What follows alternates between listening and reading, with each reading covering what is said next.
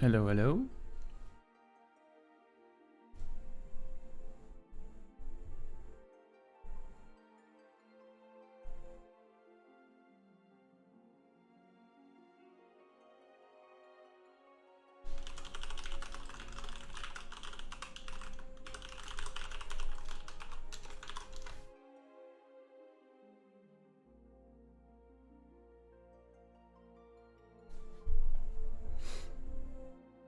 Hello. Hey, Green Yoshi. I'm just gonna wait a few minutes and just let anyone that wants to have a chance to get in at the very beginning.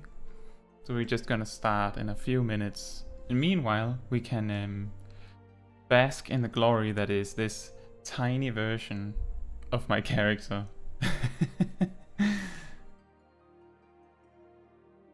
Does the sound go through fine? I had some minor microphone issues just before the video premiere, so I hope everything's just fine.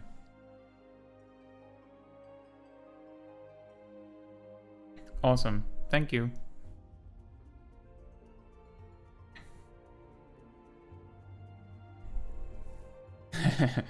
It begins. I was actually very much making an effort to make her look similar to my main character. The one part where I decided to make a big difference is that I thought that the older Caetsu Chaiji's hair was way too long. So I decided to go with something slightly shorter. It also means that we have better opportunities to use Glamour, because one of the biggest issues with the long hair that I use on my main character is that a lot of chest pieces have clipping issues, like a lot. There might even be in some of my early first few guides on low levels, like level 1 to 50 guides, where I use the brand new equipment. You might even notice that I'm using it despite having huge clipping issues. And that's something you can't really get around. I have since looked at trying to use a shorter hairstyle on my character, but she just looks wrong if I change the hairstyle. It's just, it's not worth it.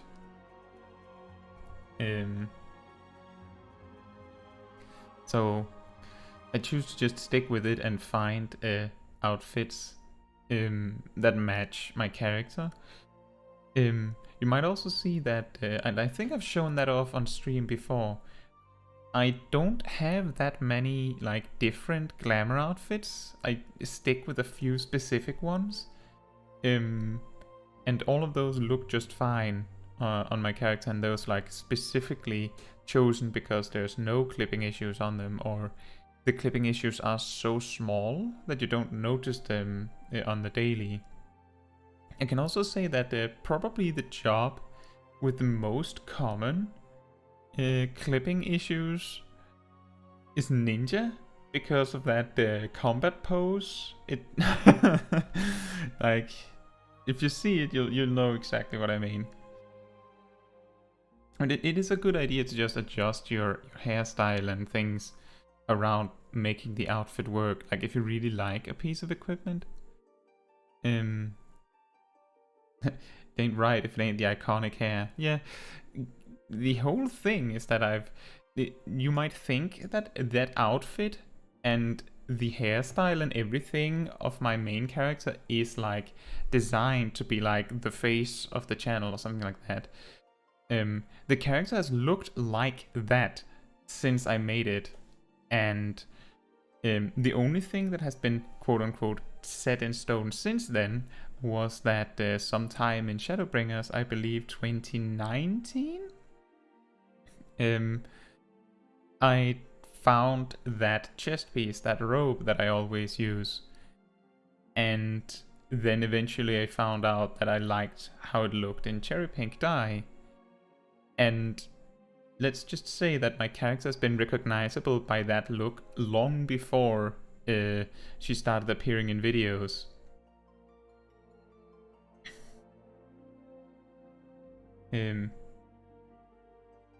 Yeah. Oh yeah, I saw that in the upcoming patch, they're going to make it so that we have 800 slots in the Glamour dresser, right? I believe it's 800 slots.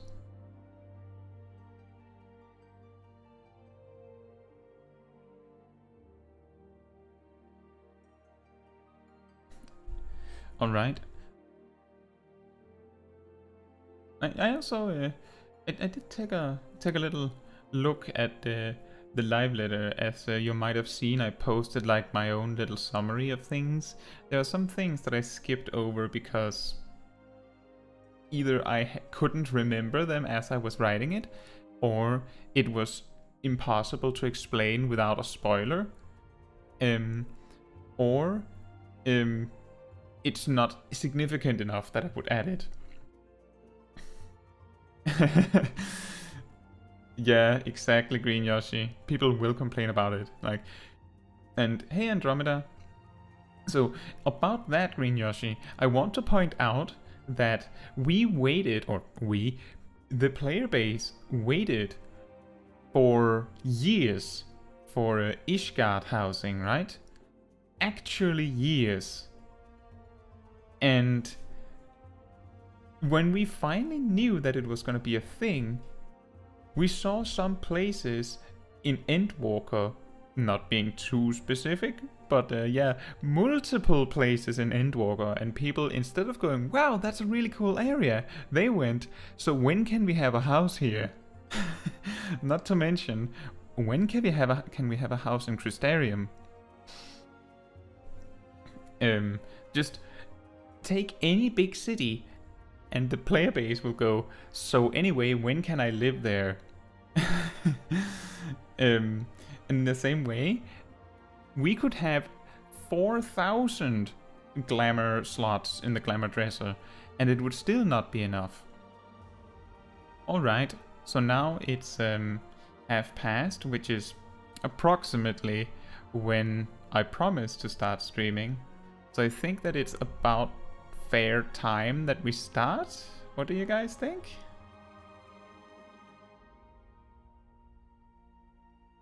Yeah, Skullwolf.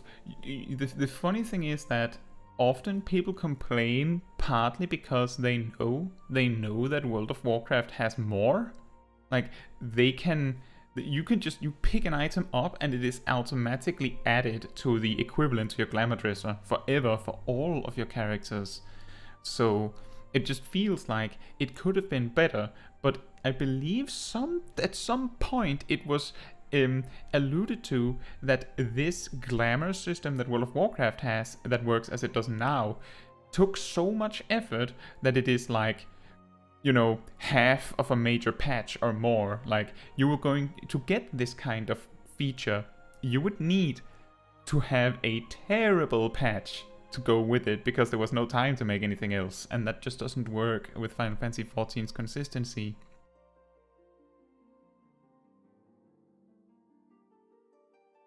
Alright, let's go. And... oh, no queue! Excellent. I managed to dodge getting the initial cut... oh. I managed to dodge getting the initial cutscene because I originally didn't initially get in because of the queue. And because when you create a character, it of course skips the character select and immediately jumps into the game.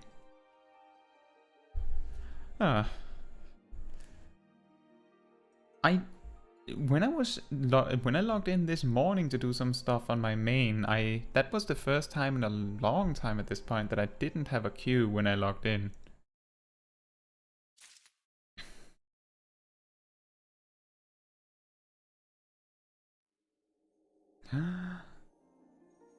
The classic.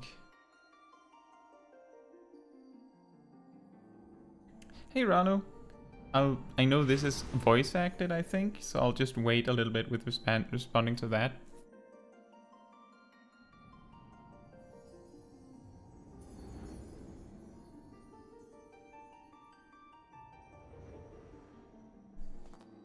Here.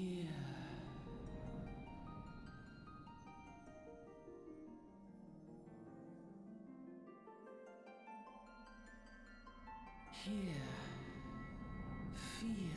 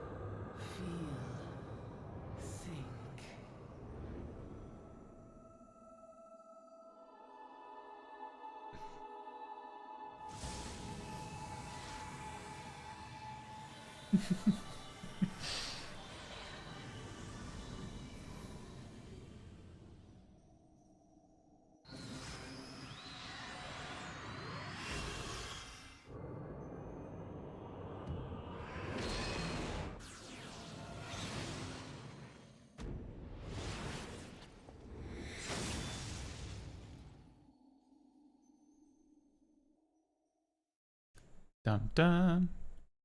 So I can just ask right now, would you prefer if I'm completely quiet during voice-acted cutscenes, or do you think it's fine if we talk about it as it's happening? Oi!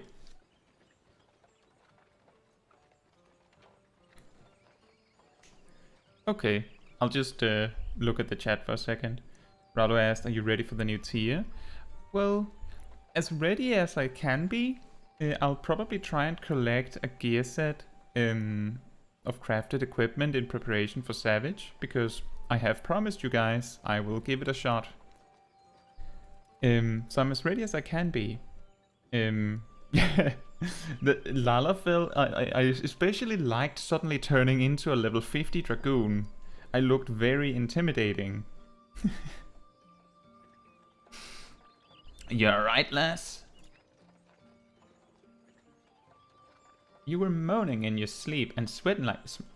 You were moaning in your sleep and sweating buckets besides. I'll try my best with the voice acting. But it's funnier if we make voices, right? That'll be either, I reckon. Some are more prone to the sickness than others. No need to fret, though. You'll soon get used to it. The ether.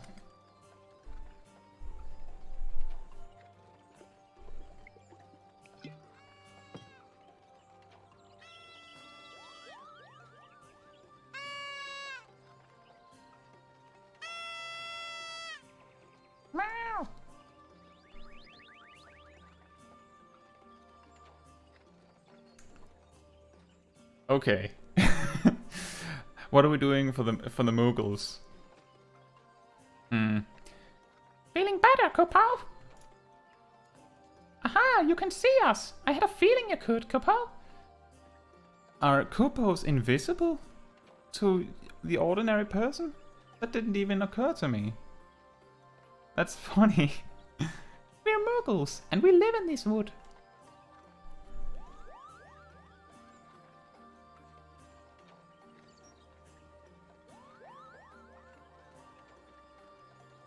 Normal folks can see or hear us, which makes you special, Kupo.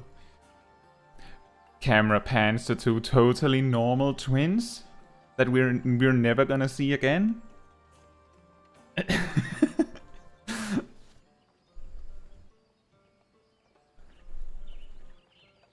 And seeing how you're special, maybe you can tell us something. The wood's been restless of late. Lots of strange things happening. Have you chanced to witness anything suspicious, Kupo? No.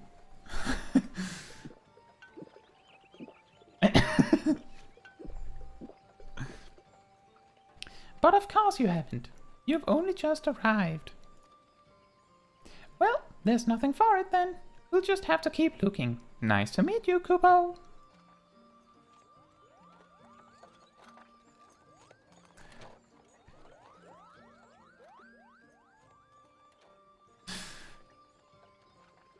I guess you'll have to ask the traveler over here. Maybe he knows. Maybe you can see it in his eyes.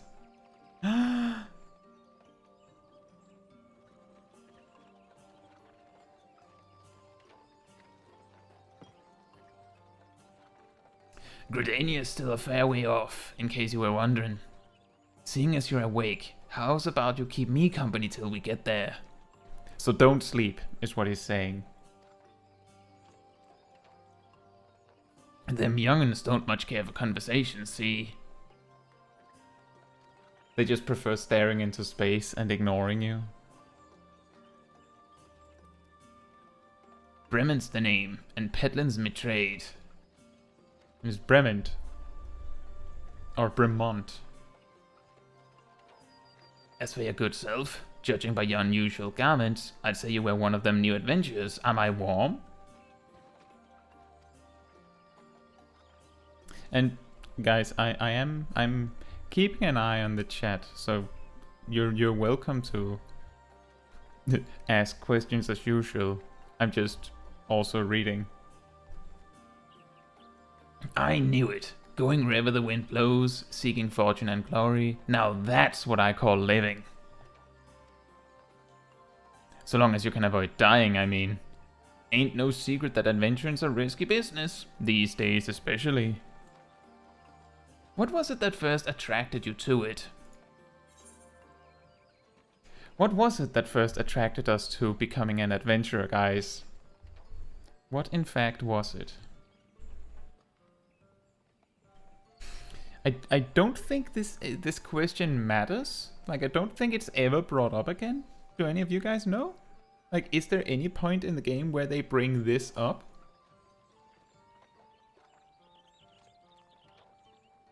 Because I don't think I've ever heard that it ended up mattering.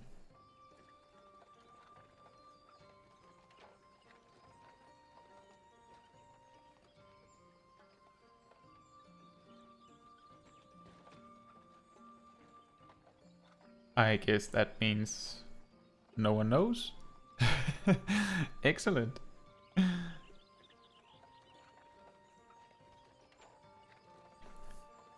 I think when I made my first character, or when I made Kai, I think I chose to amass a fortune because I also chose the traders as their guardian, or as her guardian.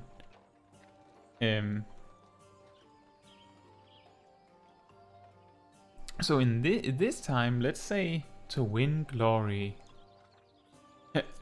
Green Yoshi, you chose nothing. Excellent. I'm guessing that is because none of the answers either matched what you had in mind, or maybe it was, yes, all three. Glory, eh? Well, if you're willing to take on them tasks as other folk ain't, an adventurer such as yourself can win fame what coin can't buy. When you arrive in town, you'll want to report to the Adventurers Guild. I think he says this regardless of what you choose. You can find out everything you need to know about the adventuring business in there.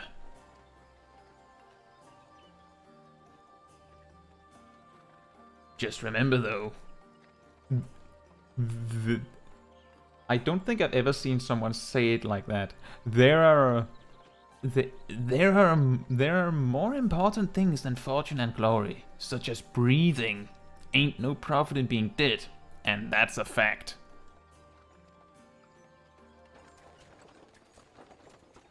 And here comes the jogger. Halt! Go no further! What's this then?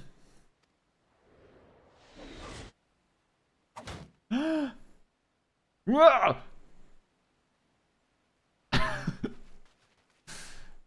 What's going on? A skirmish has broken out up ahead with the Ixal. For your own safety, you must remain here until...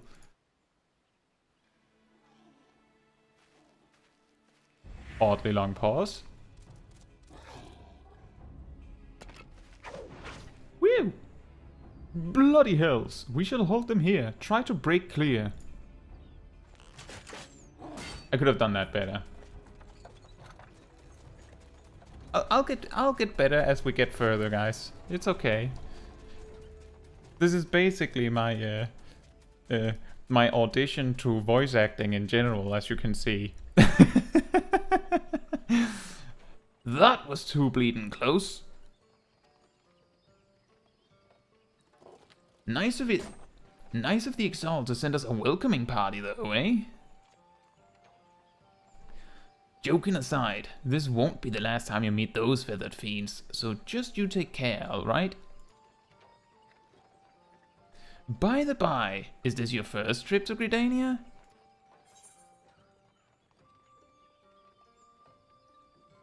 I guess this is when they choose whether you get the big tutorial. You know what? I'm going to say yes. I'm just going to say yes. Then we see what happens if you say yes. It is? Well then, let this journey Itinerant.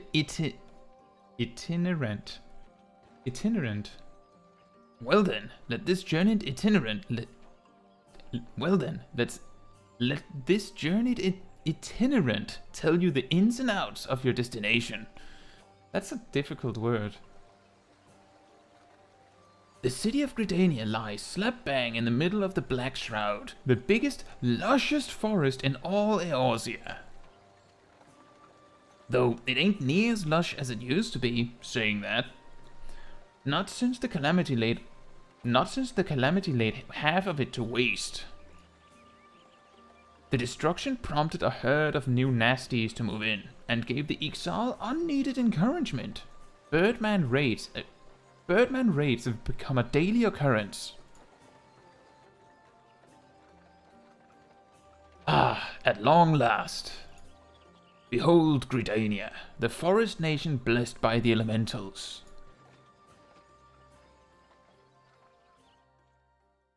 The Black Shroud, the ancient forest, close to the heart of Eorzea. Beneath the boughs of its towering trees lies the woodland city-state of Gridania.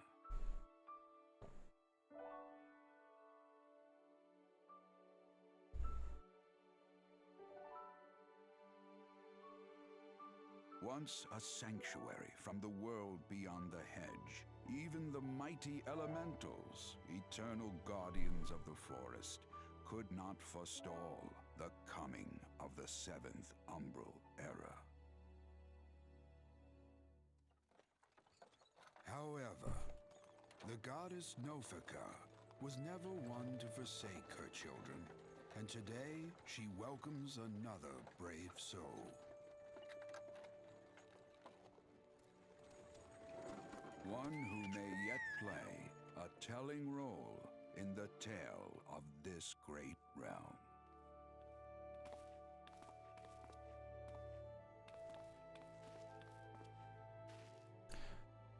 And here's where we part ways, lass. I'm off to the markets to deliver my wares, then it's back to the high road for me. He has a thing for us. And the totally normal twins just sneak away. Here, I want you to have this, by way of thanks for keeping me company. What have we received? Hey, you never did tell me your name, did you? Well, here's an idea. Become the sort of storied personage I can brag about having met, and I'll consider us square. Instead of telling my name, yes. Perfect. I like your hat. May the matron take her to her bosom, that she may never want. And in her heart, sow serenity, purity, and sanctity.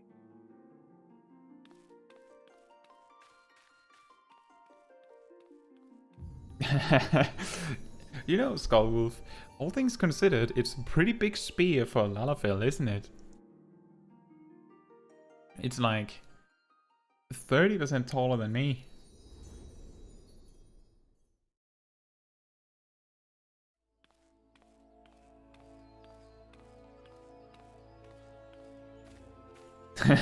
Dog Waddle edition.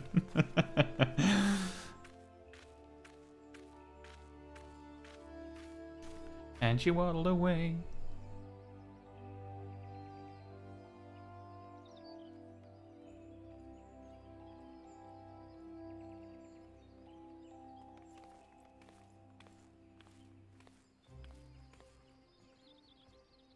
You there! Yes, you! Oh, it's that guy again. Or maybe it's not. Your face is not known to me. Newly come to the city, no doubt. Yes. Yes, indeed, Ghost Howler, and welcome. I am Bertinant, a wood whaler of Gridania. How are you, Ghost Howler? It is my duty to protect our nation from her enemies while welcoming those who may yet prove her friends. Let us see which you are.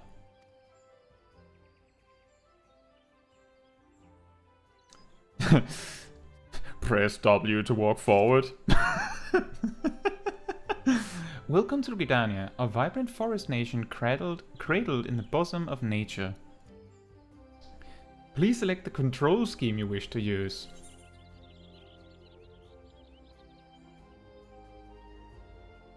Oh wow! Everything to 90 in like a week or like less?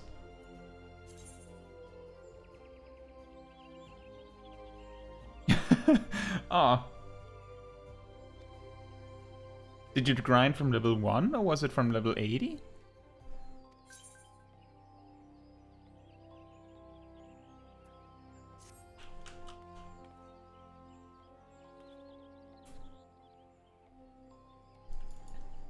What?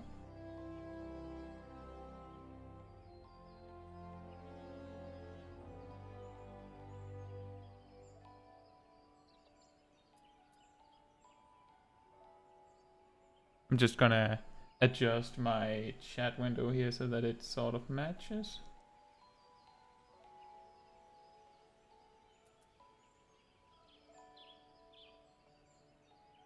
Oh, that's not gonna affect you guys much. But I can tell you that the text size is not big.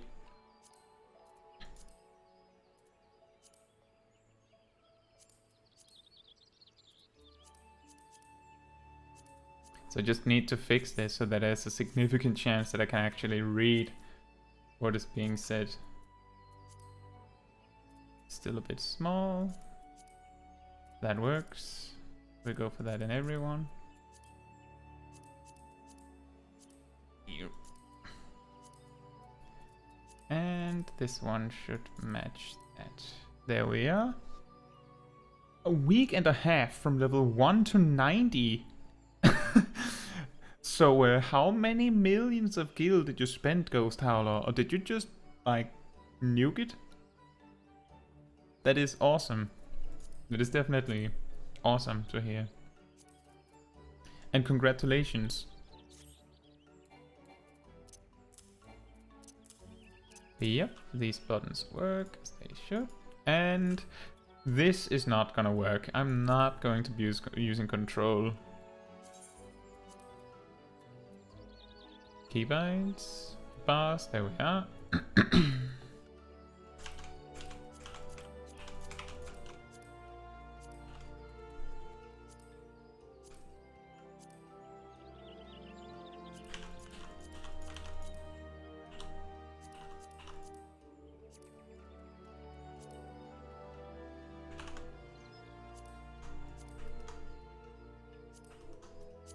And that'll be good. I don't think I'll need any more. In fact, we're just gonna do a little bit. We're not gonna need you, so we're gonna move you away a little bit so we can more easily access these. Move these a bit down. This down a bit.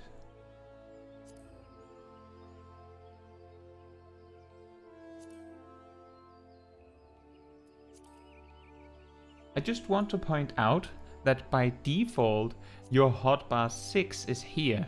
I don't know how you're supposed to play with that. You spent like 15 million. Wow. Well, on the bright side, now you have the opportunity to save a lot of money. Or make a lot of money, depending on what you choose to do with it, Ghost Howler. But it is a project worth getting. Like, next expansion, you're going to have only 10 levels on each crafter.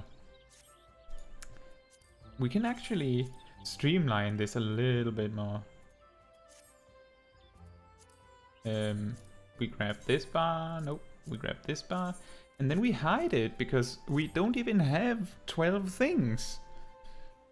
Very smart.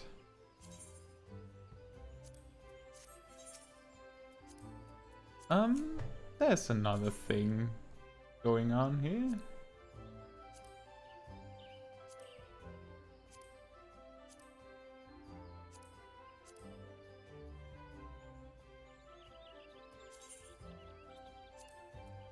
Ha! That's really funny. They've made it so that the default is split buffs and debuffs and stuff into 3 separate groups. I don't even use that.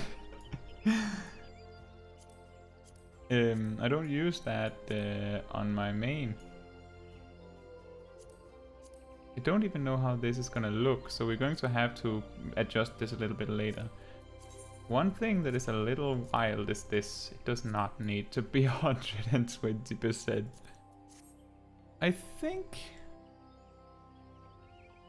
the Dragoon, Lalafell and Roigadin look funny as if with the first artifact here.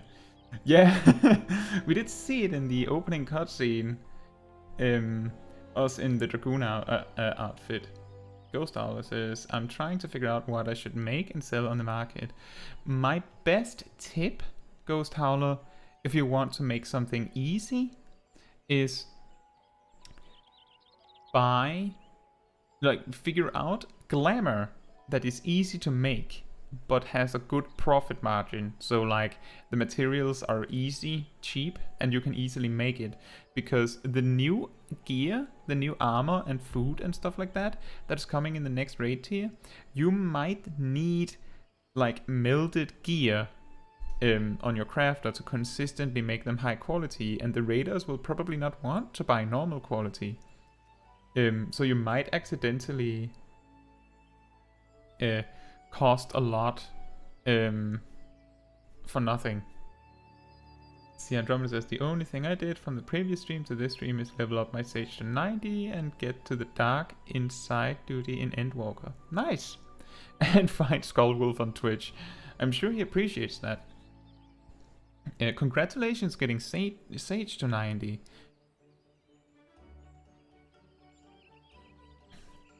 Yeah, Ghost Howler, there is actually that and housing items. Some housing items cost maybe a few thousand to make, and because no one checks and no one wants to craft it themselves, they might cost like 20,000 on the market, even though they cost only a fraction to craft them. So that's just like a little bit of inspiration you could go for if you're going for the money. Yeah, apparently have 9 males. I think they're probably from Square Enix. What they are, I can't remember.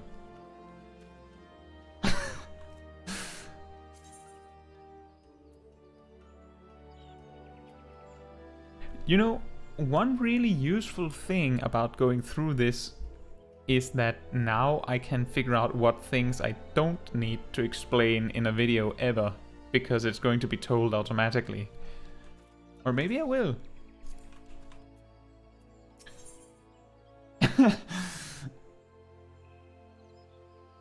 Guys, I need help. Which one of the buttons make me accept the quest?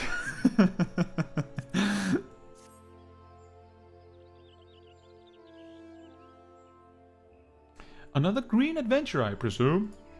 I thought as much. We cannot allow strangers to wander Gridania unchecked and untested. The right one! Panic! Just click something!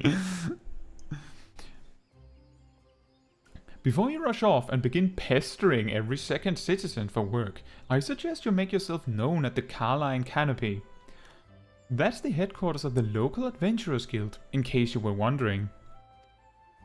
The Carline Canopy is the building you see behind me. Speak to Mother Miounne within, and she will take you in hand. Just imagine the actual Ellison NPC acting like that, like he doesn't actually know how to say the name. That'll make it funnier.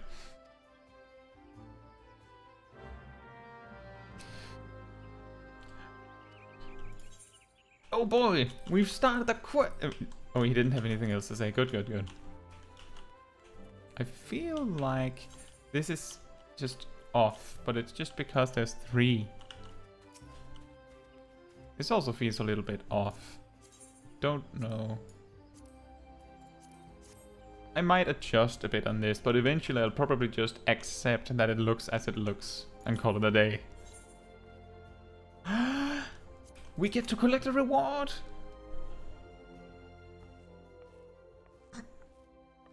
I can't read this.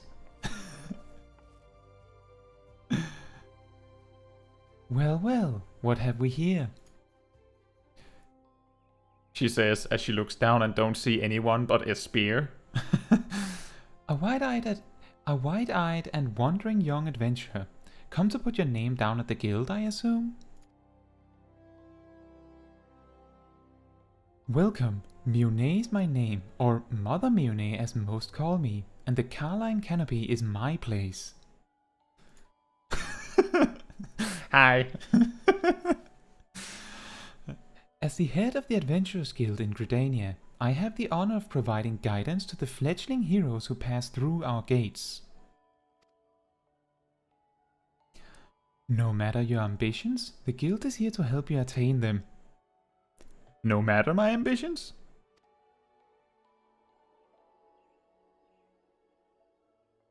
In return, we expect you to fulfill your duties as an adventurer by assisting the people of Gridania. A fine deal, wouldn't you agree? To an outsider's eyes, all may seem well with our nation, but naught could be further from the truth. The people live in a state of constant apprehension. The Ixal and various gangs of common bandits provide an unending supply of trouble, trouble compounded by the ever-present threat of the Gallian Empire to the north. And that is to say nothing of the calamity. Even now, the wounds have barely begun to heal. But I speak of it as if you were there. Forgive me, 5 years past, Eorzea was well nigh laid to waste when a dreadworm... 5 years past, Eorzea was well nigh laid to waste when a dreadworm emerged from within the lesser moon, Dalamud, and rained fire upon the realm. It is this which people call the calamity. Scarcely a square malm of the Twelveswood was spared the devastation. Yet, despite the forest's extensive wounds, not a soul among us can recall precisely how it all happened.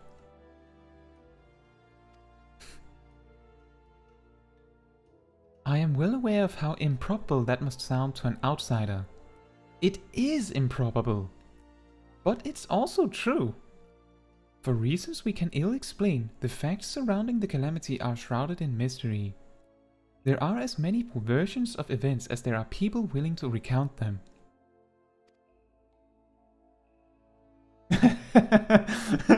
Whoops. Does it sound that similar? I wasn't sure how to go with a soft female voice. But I hope it's nice.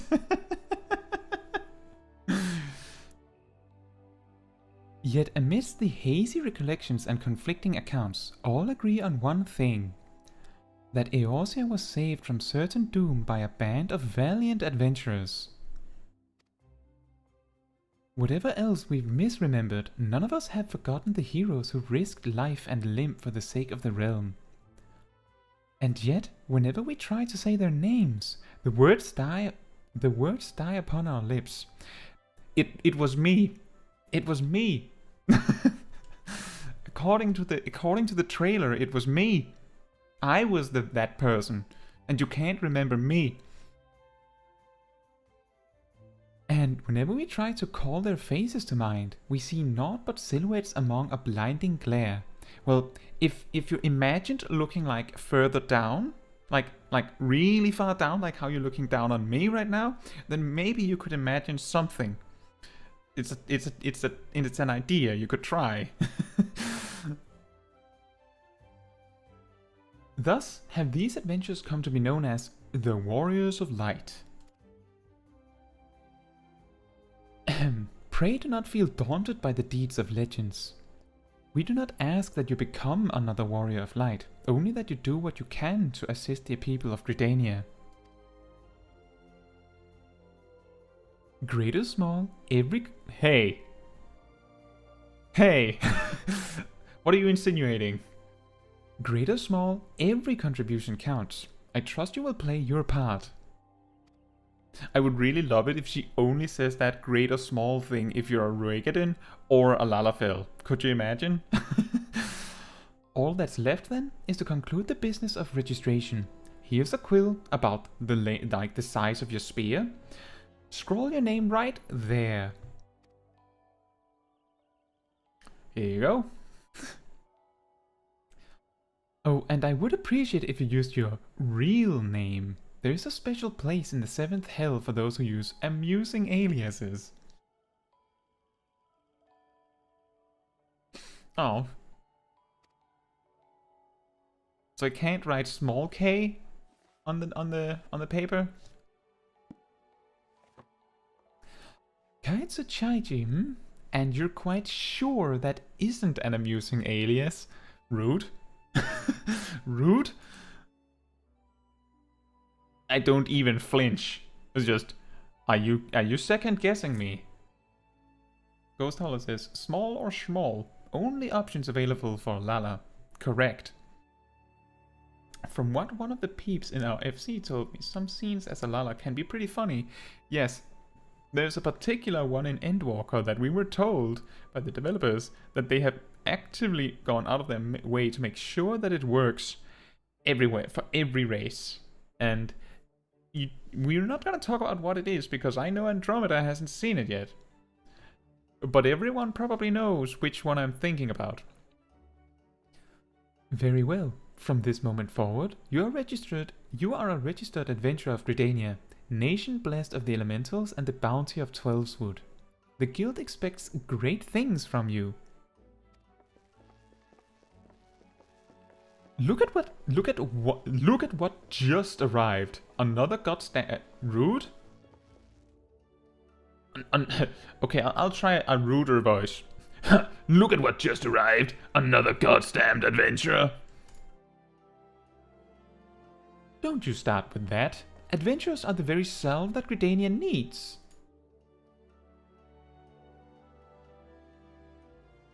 The Elder Seedseer herself bade us welcome them with open arms. Do you mean to disregard her will?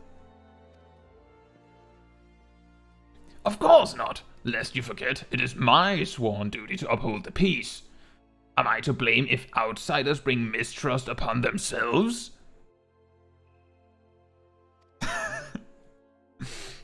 Yeah, I'm gonna bonk them with the butt of the spear.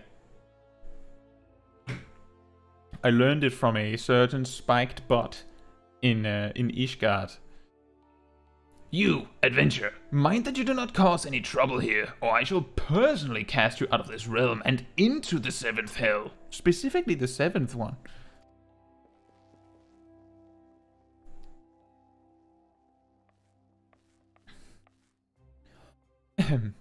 Pray that outburst no mind. Pay that outburst no mind. He meant only to counsel you. Suspicious characters have been prowling the Twelveswood of late, you see, and the Wood Whalers feel they cannot afford to take any chances. As is often the way with folk who live in isolation, Gridanians are wont to mistrust things they do not well know, your good self included. Fear not, however. Given a catalogue of exemplary deeds and no more than a handful of years, the locals will surely warm to you. Yes, a few years. It'll be good. On behalf of my fellow citizens, I welcome you to Gridania. May you come to consider our nation as your own in time.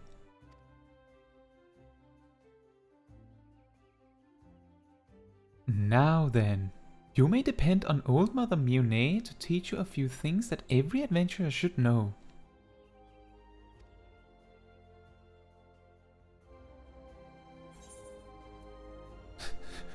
Step 1. To complete this conversation, you have to click on complete. It's okay, guys. This Lalafell is part of the cult of the pink. Haven't you seen the pink heart? You've taken the first step as an adventurer in the city of Gridania. Woo! Listen well to the wisdom of Mother Miounne, then go forth and discover the incredible adventures that await you. This is an interesting point. Look, guys, we never got to be level 2. we never got to be level 2. We immediately bounced to level 3. And that's, of course, because of the road to 80, probably. But this is where you're told to do your main quest. Pretty much.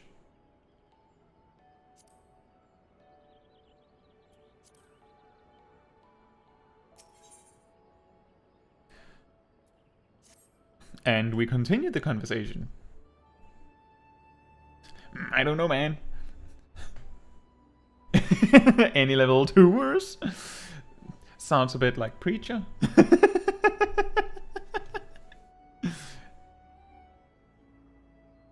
That might actually be difficult. How many enemies do you... Would you level up from one enemy when you're leveling a secondary job? Maybe we should check that at one point. Let us begin at the beginning, shall we? Now that you are a formal member of the Adventurers Guild, we must be sure you have a firm grasp of the fundamentals of adventuring. To that end, I have 3 tasks I wish you to perform. Oh yeah, Skullwolf, you have several jobs you've never picked up, right? Maybe you can see. Your first task is to visit the Aetherite. This massive crystal stands in the middle of the Aetherite Plaza, not far from the Carline Canopy.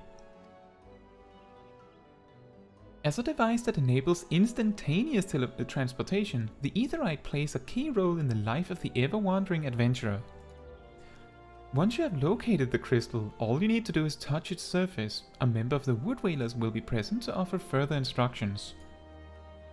For your second task, you are to visit the Lancers Guild. There's no better place to learn the arts of the polearm. Speak with Jillian, and she will explain the benefits of joining the guild. For your third and final task, I would have you visit the markets at the heart of Old Gridania's commercial district. There you should find weapons and armor, and all the various items that an adventurer might need on her travels. There is, however, more to the markets than buying and selling goods. Speak with Parsemontre and listen well to his counsel. Sounds French. The master merchant can be uncooperative at times, so be sure to offer him one of my famous eel pies. Yes, like so many men, he is much more charitable when his stomach is full. Here, I made a batch not long ago. You have your tasks, Caetsu. May Nofika guide your path. Thank you. And one more thing. Should you happen to come across any citizens in need, don't be afraid to proffer a helping hand. I am certain they will be pleased to meet an adventurer in whom they can confide their woes. Granted, the work they offer is unlikely to be of realm-shattering importance, but prove your worth and build a reputation, and in time folk will be more inclined to entrust you with matters of moment. You know, the really funny thing here is that that's exactly what you don't need to do. You don't need to do side quests anymore. Not really, anyway.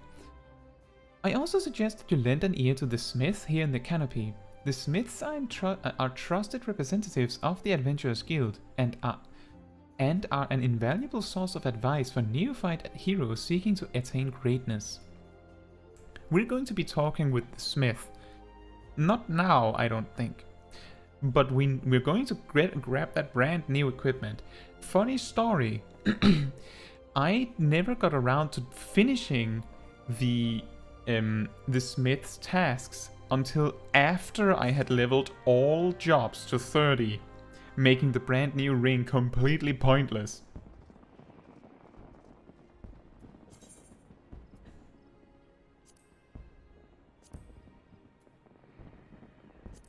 Sanctuaries.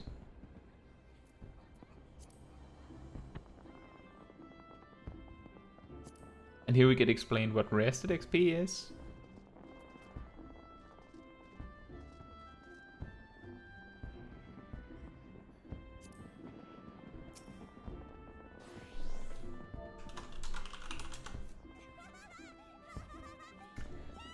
Oh boy.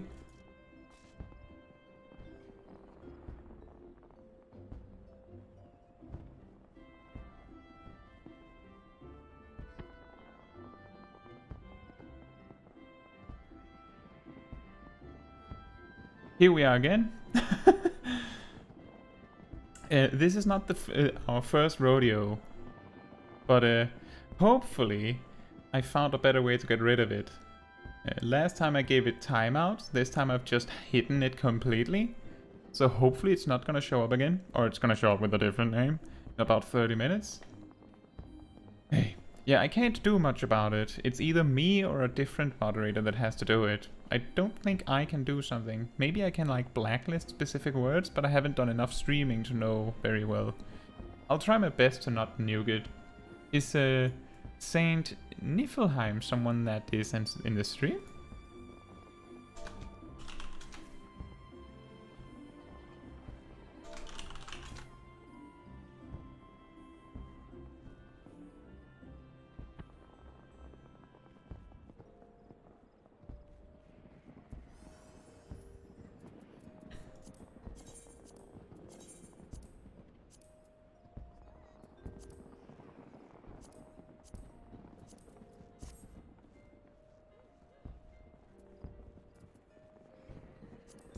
We also get told how the map works.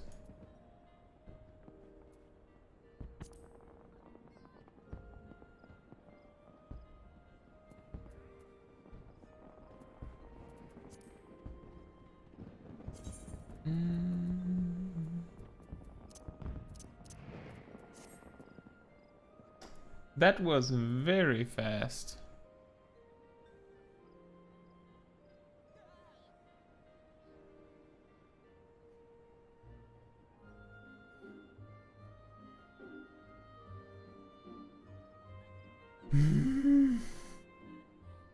I really don't hope this is how it's going to be, because that's just not gonna work.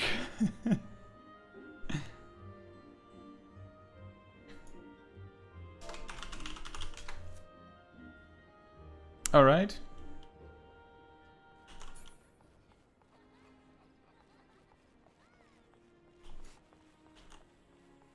Well, for now, Skullwolf, it's not so bad, like, whether there's a human moderator doing it or me myself doing it, it's going to be about the same, like, whether I react to it or they do it. The only difference is if they happen to write exactly when I'm not looking, then it might take a little bit longer.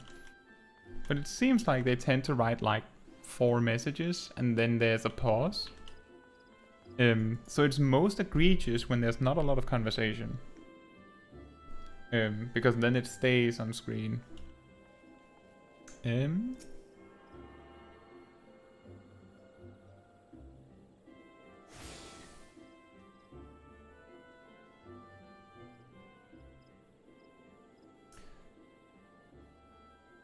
Greetings, adventurer. I see you're faithfully following Mother Miounne's instructions.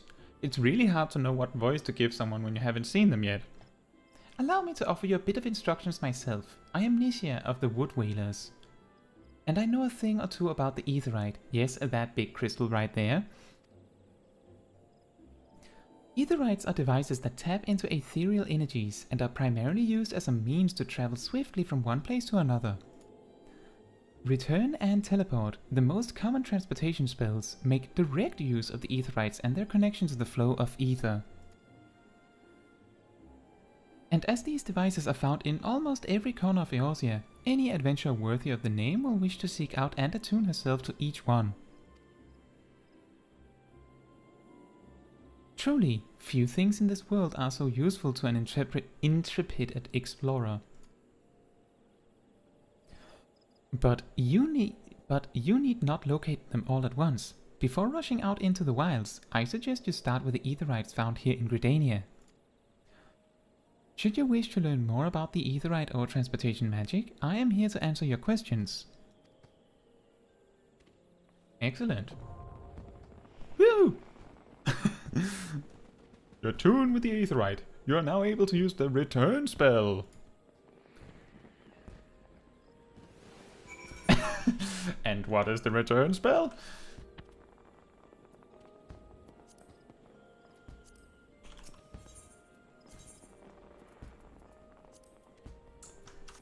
That is really useful. I haven't had to like collect ether shards like that for a long time.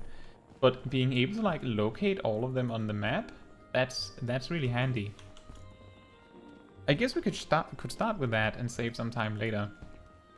Skullgirl says, right, gonna go test this kill one mob, level up to level 2 thing.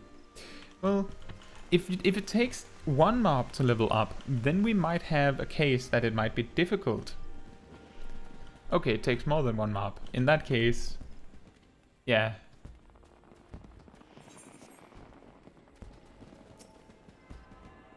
Oh, we need to check our mail. We need to check our mail. Okay, about 3 mobs. Okay, then it is possible to be level 2. Just not with your first character or your first job. Let's see. I don't think I've ever checked my mail in Gridania before.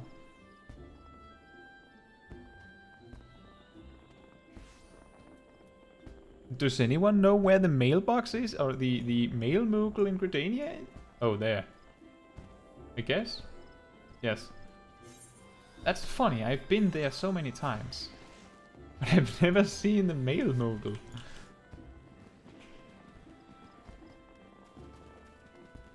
Thank you, Green Yoshi.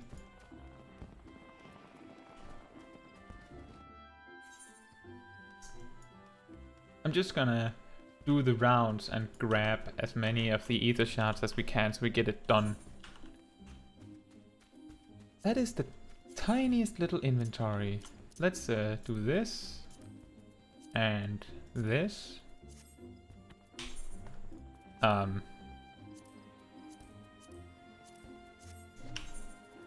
There we are.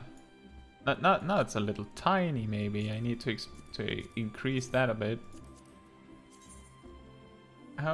Wait, how did I do that again?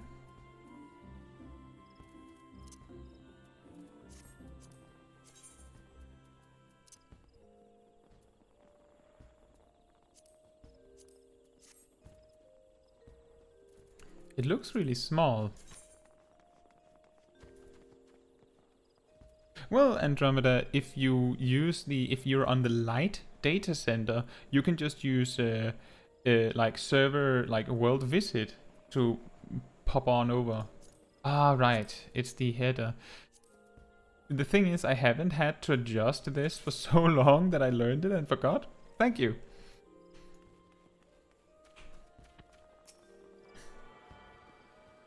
But yeah, if you're on the light data center, you can just visit. Like, you can just come over here if you want to.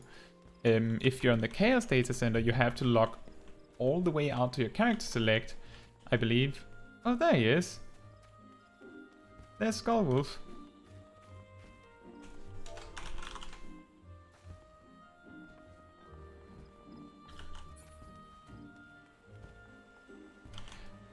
No one's gonna judge. Well, Andromeda, if you're... Oh yeah, if you're not on the correct region, then it might be difficult. I can't remember, Andromeda, did you have a character in EU? Okay, you're not on light and you're not on chaos. Andromeda, was it you that was on a JP data center?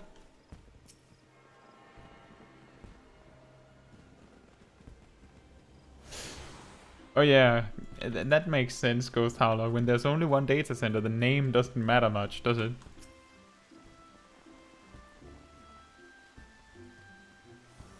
So I'm going a little bit fast here. I'll read it up after. I didn't actually realize that he was saying something interesting. So I think previously that I brought up that you can read back story text that you missed. Da-da! Let's read what he actually said in a little bit of slow motion. Greetings, I know. Greetings, Tall One. I am a delivery Moogle, Kupo. Oh, I know what you're thinking. Moogles are supposed to hide in trees and avoid contact with outsiders. Why ever would they agree to carry about letters? By the way, didn't we just get told that normal people can't see Moogles? So does that mean that the people nearby here are just seeing like a floating hat and a bag? Interesting. Why indeed? If I had my way, I'd be curled up under the canopy of a nice oak dreaming about some beautiful Mooglet with a rainbow-colored pom-pom, Kupo. Button. Oh, the moon had to go and drop from the sky, causing all of that terrible commotion. Aetherites were shattered and link pearls rendered useless. For moons, the poor, wingless people of Eorzea had no way of communicating with each other. Beyond screaming at the... had no way of communicating with each other. Beyond screaming at the top of their lungs, which no one really approved of, Kupo. That is, until the little horned ones asked us to assist them by delivering messages. At first, we were wary of showing ourselves, worried that one of you might catch and skin us, like we do every other forest fairy. But once we saw how much we were appreciated, we knew we'd found our new calling. And I personally promised to try to not read any along the way, Kupo.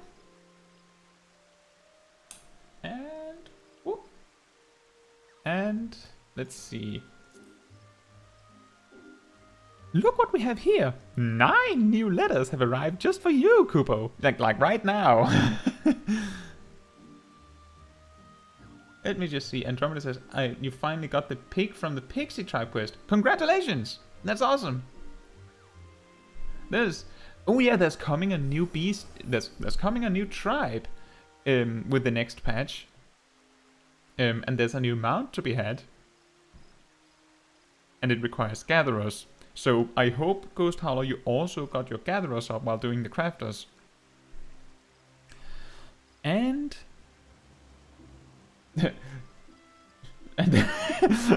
yeah, they have a floating hat, a floating bag, and the normal people think that that's just how mail works.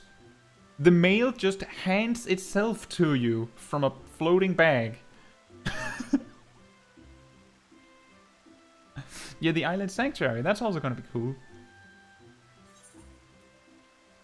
Oh boy. Yep, it was mail from Square Enix. First of all, we can look like Cloud, guys. We can look like Cloud. I'm gonna leave this here because this is, oh, maybe. We can carry this. We can easily carry this.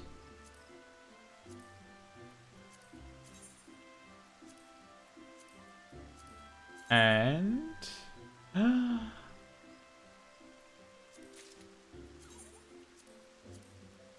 the friendship circuit, that's gonna be incredible.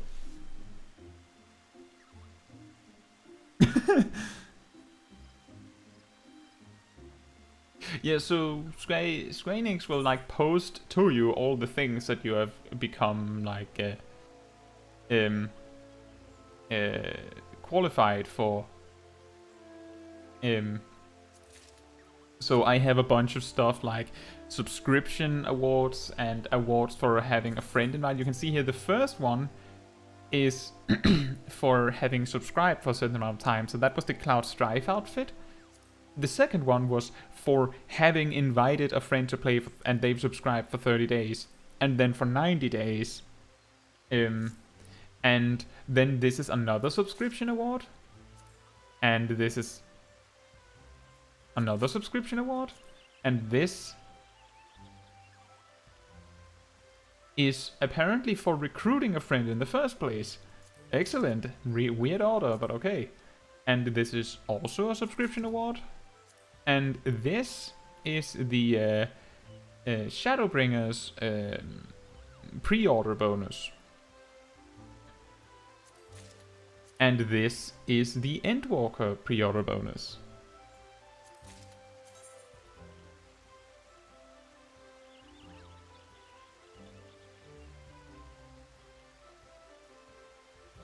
Guild is temporary. Crafters are forever.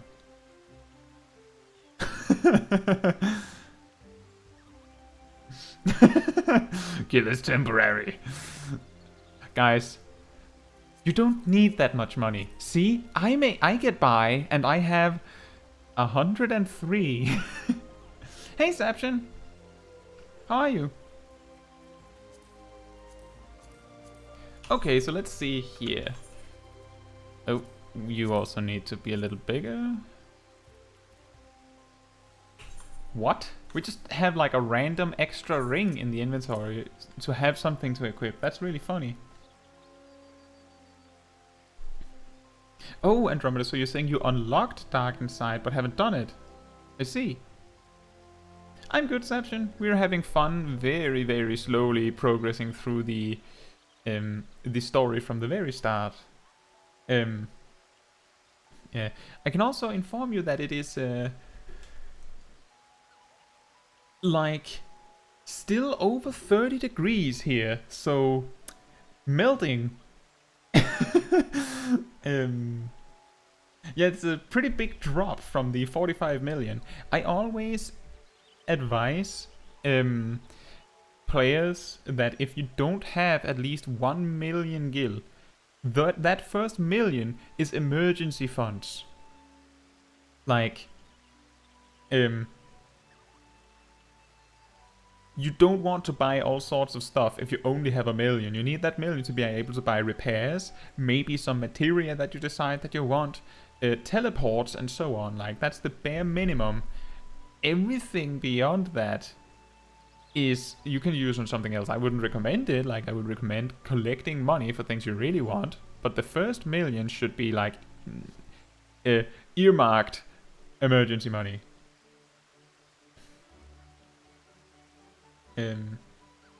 Hello, Pokeshack. Welcome. I'm glad to see you. I hope you're also doing well. We needed to have a GoFundMe for Smol Kai.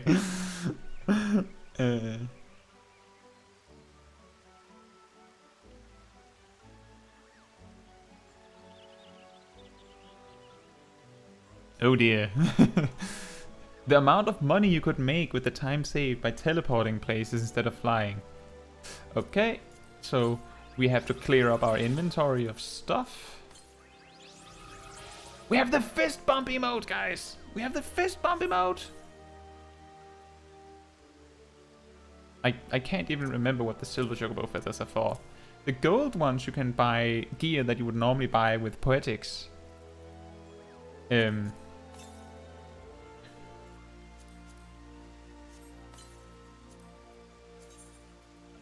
Wait, can I use this mount? Okay, guys, so I'm gonna make a little rule here. We can test if I can use the mount when we get out in the field, but even if I can use it, we're not gonna use a mount until we unlock the original first mount.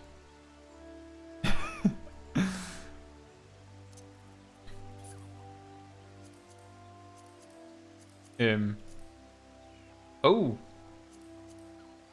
a hat.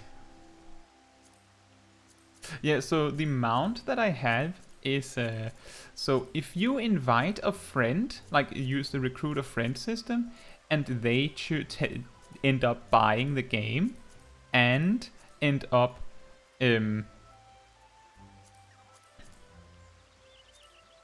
Actually, let me just get on this. Should we use these? Like, it's gonna make it a little bit faster, but we're not going to be... Like, it's only going to mean that we might not need to do any side quests. But yeah, it's a 90... when they have sub for 90 days, you get this 2-seater mount. It is the most reliable way to get a 2-seater, which is insane.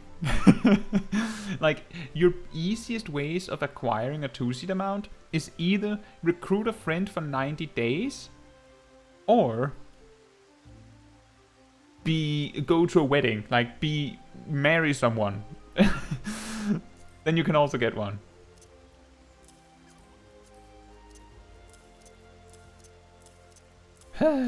Inventory management, and we haven't even gotten to level 5 yet.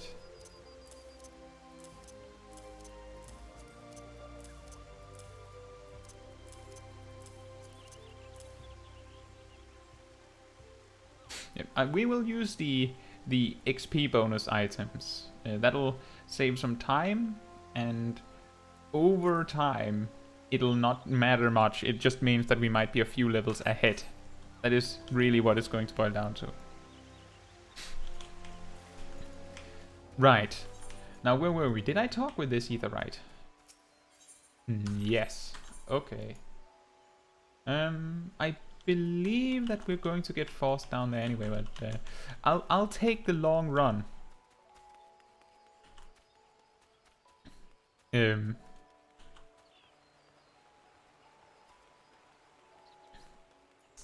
Okay.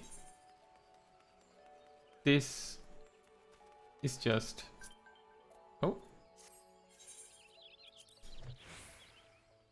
That's really, really awkward. Then I'm going to move this a bit around. The sprint buff was like way off to the side. I just could not deal with that. Ghost Owl, you haven't joined a free company?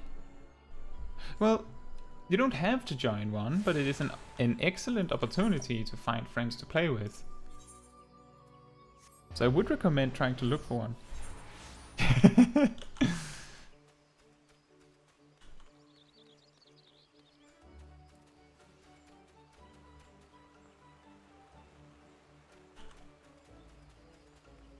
Yeah, so all characters have the same run speed, Andromeda. So that means that Ellison just take kind of short steps and Lalafels do this.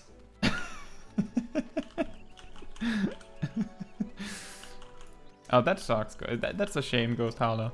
I'm sure that what you need is mostly just to find a group, like the right group of friends.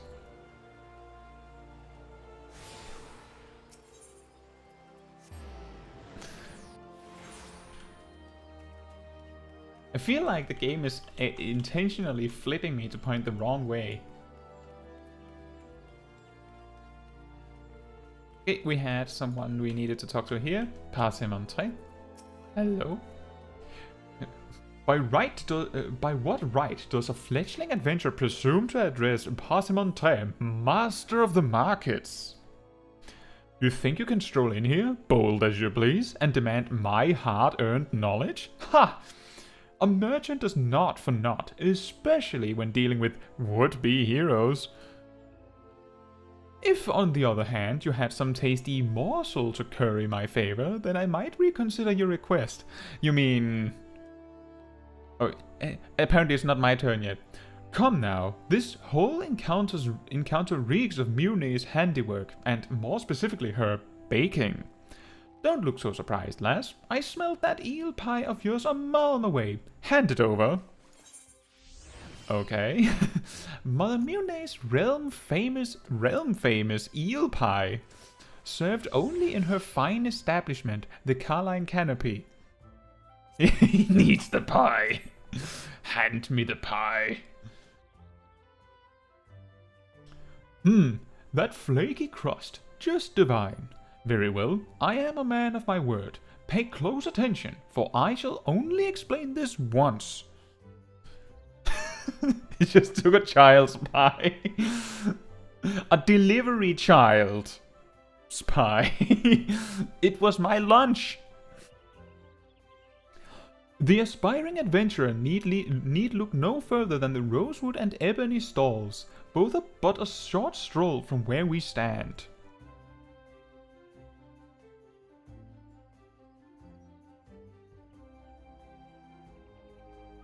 If you mean to do battle, you'd best be prepared with a quality set of weapons and armor.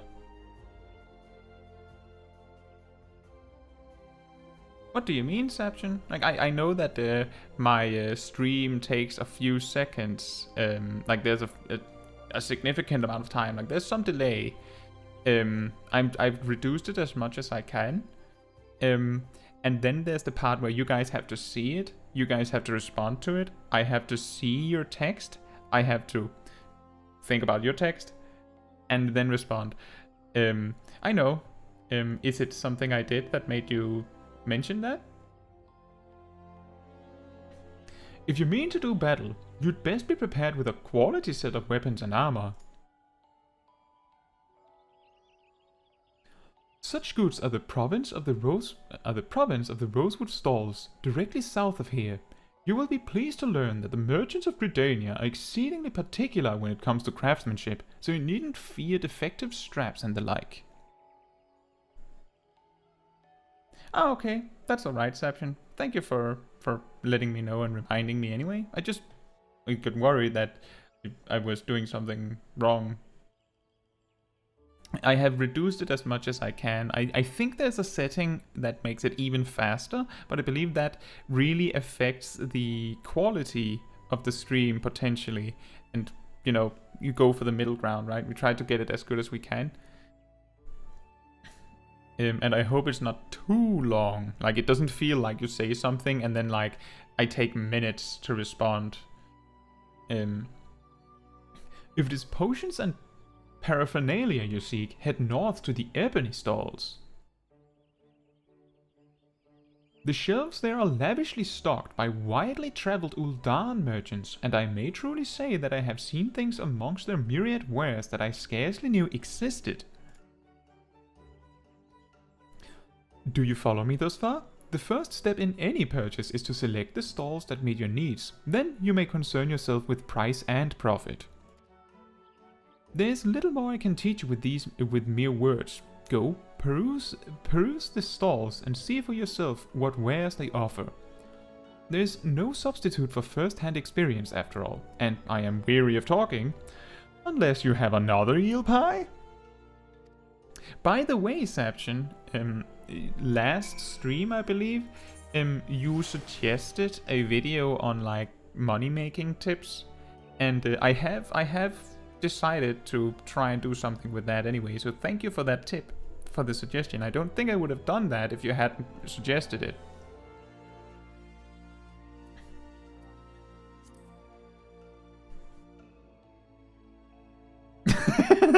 This man don't just want your lunch, he wants dinner too!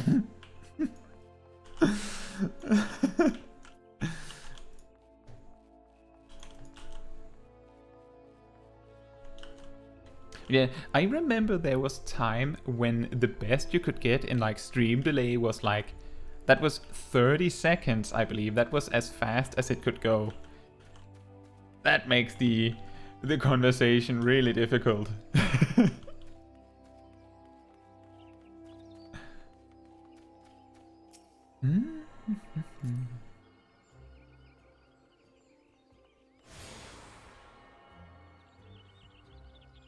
And we've attuned ourselves. So here's a little tip if you guys haven't seen this message before. You have attuned yourself to all the Aetherite shards in Gridania. The blue Badger Gate, the yellow Serpent Gate, and the airship landing are now accessible as Aetherite destinations. So basically, if you pick up every single Aetherite shard in a city, then you get the opportunity to teleport out of the city with the Aetherite as well, which can save you a little bit of time every now and then.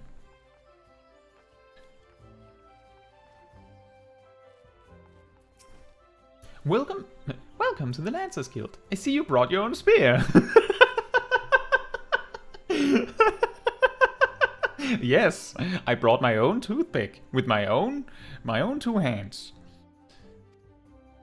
If you seek to refine your skills with the polearm, then you have come to the right place. Here at the Lancers Guild, spear wielders gather to train with one another and further hone their abilities under the tutelage of our fine instructors. More than just an instrument of war, the spear is also a tool for hunting, and with game ever plentiful in the 12th the weapon has been the mainstay of the locals here since before the founding of Gridania. With the passing of time, our nation became a gathering place for spearmasters from across the realm. Many eager to test their mettle against the famed might of our wood whalers. And it was here in Gridania that their myriad fighting styles came into contact, eventually giving rise to the art taught here today. That spear technique could be formalized owed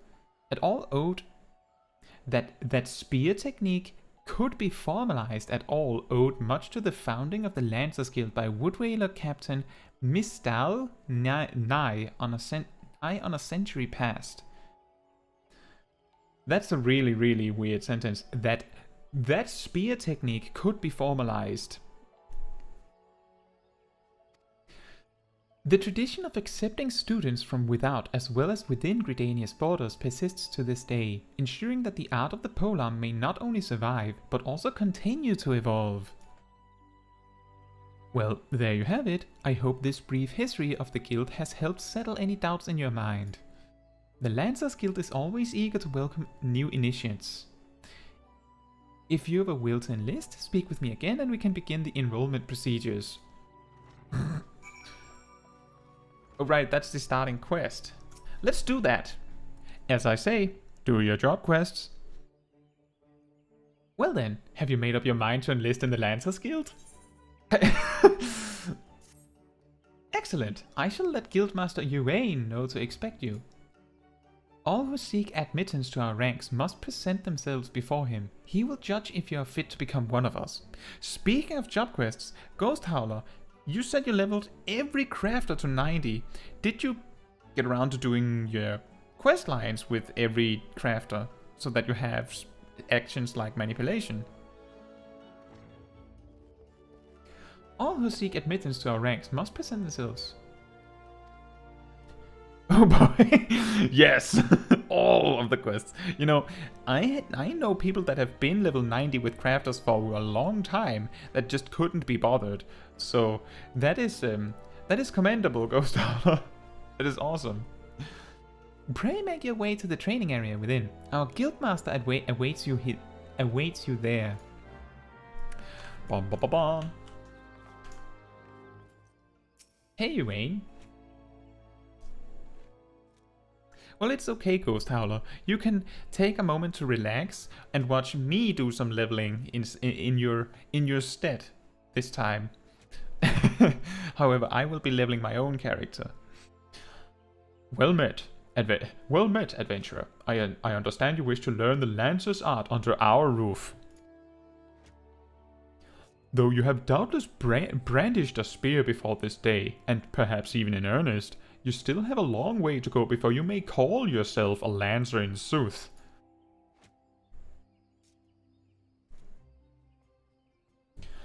In my capacity as guildmaster, I shall guide your training, beginning with the very basics, the principles of our art.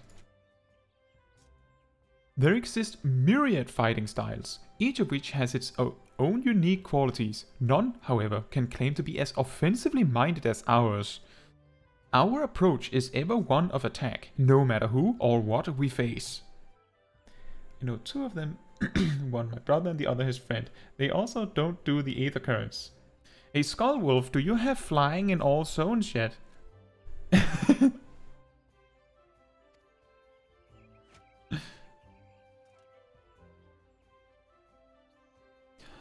An experienced Lancer is able to wield the polearm as if it were an extension of his body. He transforms into a raging storm before his foes, delivering a barrage of devastating thrusts and slashes. Well, Skullwolf, I'm just trying to be funny. You don't have to do it, but it doesn't take that long. To facilitate such a relentless assault, we lancers forgo plate, favoring armor of leather and chain. Such materials as provide adequate protection without unduly hindering movement. A lancer's worth may be measured quite simply in how swiftly and decisively he can pierce his enemy's defenses. By its nature, the polearm is a simple weapon to wield, for good or ill. Even in a farmer's hands, it is capable of wreaking considerable havoc. Thus has it been a mainstay of every great army since ancient times. That is correct. Yet know that a lance alone does not a lancer make. Faced with unfavorable odds, an unseasoned spearman will break formation and flee without a moment's hesitation.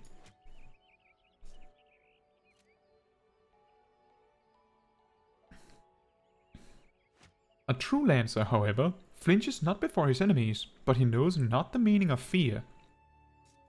Ever does he press forward, disdainful of the odds that he might pierce the enemy line and open a path to victory. Needless to say, doing so requires no small amount of courage, and that is why our guild has striven from the first to instill this essential quality in every soul who passes through our halls. Hello, George. Oh, that's really sweet, thank you. How are you? Arduous trials await you should you join our ranks. Knowing this, have you the resolve to wield the lance? Is this when we say no?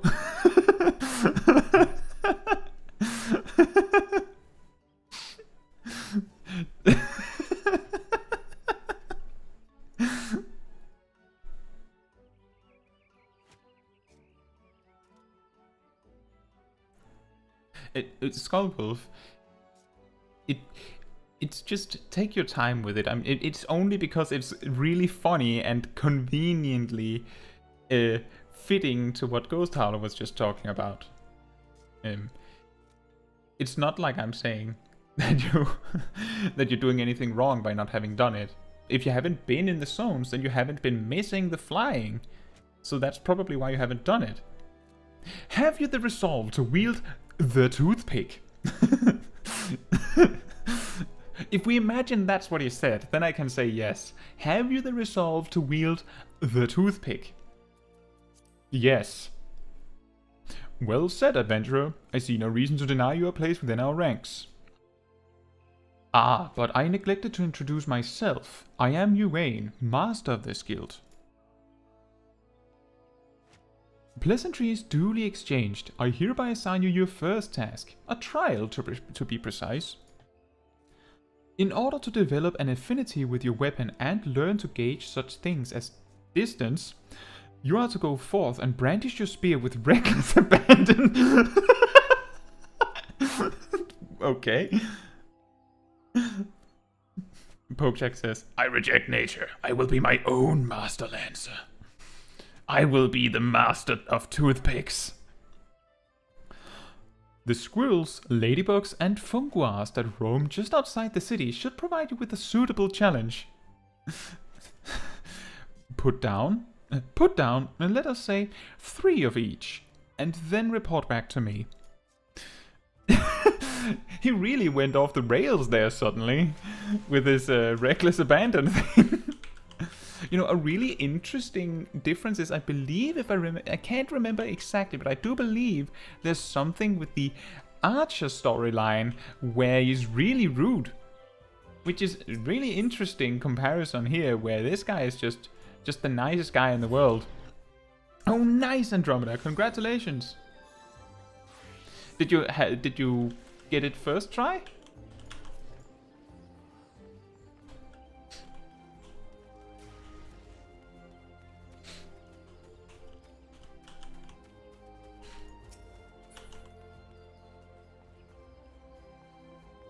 We're just going to deliver this first, and then I guess we figure out where our quarry is, and hopefully it aligns a little bit with our main quest.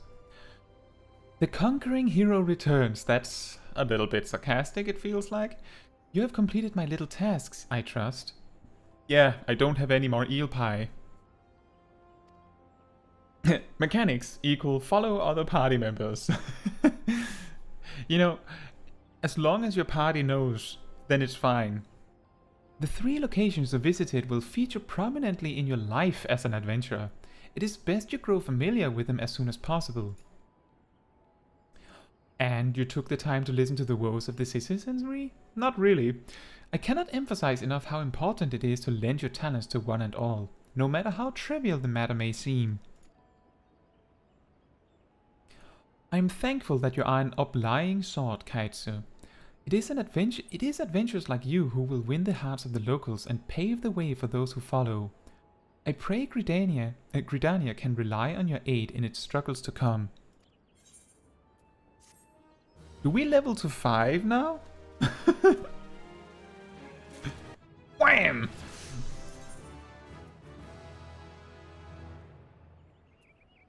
You know, this part, melee-oriented classes such as Gladiator and Marauder can chain together their weapon skill to deal additional damage. But this also applies to Dancers and Machinists who are not melee. That's a little funny.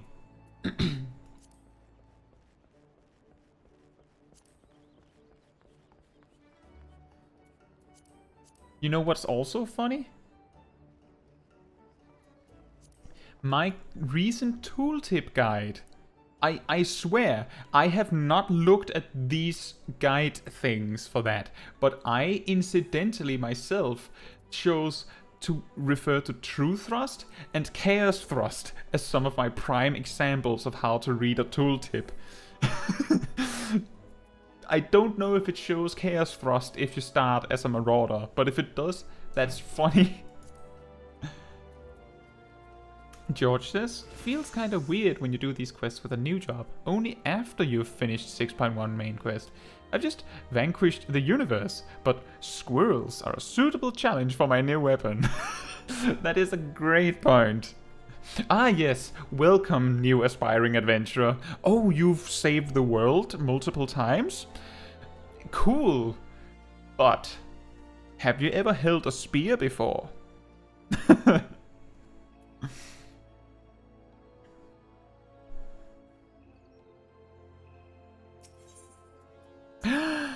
Gear! Oh, and we also only got to level 4. But we still haven't seen a mob. Caetsu, have you visited the Bannock on your wanderings? It is a training ground found just outside the city where the soldiers of the Order of the Twin Adder are drilled in swordplay and other martial matters.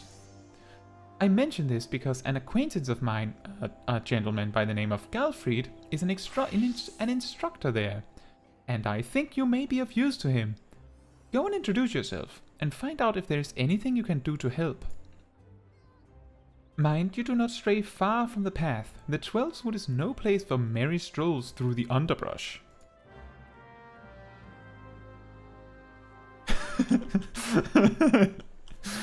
You have slayed gods and demons, but have you ever 1v1'd a ladybug with a spear? No, you're the one with the spear. The ladybug is unarmed.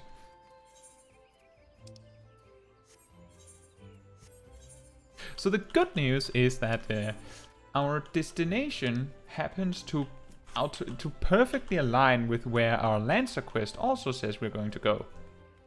Which means that we're finally going to attack something.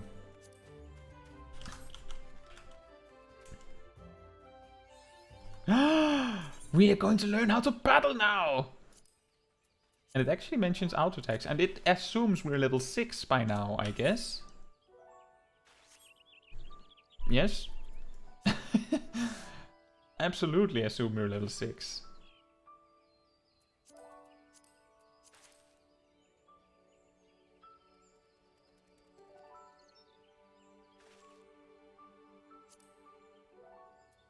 I remember a very recent patch where they adjusted the mana cost of stone. I can't remember if that included stone 1, but if it does, I'm pretty sure they adjusted it to 300 and not from 300. But if it's reduced to 200, then what a shame that the picture's outdated. Could you imagine having to keep this up, like keep this amount of like data up to date? Because this is just an image. They would have to retake that image, probably. Sapien says, oh god, I saw that you have no abilities, and I'm level 61 Dragoon. Yeah, it's a little bit easier to manage this when there's only 2 attacks. We even have space for the return button, and we don't even need extra action bars yet. And Ghost Hauler says, those peaceful critters will rue the day Smol Caetsu set forth toothpick in tow. It is time. Oh. You're only going to touch a squirrel and a ladybug with the stick. Well, let's see how... I don't actually think I've seen the sprint animation of Lalafell with the spear. Oh, it's the same. Just a little bit less strenuous. Wham! 1, 2. Now we learn what experience points are. And we know what spirit bond... Technically, we are told what spirit bonding is now.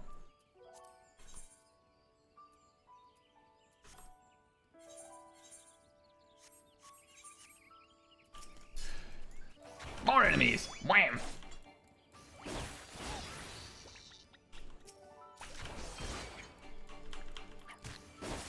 Top 10 anime fights.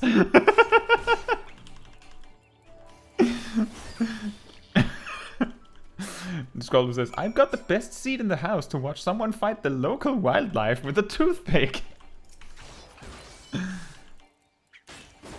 Bonk.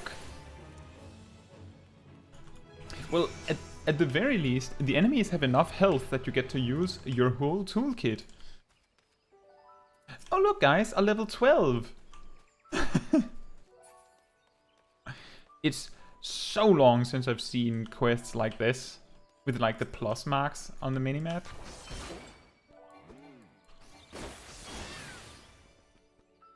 I completely forgot to look there. I was like looking at the game to figure out where the enemies were, and then I like glance at the map like, oh, right.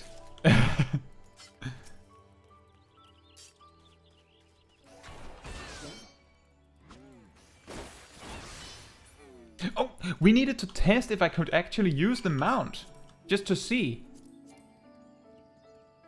Good. Good. We can't use the mount. We're not qualified yet.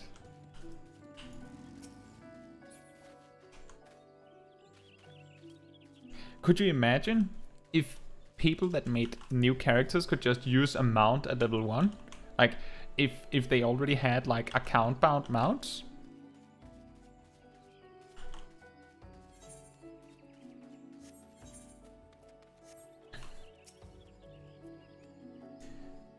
Wait, what did he say? Greetings, Caetsu Chaiji. Miounne sent word to expect you. Those delivery Moogles are fast. They just sprinted over here, invisible, visible hat and bag, and just threw that letter at him. My name is Galfried, and I'm responsible for training our Twin Adder recruits. I thank you for volunteering your assistance. The 12th Wood is much changed since the calamitous arrival of the 7th Umbral era 5 years ago. This reads a little bit like Danganronpa, if you guys have ever played or seen that series. That terrible thing that happened some years ago. Remember that? Oh, you weren't there. Shame. The power of the elementals wanes, and the harmony of the forest gives way to chaos. A great abundance of life has been lost as the strong run rampant, stifling the weak and new-sprung. Pokeshack says, you can't mount before the Grand Company. Exactly. We should be forced to reach at least level 20 in the main quest to be able to mount. Somewhere around there. But I just needed to test because I didn't originally have a mount at level 1 with my previous character, so it's worth testing. Imagine if you could mount. Though it may not appear so to the eyes of an outsider, the 12th is ailing, its once rich variety of fading memory. We have heard that 2 times now. For the citizens of Gridania, the restoration of the forest is a sacred duty, and it is my hope that adventurers such as yourself, such as you, will offer to aid them in their struggle. Listen to their requests, and do all that you can. May the elementals bless your endeavors, Caetsu Chaiji. Oh man, we can choose between actually good boots and boots that are not for us.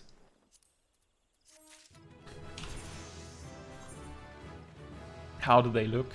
Oh, and we got life surge! Weaving! And we've gotten boots. Lalafellan booties. Is this the quest? I believe this might be the quest.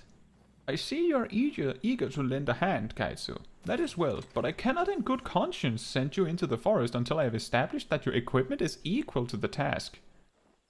It bears repeating that in the 5 years since the dawn of the 7th Umbral Era, you know that thing, many of the 12th creatures have transformed into vicious, bloodthirsty monsters. Venturing into the forest without the proper gear is tantamount to suicide. I suggest you take some time to evaluate your equipment. Once you deem your armor to be of sufficient quality, present yourself to me for inspection. What? We need a hat? Well, we had... That hat doesn't count. We need a hat, a chest piece, hands, pants, and boots. Can we even afford that? We cannot.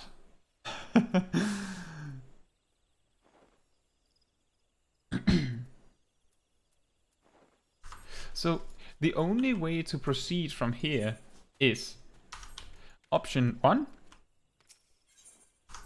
Do quests in the area to be awarded gear or money, or just for now just go back, just straight up go wait a minute, yeah, just straight up go back.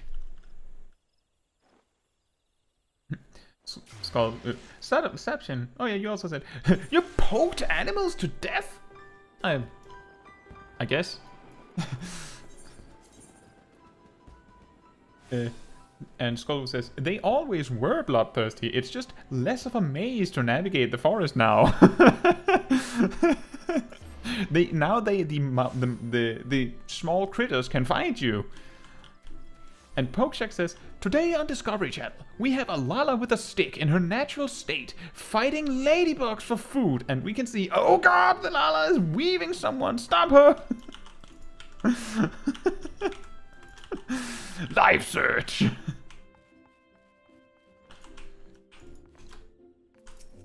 Hello, Wayne. So you're back. I trust you have learned something of the essence of our art. Yes. I've learned to use my toothpick better. A lancer learns best when he is doing, each thrust making him stronger. Such things as strategy and technique will come in time. And never forget courage. Without it, you cannot hope to realize your potential. Your look betrays no hint of doubt. I would have you take with you this hunting log. It bears the names of the creatures against which a lancer might hone his skills. To be sure, there is no single way to master our art. The log serves to guide you should you find yourself in need of direction. That will be all for the present. Now take up your weapon, sally forth, and cut a path for yourself. I'd prefer to pierce a path. When next we meet, I hope to see you stronger for your time out in the world. Meaning now.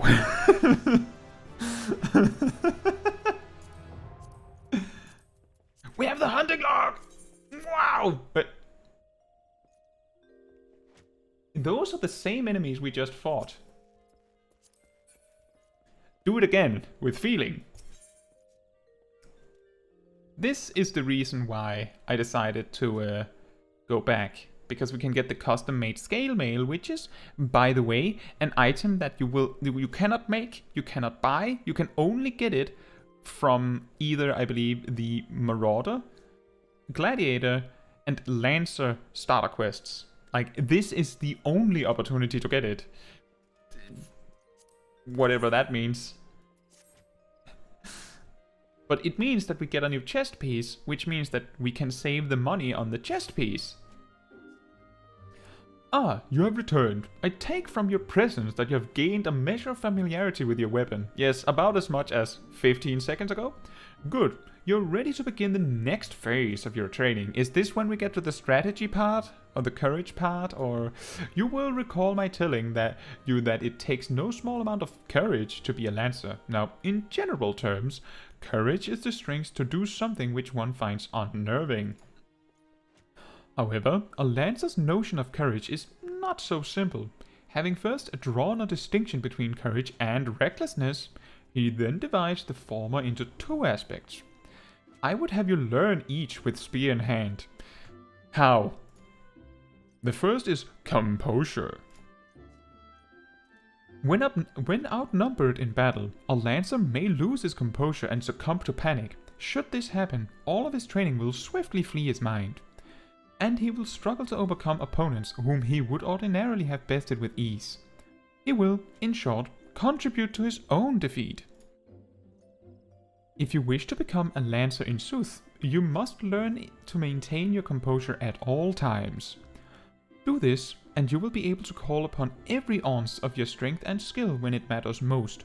And so, to your first task, by the way, ounce is, I believe, the Eorzean equivalent to ounce.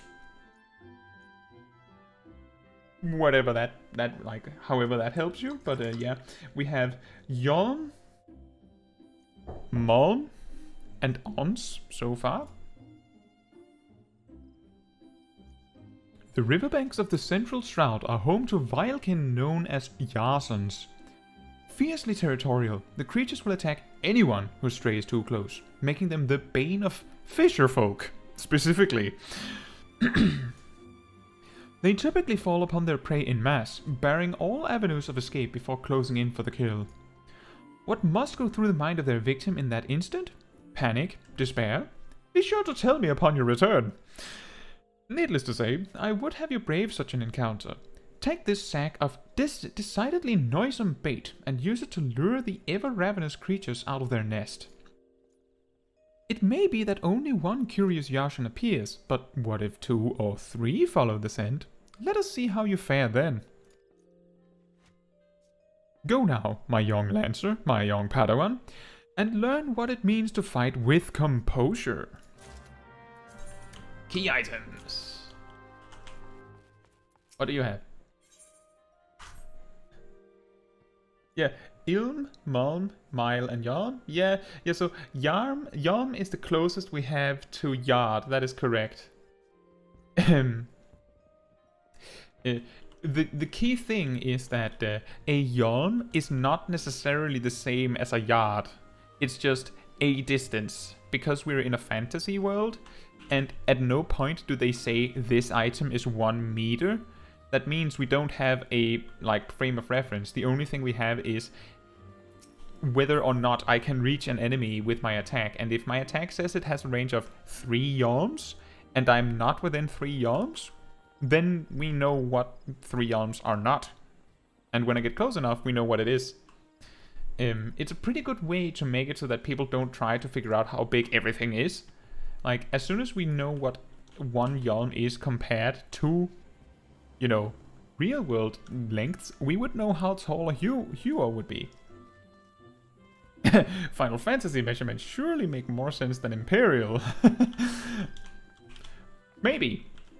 Probably. Possibly. Alright, so next game plan. Check if we have any side quests that award us gear.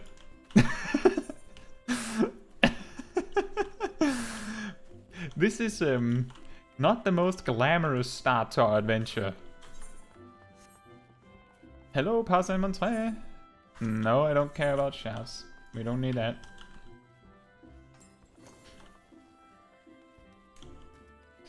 I remember when a friend of mine tried the game out, I think I just handed him some money to deal with this particular quest, because it comes so suddenly that there's pretty much no chance that you have the equipment necessary. Potions. I mean, we're not gonna need the potions, but it would be nice. I have a feeling that there's no point looking for quests to award us the thing that we need. I think we're just going to do our Lancer quest and then see. Oh! Hunting lock! Da-da-da-da-da!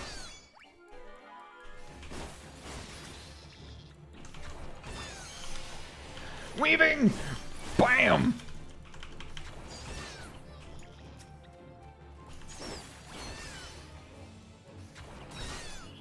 We're so powerful we can one-shot something.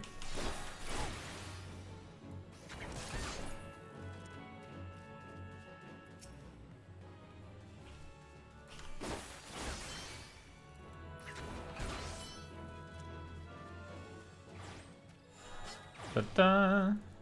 When do we get our next thing? Level 8, we get second wind. I wonder how much that's gonna heal us. But yeah, the measurements are really funny. You know, I don't. If any of you ever watched my one of my first videos, were a guide on mobility. One of the things I did in preparation for that video was I figured out how fast a player runs.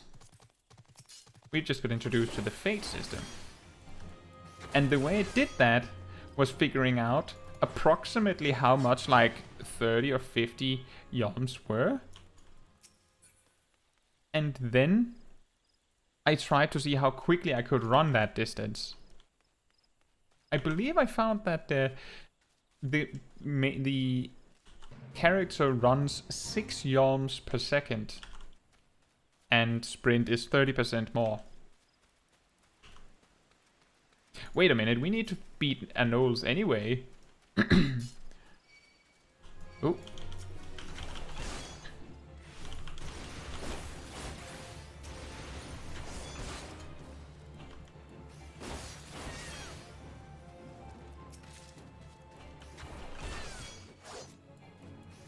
Oh, we just barely gonna make it, and then the fate times out.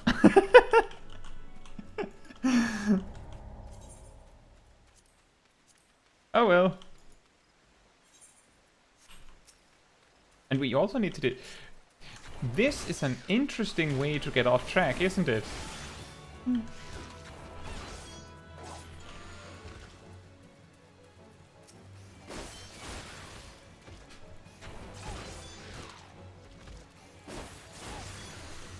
You know, now that I think about it, Oh, we're getting introduced to bowl actions.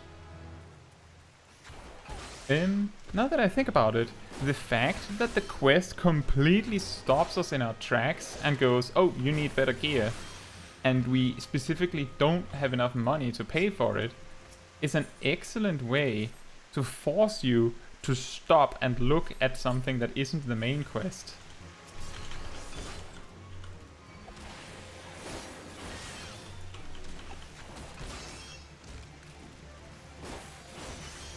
And it's also a great way for you to remember that you have a job quest line.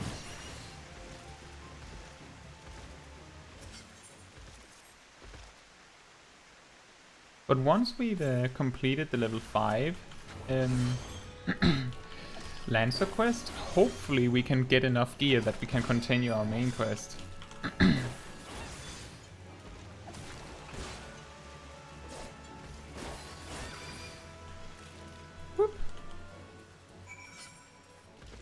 And we need to go back, and my return isn't ready yet. Time to run! I do think that might very well be intentional. I believe each of the starting zones has a quest like this. I do think that it might very well be intentional. Because even though the most efficient way to reach max level is to just go full focus on the main quest, you saw the very first NPC that gave us a quest, really, Miounne, she basically said, please do side quests. Please do some side quests. And then we get to the first quest where we actually see enemies, and immediately after we're presented with, you need more gear. The starting gear isn't gonna cut it. So the game actively tries really hard to make you stop just going full laser focus on the main quest. Which makes it really interesting, because I'm pretty sure that almost any max level player you're ever gonna meet in the game will tell you to ignore side quests and just do the main quest. But at the very start, the game does a really valiant attempt at making you do them. Welcome back, Caetsu, and well done. I trust you now understand that in times of direst need, no amount of strength or skill with a spear will avail the lancer who lacks composure. You are now ready to learn the second aspect of a lancer's courage: resolve. When faced with a terrible foe, a lancer may succumb to fear and self-doubt.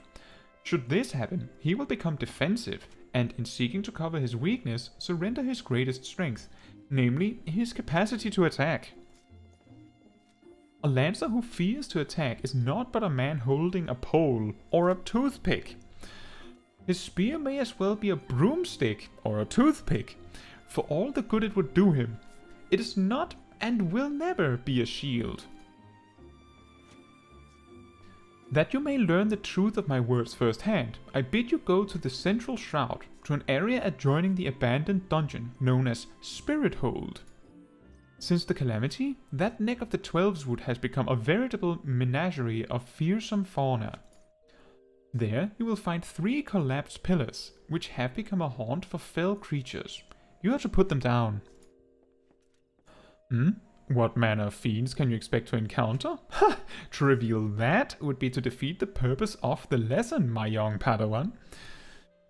I will say only this. If you face these foes with a lancer's resolve or a toothpicker's resolve, you will surely emerge the victor. Or the Caetsu. Once you have completed the trial, pray report to Jillian in the entrance hall. She has grasped the 2 aspects of courage, albeit with some trouble. Though I doubt you will encounter similar difficulties, her struggle has furnished her with certain insights which I think you would benefit from hearing. A lancer learns best when he is doing, aye, but the wisdom of his seniors is not entirely without worth. Go now, Caetsu, and do as I bid you. Interacting? Yeah, yes, exactly, Pokejack. A laser toothpick. That's what we're going to be using.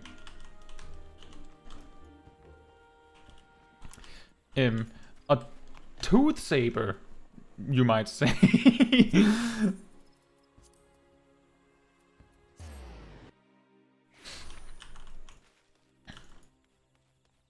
So we've gone and done quite a lot of fighting, actually, and we still don't, we're probably gonna be like level 10 before we can complete that quest. And what quest level is it? Oh, okay, it is level 5. And we're not going to find that weapon very useful, because we're going to already have it. That's pretty funny.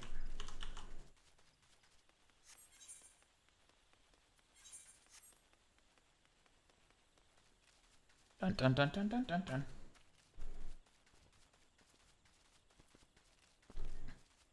Even when we get access to teleport, we're probably not going to be able to use it much, because I just don't have money to use it.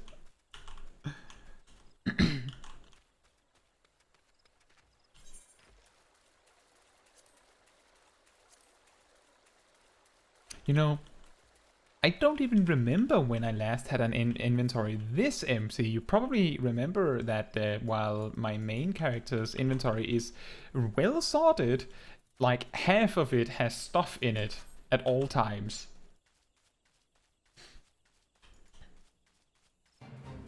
A fate, but we're underleveled, so we have to be careful.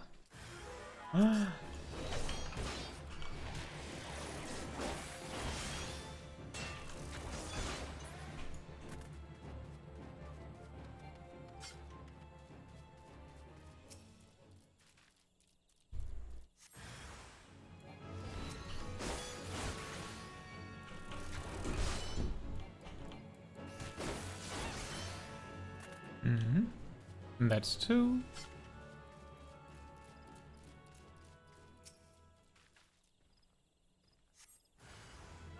I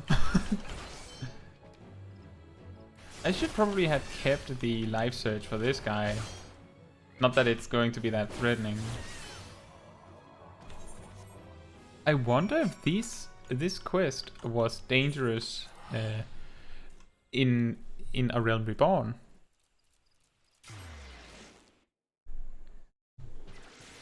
Like, one of the parts was you're going to be fighting 2 enemies at once.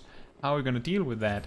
Was that genuinely scary in A Realm Reborn? Like, fighting 2 enemies, did it take long?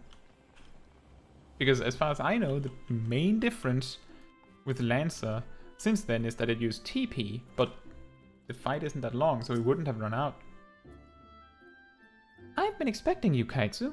By your return, I trust you now understand the importance of resolve.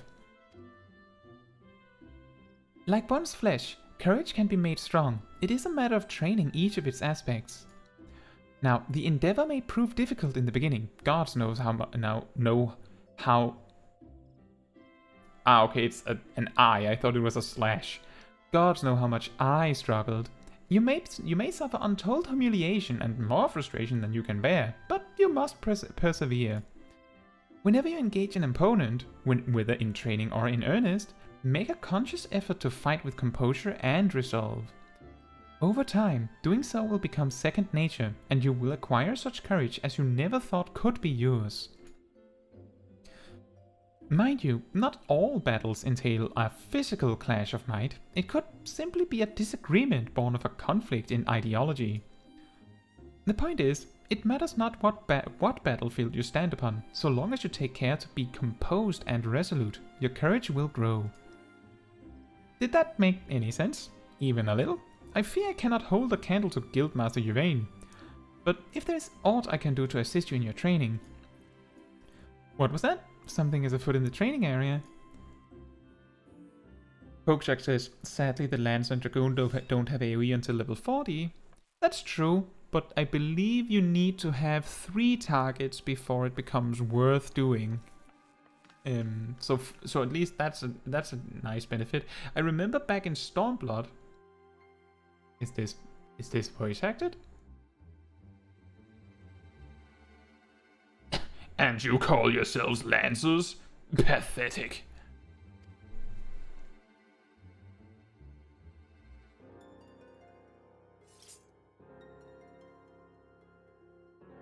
You're next, Guildmaster. Arm yourself and face me. I am the Edgelord. Refuse, and all will know that you are no true Lancer. Say what you will. I am above provocation. Craven to the last man. Hello!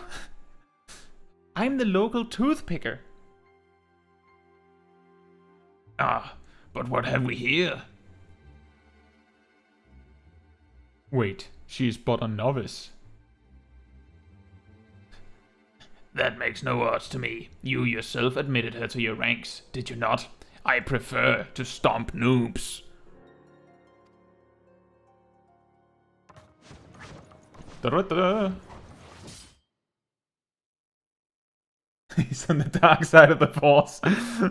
we get this inside joke running that Lancers are actually Jedi. Jedi in disguise, and the bad guys are the Sith. That would be funny. I think you're right, Pokeshak. I don't think there's any voice acting in any of the job quests, like in general. But I was a little hopeful when I saw a cutscene. You never know. Maybe they tried it at first, but this would be the least expected time they would.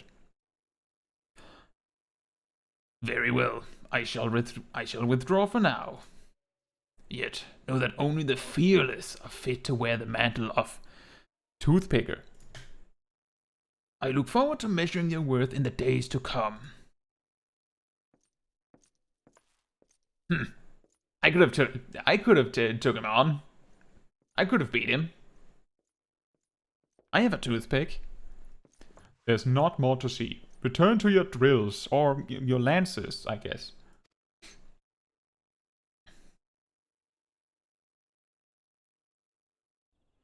Oh, nice! Congratulations, Ghost Howler. That's awesome. The big grind. Caetsu, you made no attempt to evade his thrust. Did your opponent so unnerve you as to deprive you of your senses? Well, it is of little consequence now. You need pay no further heed to our uninvited guest, lest you wonder it is not uncommon for challengers to come pounding on our door, seeking to test their mettle.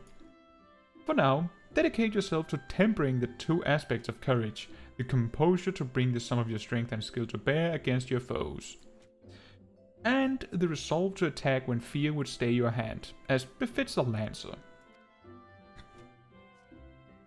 When next we meet, I shall have another trial for you, one that will put your courage to the test. Until then, continue to apply yourself to your training. Farewell, Caetsu. Give me that chest piece. And the next quest is level 10. But it gives a level 12 weapon.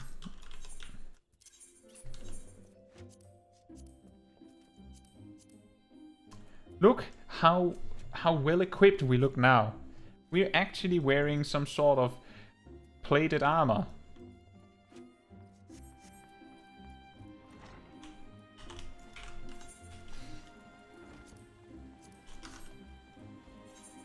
And our toothpick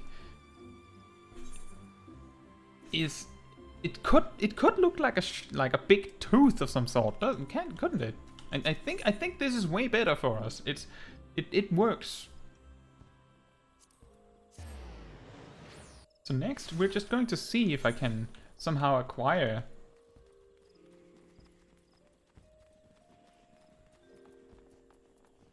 Wait, what was it? Item level 5 or above? I think I might have made a mistake, guys. I think I might have made a big mistake. That just teaches me to actually read my quests, right?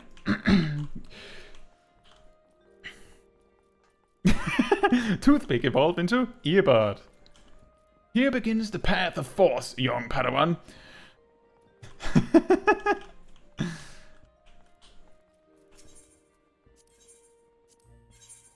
And they called cotton swabs? It's a, you know what, Q-tip works for me. So we just need item level 5. So I'm gonna buy this eye patch. And because Friendship Circlet is item level 1, that doesn't count. So what I mean by I think I've made a terrible mistake is this.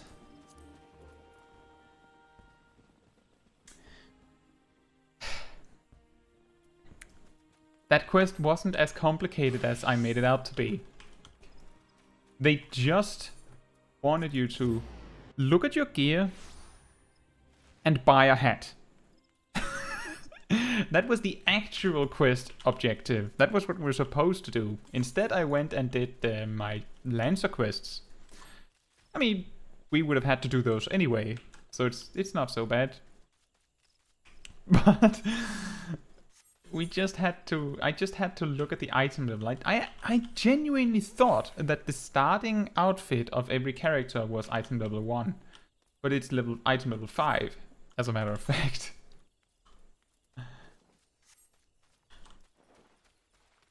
So now we can progress. We even had the money to buy it. Ready for inspection, are we? Right then. Eyes forward, back straight. Yes, I think you pass muster. How about mustard? Do I pass mustard? You would be surprised at how many young, promising soldiers get themselves killed by rushing off into the woods without first donning a decent set of armor. Your equipment, however, should provide the required degree of protection. Consider yourself ready for duty, Caetsu. And we already have the weapons, so we will be awarded these weapons from the class quests related to these as well. So give me the 100 gil, please. And now we can put on our friendship circlet again. The experience is worth it. Pokeshak says, in my beginning, I buy all the equipped in the store of my class. Yeah, that works. Usually I just, like, when I picked up a new class at level 1, I would just use the starter gear, and then eventually I would, amass some equipment. When I started jobs at level 30, it was a little bit more complicated, and I can't remember what I did for each individual one. But for level 50 and above, they hand you equipment, so as long as you have, the right side, this stuff, you're good. But because we didn't have that much money, I actually couldn't buy the full outfit, which was why I didn't try to buy the hat, because we don't even have money for one thing. Let's see if we could find a quest that would award us some things and then buy the rest. Is the Archaean Gatherer gear worth it for level 90? It's cheap from NPC in Old Charlian. Ghost Howler, my advice would be, once you reach past level 50 with any class or job, you should try to avoid using normal quality equipment. If you're on mouse and keyboard, try and hover over the ARK, I think it's Archaean, or Archaean Gatherer gear. Try and hover your mouse over the piece of equipment and hold control. I can show you in just a moment what I mean.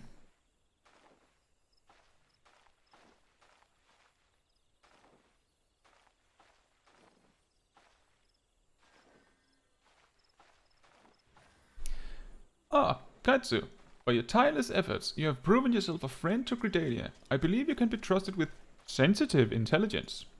I would assign you a mission of considerable import, yet the need for secrecy prevents me from disclosing its details until you have pledged your participation. I am authorized to tell you only that it concerns suspicious activity in the Twelveswood. Say that you will lend us your aid, and I shall proceed with the briefing.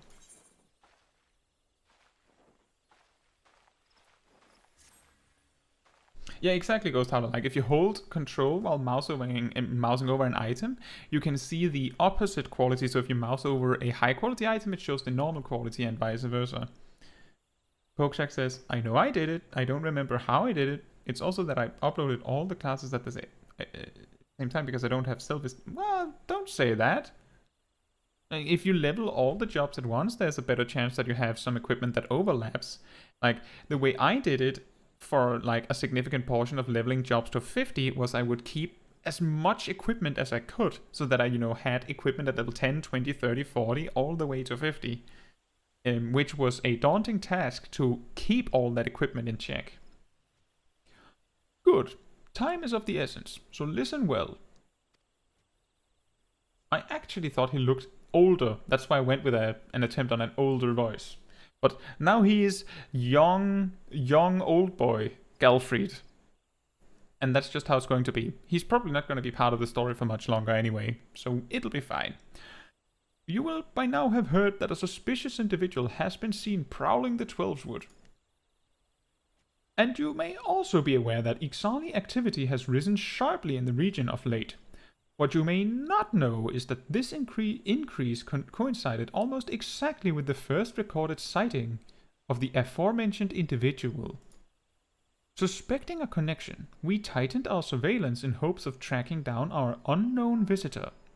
Alas, our quarry is proving to be exceedingly elusive, almost as if he knows our movements ahead of time.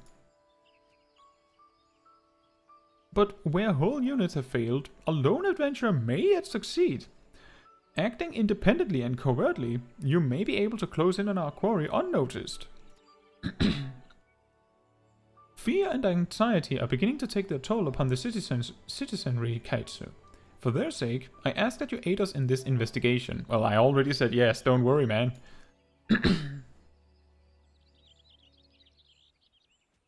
You have my gratitude. With your help, I am hopeful we will shed light upon this mystery. Begin your search at Lifement Stump. It is there that the majority of the sightings took place. Be forewarned, my people cannot offer you support, lest our quarry catch scent of our presence and evade us yet again. Proceed with caution. Pokeshack says that's why I raised them all to 30 and I was able to get rid of all the equipment below level, then to 50, and by the hourworks, you're barely halfway. Yeah. My best advice on the DPS ones is to try and find other things you can do while in queue for dungeons. I think I've mentioned it before, like since you have done Heavensward and you are somewhere in Stormblood, you could do like the clan hunt marks in Heavensward, you could do the beast tribes in Heavensward every day. It's not like huge amounts of experience, but what matters is that you're doing something that gives experience while you're in the queue for what you actually want to do.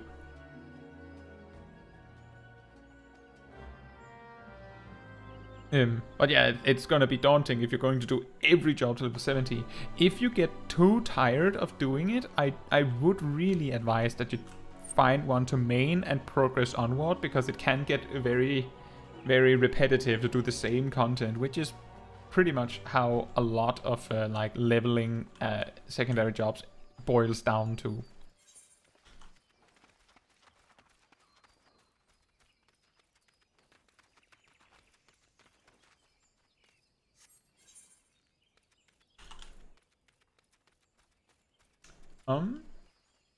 Oh. I found the exact place where there was a wall where I was trying to run.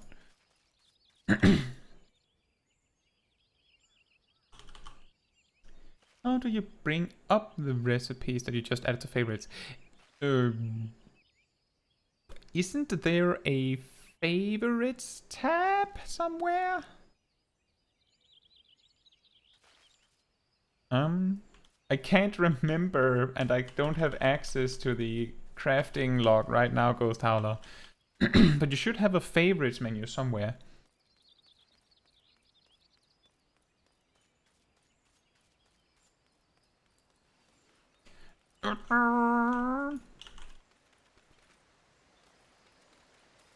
The speediest... Oh, we need to go up this hill.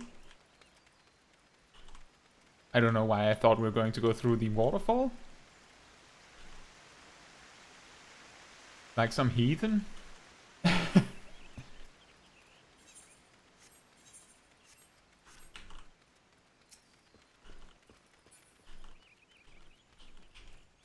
Could you find it, Ghost Howler?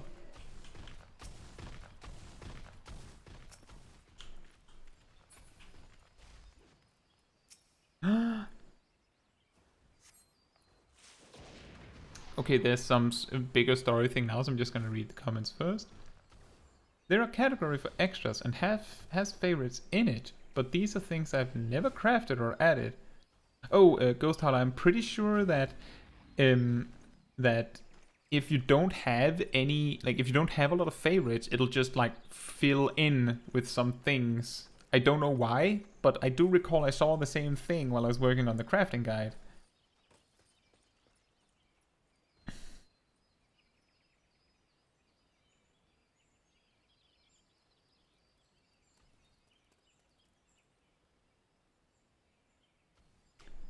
And goodbye to you, bot. We actually got a lot of time without it. That's pretty nice. But yeah, Ghost Howler, I'm pretty sure that it's just because you don't have a lot of things in your favorites. I don't know why or what it chooses in that list, aside from your favorites, but if your favorites are in the list, you're in the right place. Pokeshack says, yes, I do other things, or I directly take a break from leveling. But it is true that it is quite tiring to do what I do and later all the crafter and gatherer. And Regaden with the mage hat is fun to see. Yeah.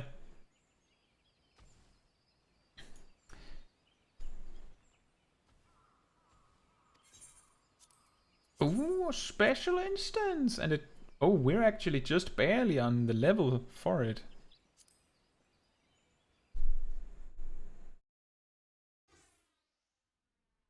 I believe this is where you meet some scions.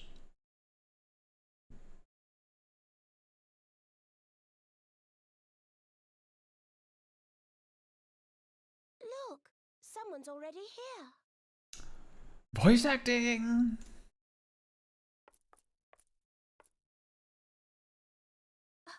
Oh dear. Is that a sword in the stump? Bad idea. Really bad idea. It's the sword in the stump. It's not quite as catchy as the sword in the stone, but we'll make do. It takes a lot less than that to incite the green wrath, you know? Why, the first time we came to the 12's Wood, we almost ended up as a treant's dinner, just for crashing our airship in the wrong place. It was all Papolimo's fault, of course. No, not this one. No, he'd sooner swallow his staff than admit that he's wrong. Are you done? She just kept talking.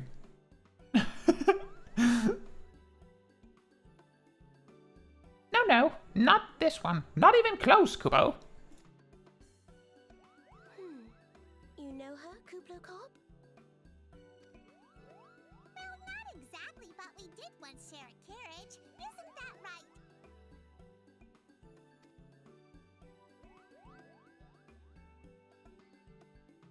I feel like my voice acting was close enough. How are the readings? Same as the last. There is a disturbance here as well. A disturbance? Newly manifested at that. A disturbance. Yeah, it's not a laser stick in the stone. Kuplo Cop seems convinced of your innocence. But if this isn't your doing, whose is it? Ever since the calamity, the forest's been really sensitive.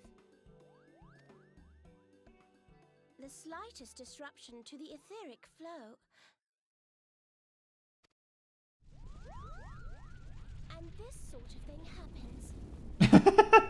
And...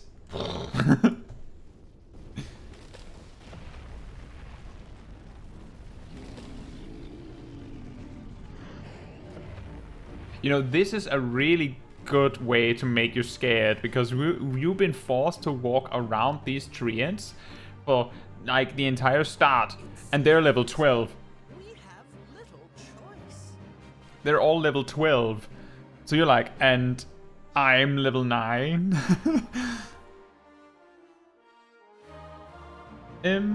Andromeda, I made one character on the free trial ages ago, and that started in Uldar as a gladiator. Then the day after, I bought the game and made Caetsu Chaiji, which started as an arcanist in Limsa. So actually the reason why the vote on what job I should start as was only the Gridania classes was because it's the one story I've never seen from the start. So this is sort of new to me. Sort of. Because I have actually seen some of this over the shoulder of my brother, because he has a conjurer. He's just not gotten that far in the game. So I did not start in Gridania, so this is new. But I think this presentation of them showing us that we're outnumbered against treants that we know outlevel us normally is a really good way to set the stage that we're in trouble.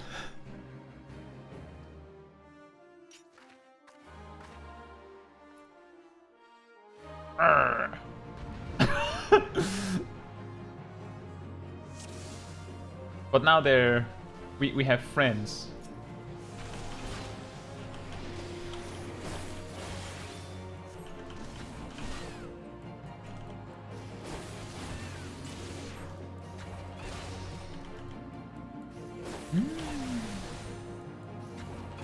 It's kind of weird.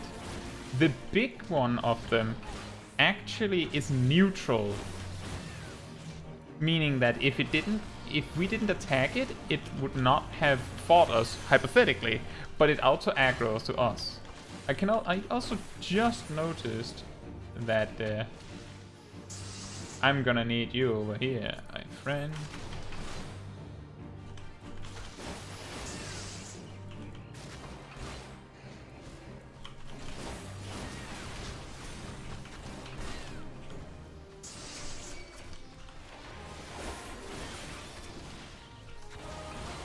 I wonder if we're supposed to just attack the main target and ignore the ads. Andromeda says, oh, so that's interesting. Actually, why I was so interested with the new character MSQ experience, because I've only seen Uldas. Yeah.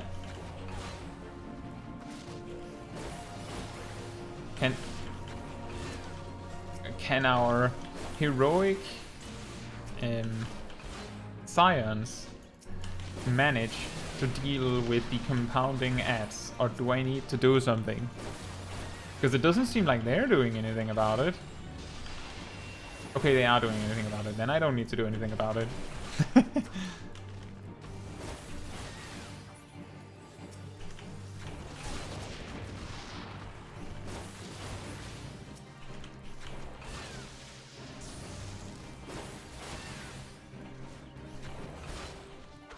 This is a chunky boy. I feel like I'm back in Palace of the Dead.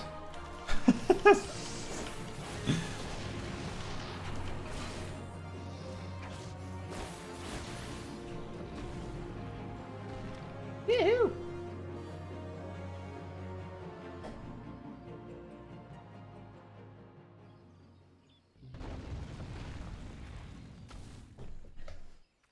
If I remember correctly, in Uldar, this is where you meet Thancred. I can't remember if there's someone else there as well. In Limsa, I believe that's where you meet Ishtola. I can't remember if there's someone else there as well. A crystal! It's what I've always wanted. A floating crystal. An ominous floating crystal. That gives me hallucinations.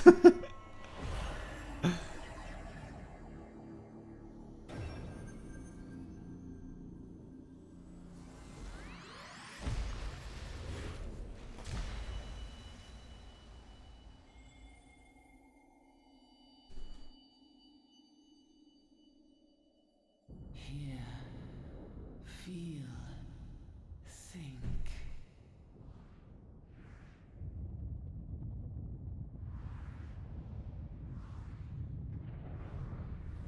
That could be Andromeda.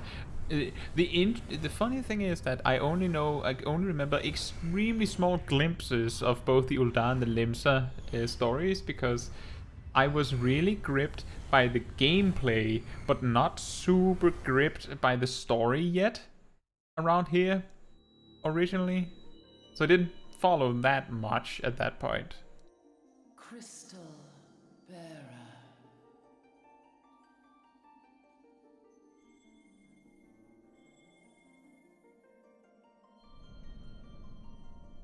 I am Hydaelyn, all made one. A light there once was that shone throughout this realm, yet it hath since grown dim. And as it hath faltered, so hath darkness risen up in its stead, presaging an end to life. For the sake of all, I beseech thee, deliver us from this fate.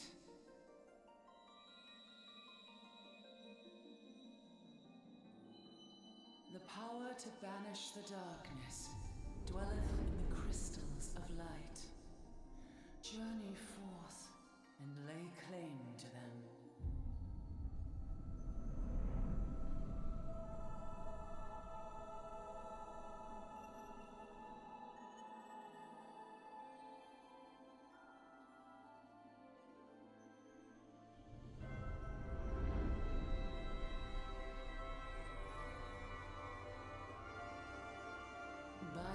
deeds shall the crystals reveal themselves to thee. Only believe, for the light liveth in thy heart. I'm floating!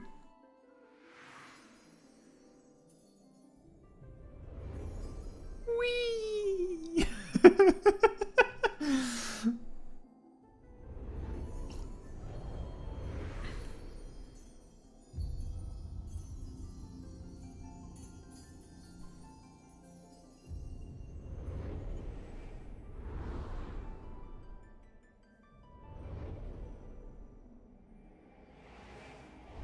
Go now, my child, and shine thy light on all creation.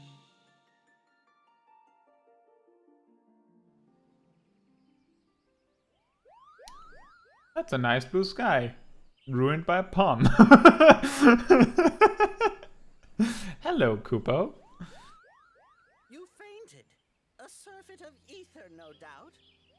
You sound a little too happy about that. And what have we here?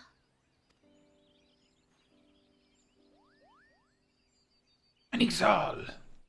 It's an Ixal! Our culprit, it would seem. An Ixal. And no ordinary Ixal either. A chieftain. Okay, so I'm just gonna read chat for a little bit. You might be right, Andromeda, on that thing with Nanamo. Exactly, like, if you don't pay that much attention, then suddenly you miss something big.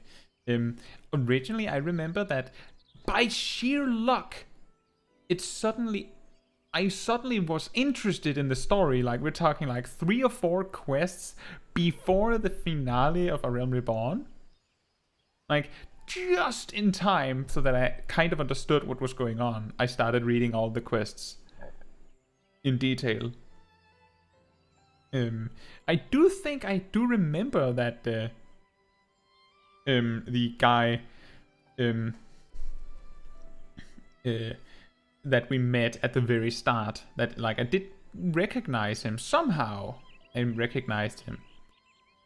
The hallucinating crystal of the Force Mother. And the other warriors of light, like Gamer 2077, XX Kirito XX, and Nice 69. Those are some excellent examples of names.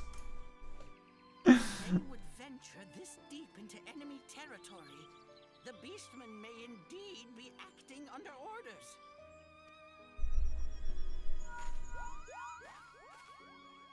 This is Papalimo. We found How the are we culprit. feeling then? It was an Better? excellent chieftain. Good. Yes, we'll seek Brother Esumian's cooperation in the matter. Either? Oh, loud, tactless. Much the same as always. That's interesting that they have like extra stuff happening in the background. We just heard the leader of Gridania's name. We haven't even met the person yet. Okay. What? You don't want to be named Gamer 2077, Andromeda? Giant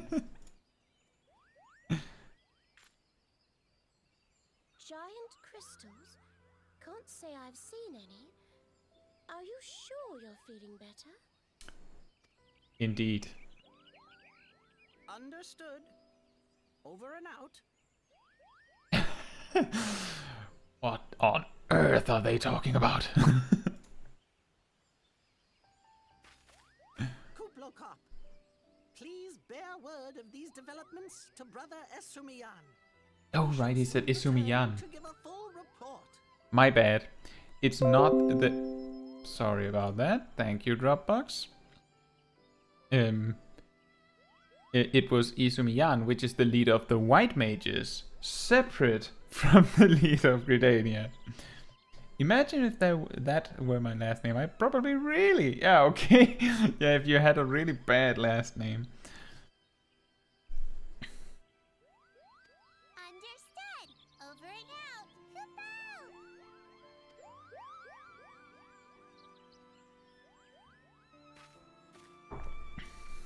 Here is where we part ways. Till next time, take care.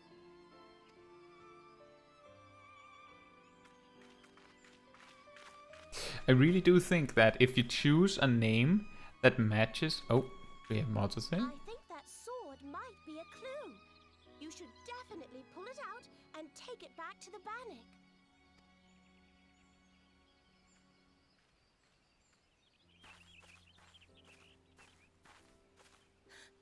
You don't suppose that adventurer could see Kuplokop, do you?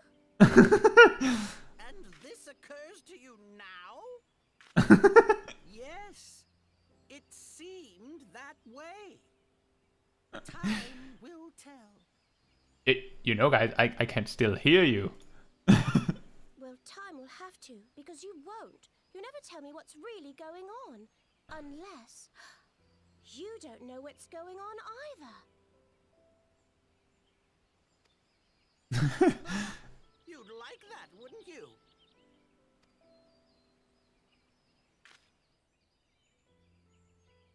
I really, actually, really... It's been so long since I've seen Papa Limo. I love that character. He's funny. He's really funny.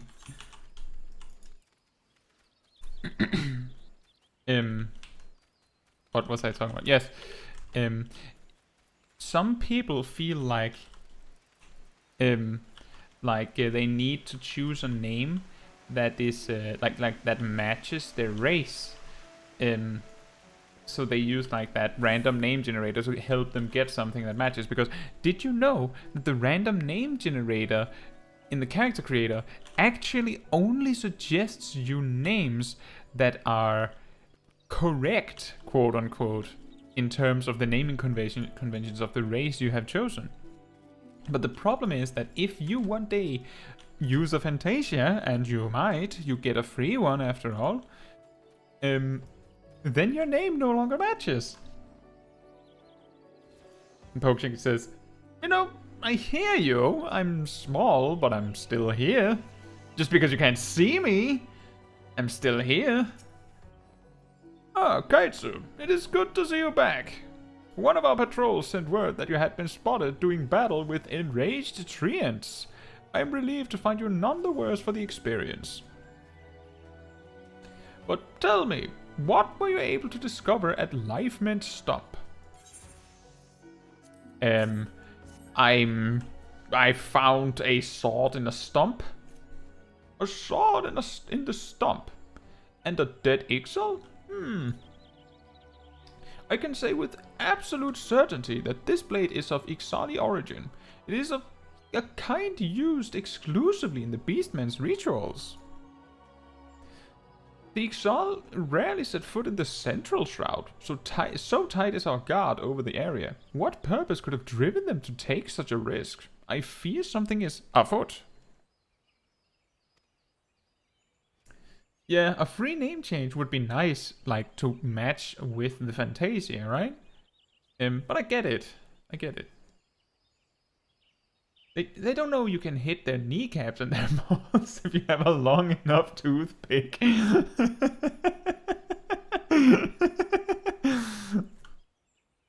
What's that? A dubious couple sporting peculiar spectacles? Ha ha ha. So we have finally been acquainted with Ida and Papalimo. Lay your suspicions to rest. Gridania counts them among their staunchest allies. Both are scholars hailing from a distant land, and have been with us since before the calamity. Their garb may appear outlandish, and their exchanges baffling, but never once have they given us cause to doubt them.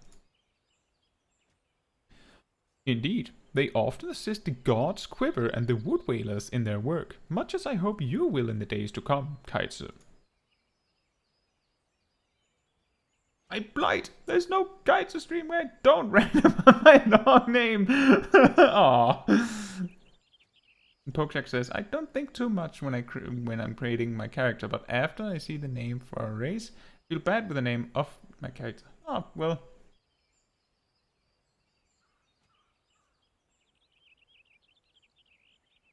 Well, It's. I think honestly, you shouldn't focus so much on the name matching like your race and stuff. I think what's really important is that the character name matches you, because you're the person playing it. And even if your character is a character, people are communicating with you when you're playing. So I think you would prefer to have a name that you identify with. A lot of dreams of name changing in the chat, I see. Although our unknown visitor eludes us still, owing to your efforts, we have acquired important intelligence on the Ixali threat. You have my gratitude. We are fortunate indeed to have a capable adventurer such as you aiding us. I pray you will continue to serve the people of Gridania in whatever capacity you are able. Yes, give me money! Thank you! And we're level 10. And we have a new class quest. And he's going to give us a potion. Excellent. Andromeda says, you're an elephant, literally an elegant elven character, and your name... Well, nobles can have extremely long names, so it's not that bad.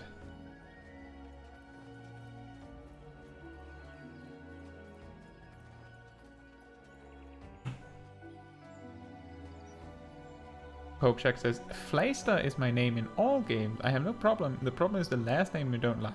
That's okay. Ghost Howler says, Zenith Estrella. Well, Ghost Howler, the difference between the N is that you're either named, I guess, Zenith or Zenith. If you remove the N, it's going to probably be, most people will read it as Zenith.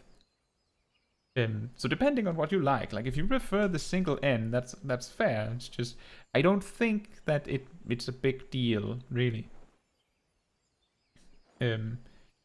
I call myself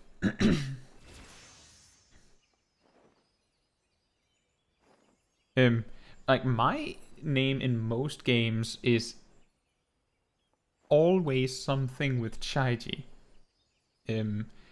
And recently I've started to add Caetsu more and more in addition to it. Like for instance, I've talked about Monster Hunter before. My character in Monster Hunter Rise on the Switch is named Chaiji. My character on PC is named Caetsu Chaiji. Right? Yeah, Andromeda, now you put on the spot. Now we need to know exactly what your name is, since we're having a character name exchange here. And Ghost Howler says, I've been huffing that copium for the very reasons you've stated. Oh, okay. Well, I think your name's fine, Ghost Howler. I think actually Zenith is a really cool name. Caetsu.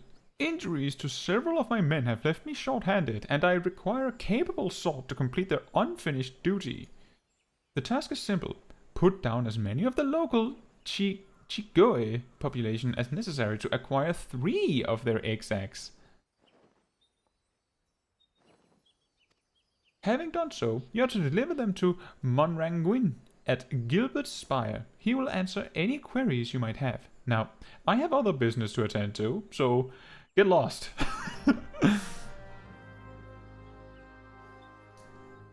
Well, Andromeda, we're a nice community. We wouldn't be mean to you about it. You know that.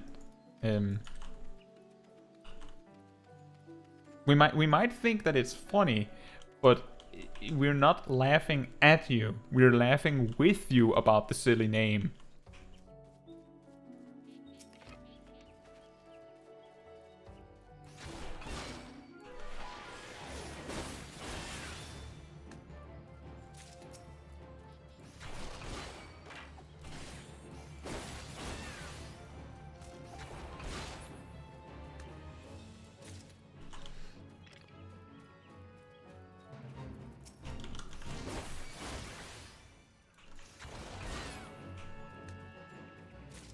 Bum, bum.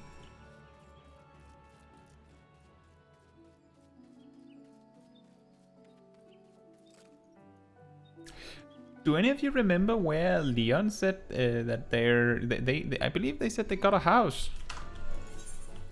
Oh. And we wanted to see it because it was somewhere on light.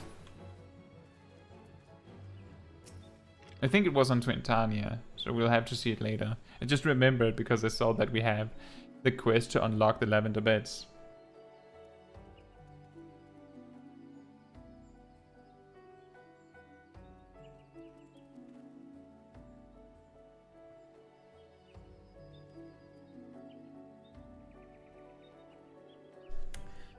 Okay, fine. It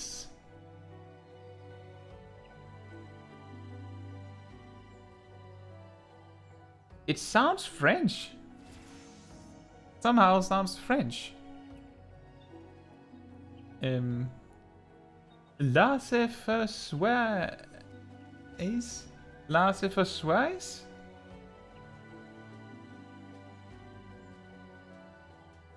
It sounds like some sort of adjustment to the word laissez-faire or something like that. Which, you know, means hands-off approach. Which I don't know why you would be named that, but I don't think that it's a bad name. I think the weird thing is if your character's full name is Dro Persuas, it feels like heavily unbalanced. It feels like you just went, this is fine with your first name, and then you just went really overboard with the last name. But it does sound, you know, it sounds French. It sounds like something that someone in Ishgard could be named, right? Like, if you want to see some weird names, then remember that DZE is spelled J. So we have the House Gmail, but I think the average player will read it as House Zemail. These anoles don't want to leave me alone. Surname abbreviated. Ghost Hunter says, I tried saying that name out loud and the furniture in my house caught fire. Wow. Bokek says, it sounds like an aristocrat. Like an aristocrat. Yeah, exactly. It does sound some sort of noble. You can't say complete because there's like Lord Valdomero.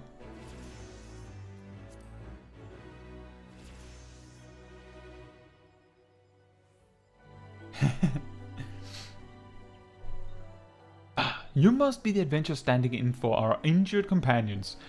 Terribly unfortunate business, that. Yeah, here's the eggs, man. It seems, however, that you had little trouble gathering the egg sacs in their stead. Excellent work. I shall have them sent over to the Trappers League immediately. Lest you wonder, these egg sacs are not destined for the dinner table. Nice. Members of the Twin Adder and the Woodwheelers are assisting the League by collecting the samples they need to check for signs of sickness. The Chigwe, you see, is one of the few creatures capable of transmitting the disease known as the Creeping Death. Until relatively recently, any hero who contracted this ghastly illness would almost invariably perish.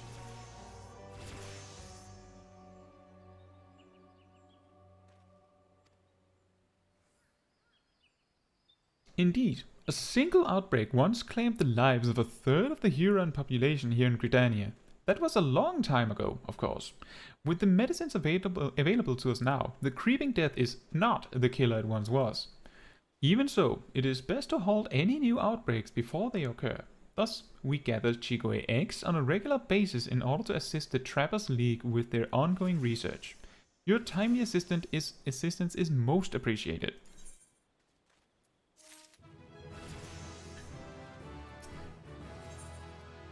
Ooh. Well, I'm glad we could give you a little bit of support, so you feel better about your name, Andromeda. But it is a fine name. The only thing I have to say is that the long last name looks weirder next to the really short first name. But it is fine. Actually, having a short first name might be advantageous, since people, will just say the first name anyway, right? Pokeshak says, Lord Valdomero is a joke name for Voldemort in a cartoon with the name of... Oh, The Grim Adventures of Billy and Mandy. I remember watching that. I didn't know there was a joke stand-in for Lord Voldemort.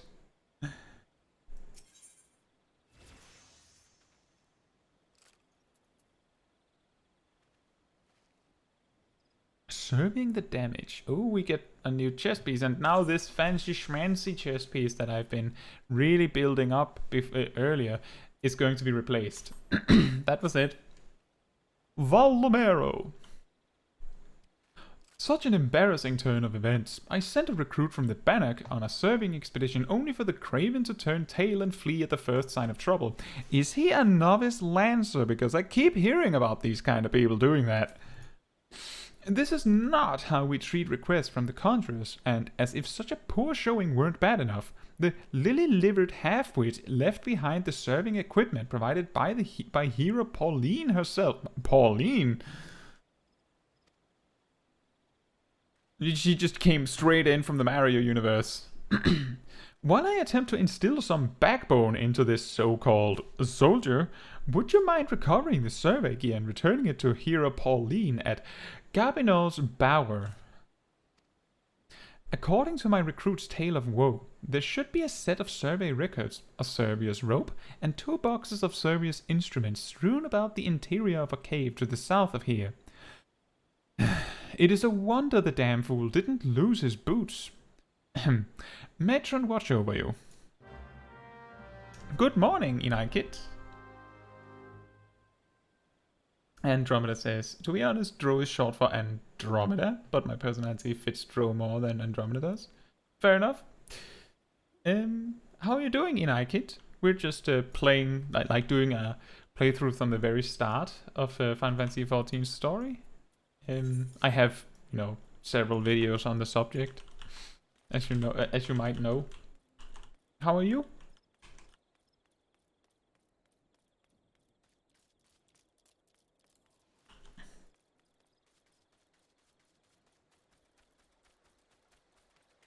And we're going into the cave. Oh! Hostile enemies, but they're in our hunting logs. We're gonna fight them anyway.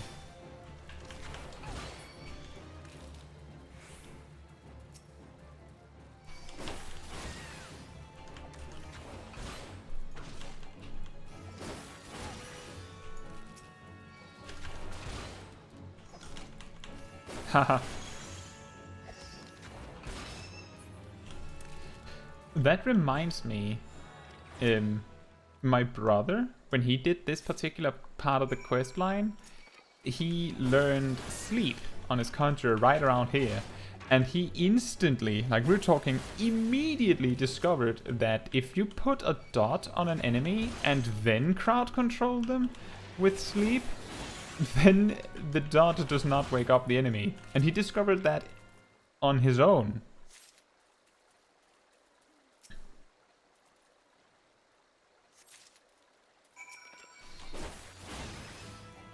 I can't remember most of the server names either, Pokechak. The only reason why I know Light and Chaos is because it's the European data centers.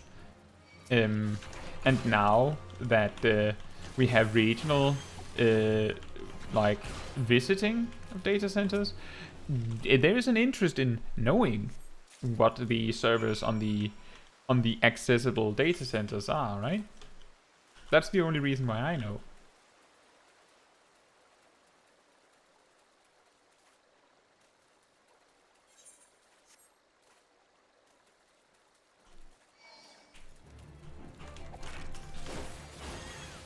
I think I need a setting somewhere.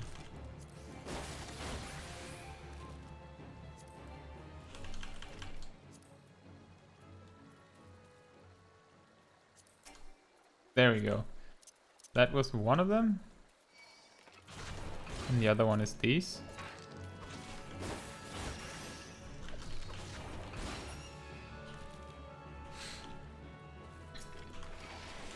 Yeah, sleep isn't particularly helpful in like 99% of content.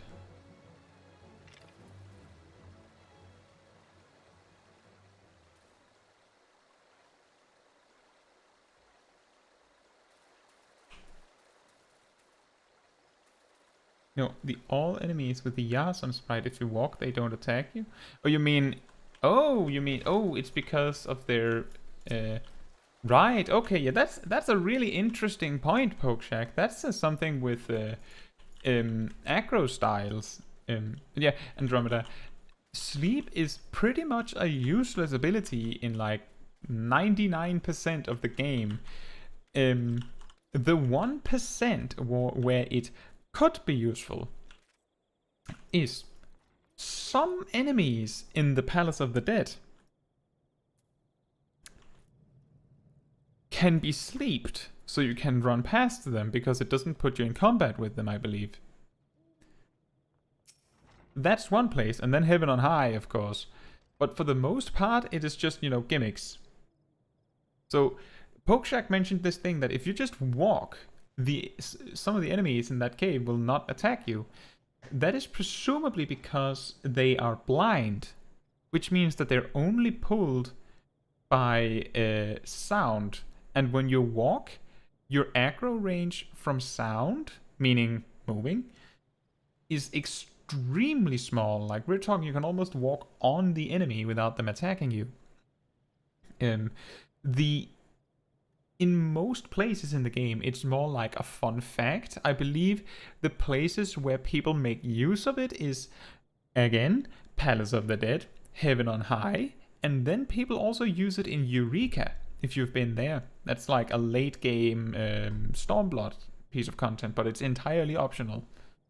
You mainly use it to sneak past sleeping dragons that can one-shot you. And then you also use it in Aurum Vale, because a large amount of the patrolling enemies in the very, very first room of that dungeon are blind. Yes? May I assist you with some matter? I'll try a deeper voice than that. That was a little too high. Oh, but this is the equipment I left with the soldiers of the Bannock. Fled at the first sign of danger, you say? I see. Well, all is not lost. It appears the recruit managed to complete the surveying assignment. The records are actually quite detailed. With the changes wrought by the calamity, I thought it wise to send the Order of the Twin Adder on a number of expeditions to map the region's topography. As fortune would have it, the officers saw these tasks as an excellent opportunity to train inexperienced soldiers. We can no longer rely on our past knowledge of the Twelvewood. If we are to survive these troubled times, we must reacquaint ourselves with our surroundings, that we may better discern the threats we face. Stay vigilant, adventurer. Let's see. Andromeda says, I see. Well, actually, your Path of the Dead guide came at the most opportune time because I wanted to try doing it, but I'll be queuing by myself.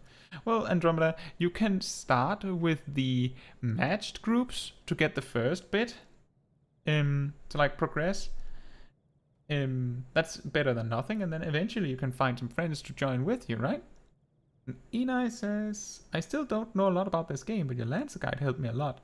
That's awesome. I'm really glad to hear that. I hope you have a lot of fun with the game. And remember that even if people tell you that you have to focus on the main quest to progress, you don't have to progress all the time. Remember to, focus on having fun with the game. That's the main priority. There's so much content you can do in the game. There are a lot of players that have literally reached level 50 and then just completely stopped for like months to just hang out in the Gold Saucer or collect Triple Triad cards and stuff like that. So focus on having fun. And then Andromeda said, what are you guys... Andromeda, do you mean what are your guys' most hated dungeon? Is that what you mean? And thank you, Pokeshag and Andromeda. That really means a lot. Like that's exactly the kind of reasons why I make these guides, to inspire people. So that really makes me happy. That really means a lot. And we get a new jacket! It's so fluffy!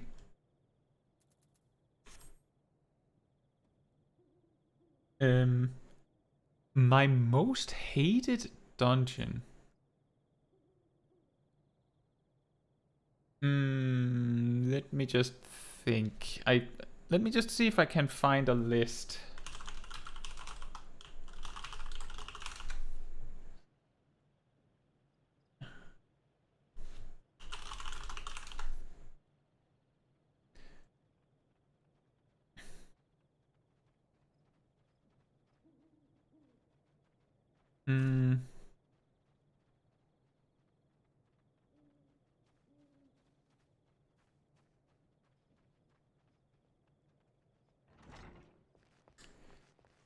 I don't think I can find it that fast.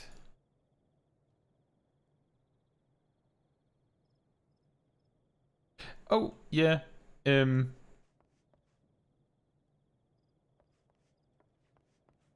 I don't really hate any dungeons. I'll be completely honest. There's not any dungeon that I hate. But there's a few dungeons in like a Realm Reborn Heavensward area that are really mean. Specifically, there's like just as an example, there's the Amdapor Keep Hard, like the hard version where the final boss is 30 at. It's really punishing. There's another dungeon, but I can't remember its name. But it's also one of the hard dungeon variants, where there's these gates where you have to memorize icons over them, and then they get hidden, and then you just have to know which one to stand at. And if you don't know, then you will not beat that fight. There's no way to beat it without knowing, because if you mess that mechanic up, it's a wipe. There's nothing you can do about it. And dungeons aren't really like that anymore, but I believe this particular dungeon is optional. And then Andromeda said, a dungeon run in... Most hated dungeon is Hawk Manor? Just the regular Hawk Manor? Smale Darkhold with White Mage, 2 times that dungeon, and... This Gmail Darkhold is extremely hard if your party does not use the crystals in the start. I don't think it's the lost city of Amdapor. It's specifically Amdapor Keep. Or... Oh, it might be... Oh, you mean the other one? Let me see.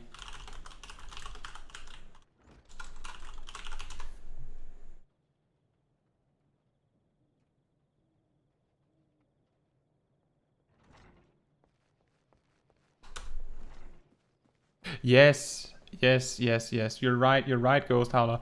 It's Lost City of Amdapor normal. That boss Diablos at the end is a nightmare. If you don't know what to do, you don't have a chance.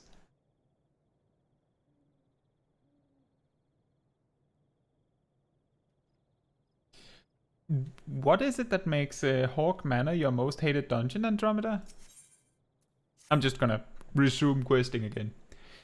I hesitate to make such a dangerous request, but might you assist us in thinning the number of anoles on Naked Rock? Well, I'm pretty acquainted with anoles, as you've seen on that fate that kept bugging me.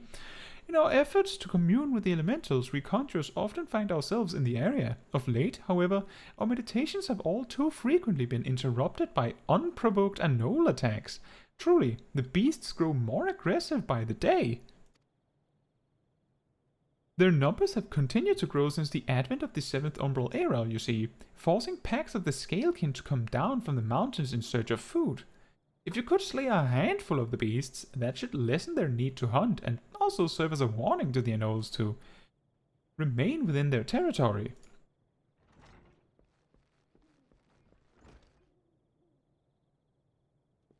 Yeah, well, I mean, Ghost Howler, if that taught you how to mark things, I think that it was an excellent dungeon. All like at the end of the day, it's a great lesson. The hard version is too easy of Lost City. Yeah, exactly. That like, I looked up the hard version first, and I was like, that's not right. And then Drummer says, because I get lost. Well, the rework of Hawk Manor has made it a lot easier to not get lost. Oh, well, I bet, Andromeda, that what completely stumped you was when you ran down in the cellar where people normally use the return command. And you didn't know that you were supposed to go back.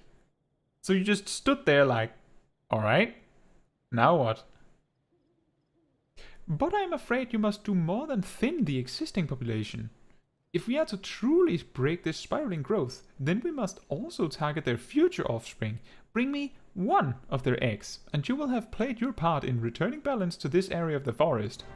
Well, speaking of marking, if you are on mouse and keyboard, hold Shift and press M, and you get your sign menu, which means you can mark things as you please. You can also just right-click the thing you want to mark and click Mark, and then you get the menu. If you hold Control and press M, then you get the waymarks, which you can place.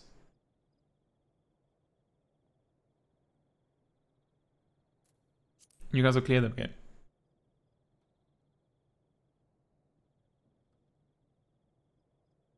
Yeah, Andromeda, the reason why I know I had such a strong feeling that that was what was wrong is because it's the most obviously completely absurd mechanic in that dungeon, feature that you're supposed to run back. No one knows that, and it's the first dungeon to do that, so how would you know? Right? How would you know? And the only way is to learn it. And yes, exactly, Ghost Howler. If you go to Party, you can see signs and waymarks. You can also ready check and countdown.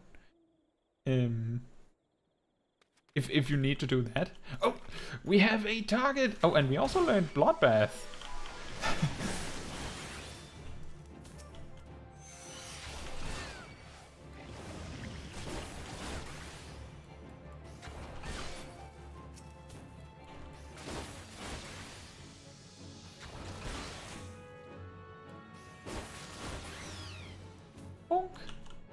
And another hunting target done.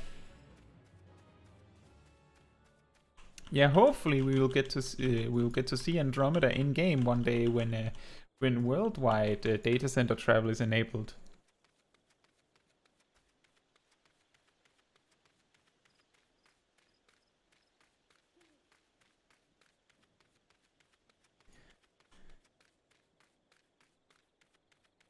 Let's see, so Andromeda is in the Japanese data center region, so if you're not in the Japanese data center region, you probably cannot visit. You can try. You would best know yourself whether it is on your list.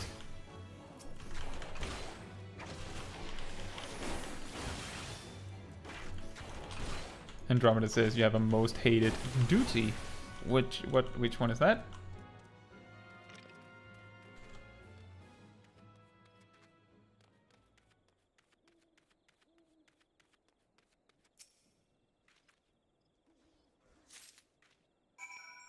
Well, worldwide travel is something that they promised they would get around to eventually at the start of Endwalker. They said that it would happen, so it'll happen.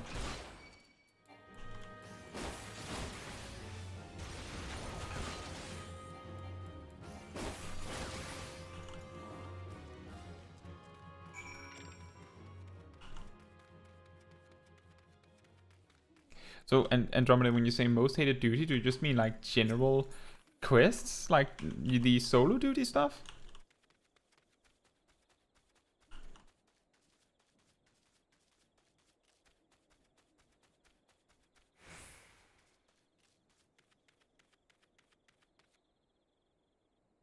The duty where you have to... Oh. Oh.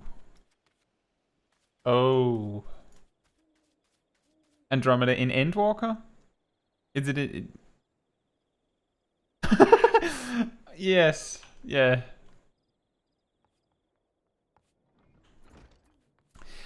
I did it first try. I didn't have huge trouble doing it. But let me put it like this, that emotionally, I hated it so much. So I completely understand. You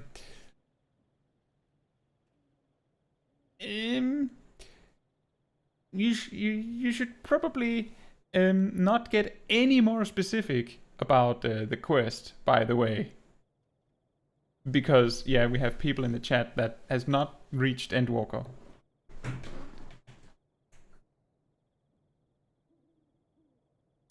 Ah, you have returned. Now might my brothers and sisters continue their meditations undisturbed. You have my thanks.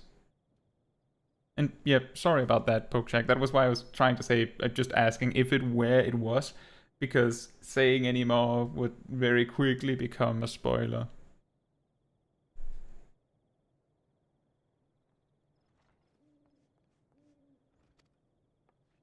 As for the egg, may I ask you to deliver it to Zup Camazon at the Bannock?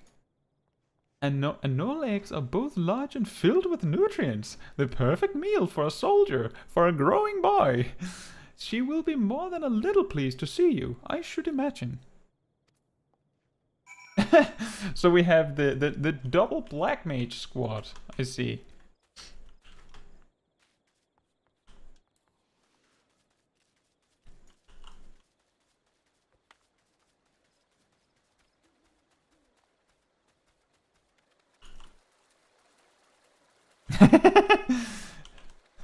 Best friends in explosions.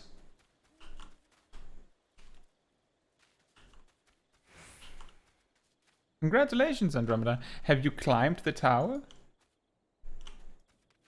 That's okay, Pokeshak. I completed the Endwalker story as a summoner as well. It is definitely one of my favorite jobs.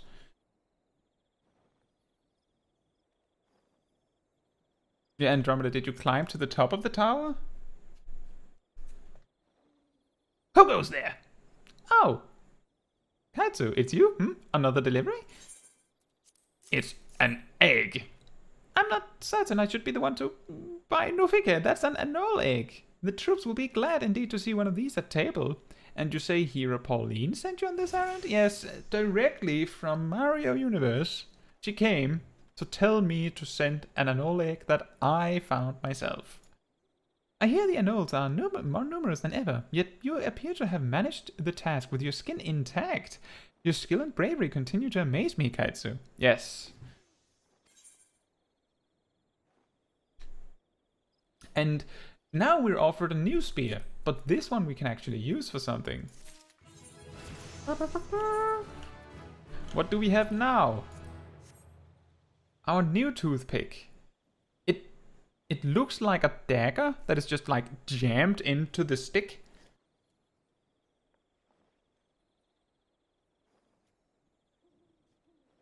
Andromeda, what do you mean with with mechanically challenged? You know what, Pokeshak? I played through the story as Dark Knight as well in Shadowbringers. So I totally get that. I can say though, without much spoilers, that you can absolutely play the story as a different job without feeling alienated or something. And Andromeda says, yo, actually playing Arcanist is a cheat because you get 2 classes at once, so respect some of the Scholar mains. Well, if you only play one of them, then even if you have both, you are not going to be able to use use the other one very efficiently, eventually it will fall behind on gear, and you will not know what half of your abilities do, and you will not have done your job quest potentially. So it's a lot more effort. What? I love Leap of Faith. Oh, Kaitsu, you thought I was out of the story now? No chance. I'm gonna be this weirdly young-looking lad with an old man voice for a long time yet. Thank the gods you've come. We have the potential crisis on our hands, and I would appreciate your assistance. Will you hear me out? Yes. Okay, Bokshank. You know, when I was playing through Endwalker, I did the first trial, anonymous trial, as scholar, and the second trial I did as summoner, and the third trial I did as scholar as well. And that is not really a spoiler, because since like Heavensward, there has been 3 trials in the story. So it's basically a given. It would be more weird if it was like, and then for the 4th trial. You can't jump for your life? Well, one of the hardest things to master about jumping in Final Fantasy XIV is that your character actually has a wind-up. Like, if you start running, the first like half to full second, you're accelerating, which means that if you're making jumps for specific distances, you actually have to, take a little bit of a step back to line yourself up to be able to run enough to jump the correct length. It's really difficult to master. Listen well, for we haven't much time. Oh, wait a minute. That's actually so smart to use Call for Qs. There was a Shadowbringers trial that I needed to do as Black Mage, and I can just say I had a 120-minute queue. Andromeda, was it the level 70? Was it the first, second, or third one? Or none of them? You can say none of them. And Ghost Hollow says, what do I do when the gather points as botanists don't show up where they should? What do you mean, like respawns? To the southeast of here lies a dungeon known as Spirit Hold. Yeah, we heard about that. I've been there, actually. It was all but destroyed during the calamity. Desiring to offer the ruins back to the forest, a hero ventured inside to carry out the rite of returning.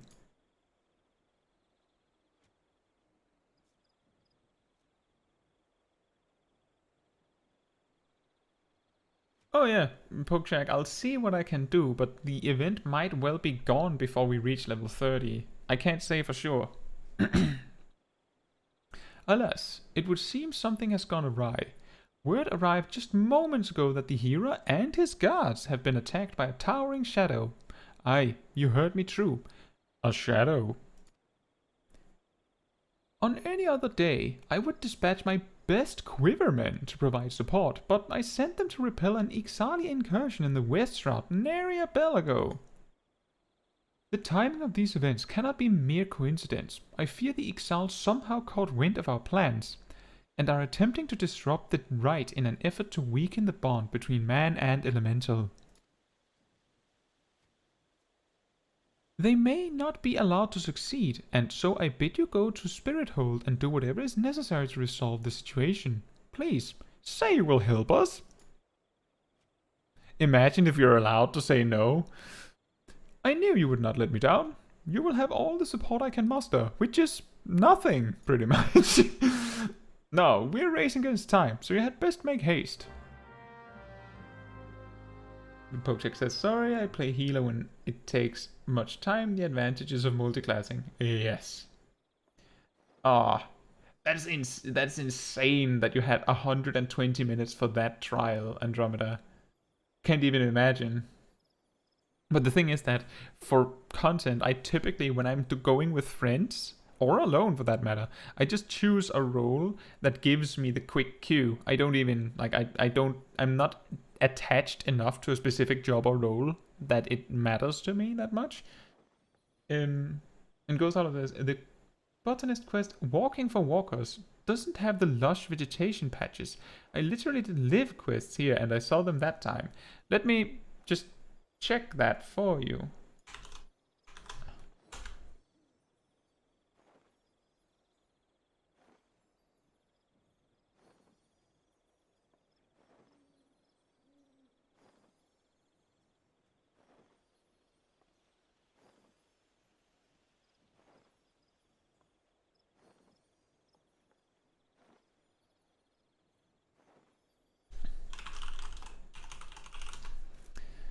It might be one of the annoying ones. Let me just see if I can find it.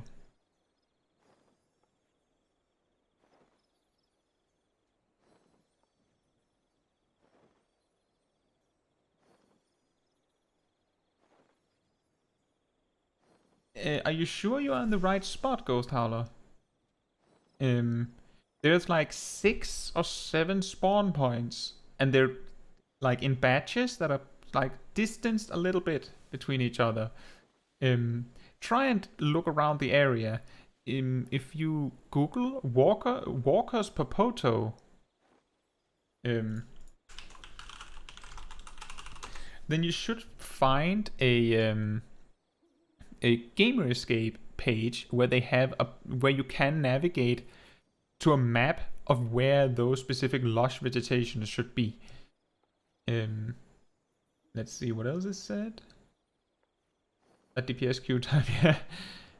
It's okay, Pokeshag. If you're focusing on damage and well, on combat rather, then that's not surprising that you don't know much about gathering yet.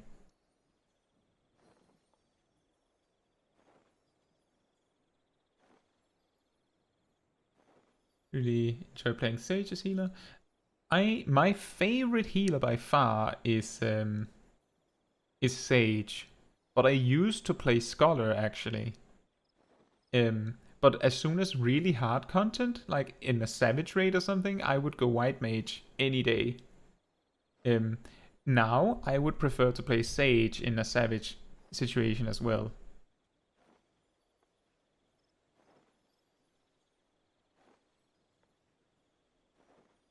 In an hour or so, Ghost Howler and Andromeda will discover that they're actually the same person.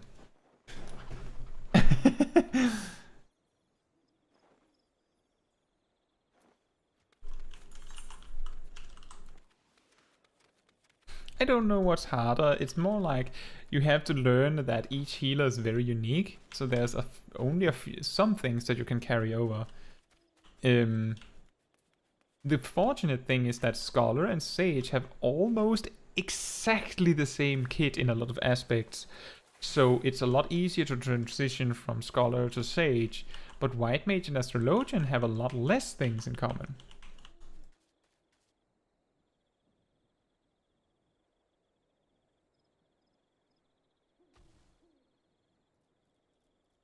Hey, Andromeda, little note here. Cure 3 is an AoE healing spell. So don't use Cure 3 to heal the tank. Only. Use Cure 2 if you have to use a casted heal, but generally speaking, as you reach higher levels, you will not need to cast Cure 2 outside of emergencies, typically.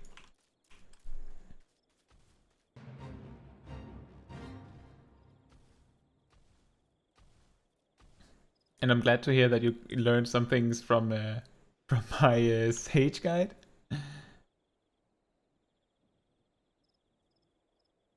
One of the most stressful things I've ever done in my life, because you have to make decisions.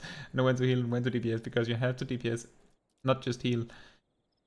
Yeah, the difficult thing, well, the thing is that as you progress further with healer, you will progress to a point where you have so many non-global cooldown abilities that you can heal with, that you will not need to choose between damage and healing. You just have to choose when you use your healing.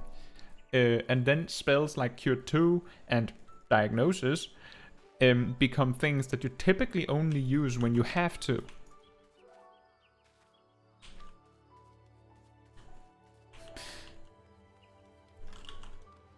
But yeah, what I was just saying is that Cure 3 is the weirdest thing in the White Mage arsenal, because Cure 1 and Cure 2 are single target, but Cure 3 is AoE. And I think they buffed the area of effect on it or something, but it's like really small compared to your alternatives. I'm glad to hear that, Ghost Howler. Yeah, Q1 is like such a specific spell, like you will probably like, if you've seen my Black Mage guides, you know how I pretty much say, yeah, Scathe is technically on your, you could put it on your bars, but some Black Mages never use it. Q1 is the White Mage equivalent. Like, you might not need it. But maybe you will. Like, there's an extremely niche scenario where you would, where your mana is so low, but it's probably a wipe then anyway. But it's worth a shot. But I'm glad to hear that, Ghost Howl. And it's okay, Andromeda. I'm not chewing you out or anything. I'm just making sure that you know, for your sake.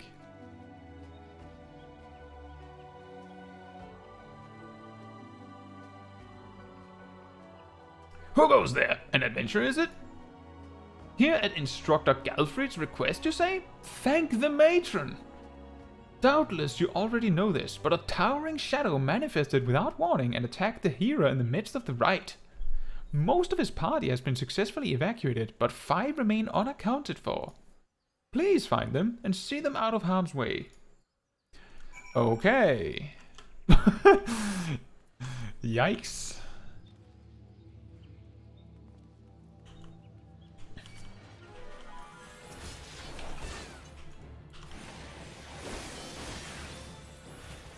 These enemies give blue mages a spell, by the way.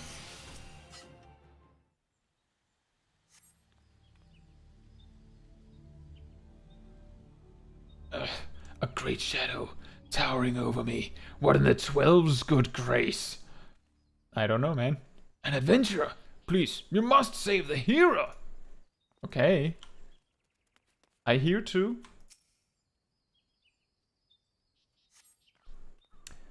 Galfrid sent you? I am no longer of use here.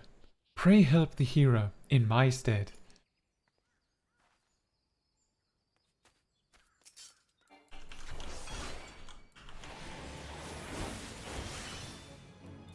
$69.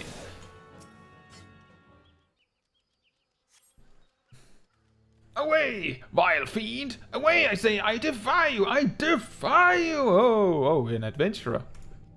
We were ambushed in the midst of the reach wall, and then, I'm not sure what happened. Thank you.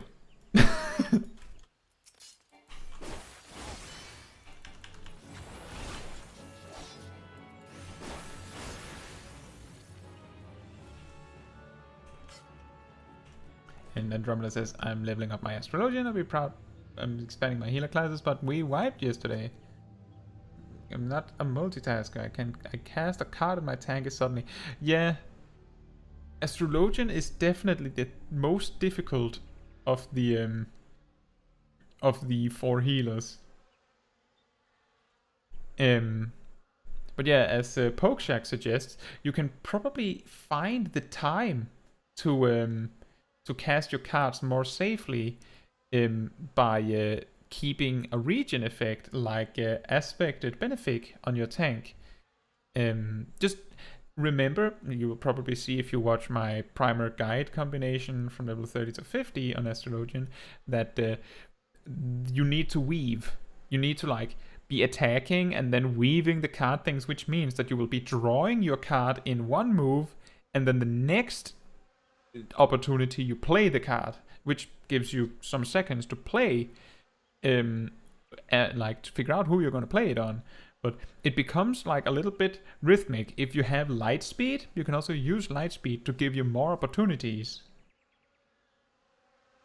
So you, with a healer, so Sage and Scholar, they get basically each their own version of like a passive permanent regen effect up on somebody.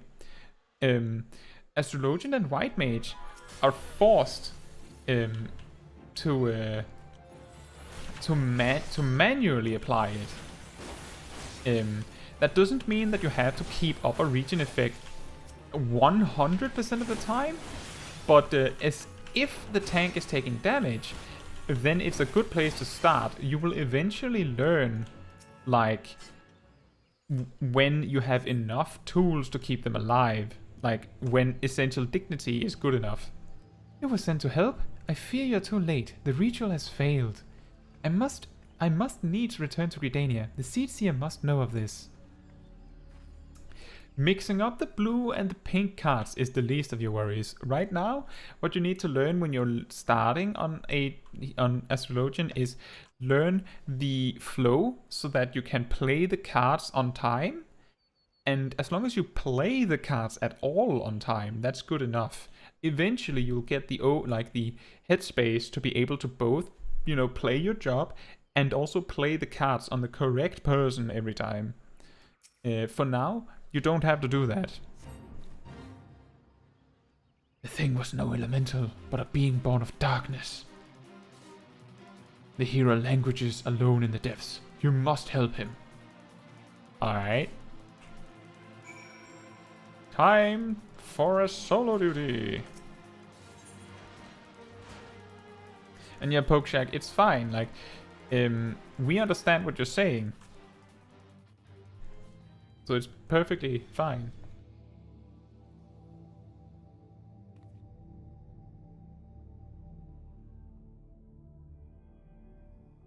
O mournful voice of creation, grant ye this humble stone a soul, that it may wake to life.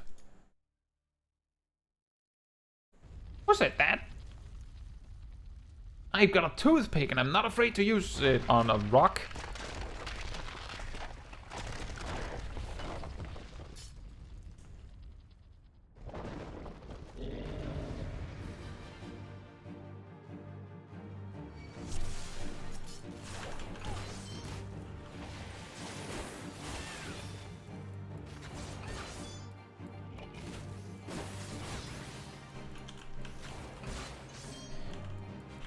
I'll answer the question after this fight, Andromeda.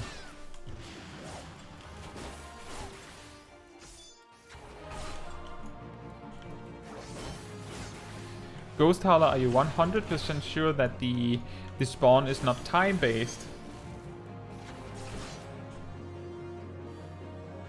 Oh, Plane Cracker, that is also a Blue Mage spell.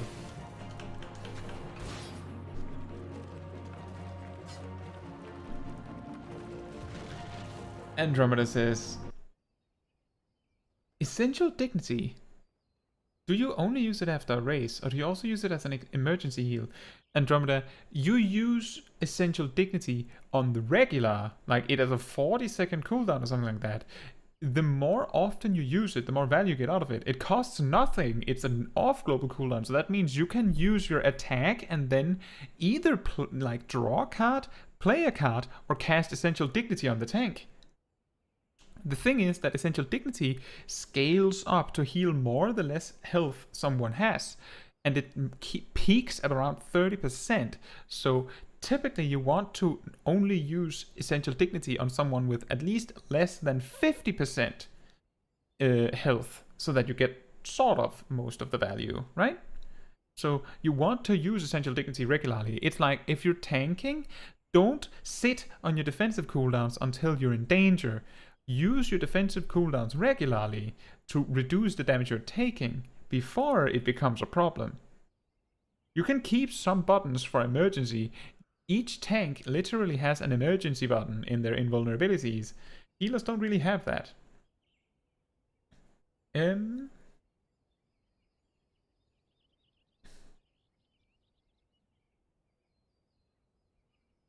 Oh man, that sucks, Ghost Howler.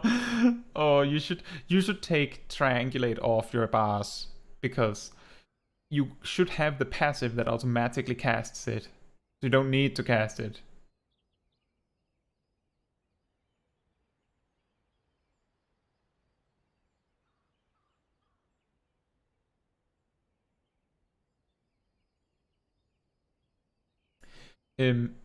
An OGCD is an off-global cooldown, which is an ability. And the reason they're called off-global cooldown is because weapon skills and spells are global cooldowns, which are on the global cooldown. That thing where every time you click a button, it puts most of your actions into a 2.5 second cooldown. That's the global cooldown.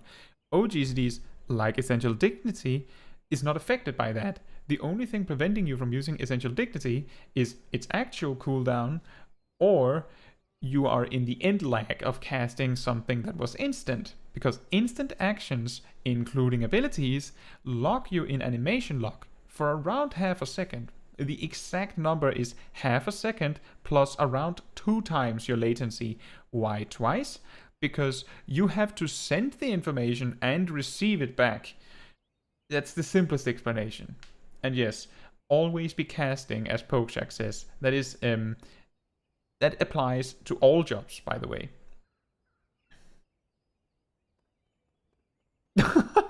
Oh, that sucks. You click the emergency button and then nothing happens. That the golem could be vanquished. That woman is no ordinary adventurer. I mean, it had like 500 health, man.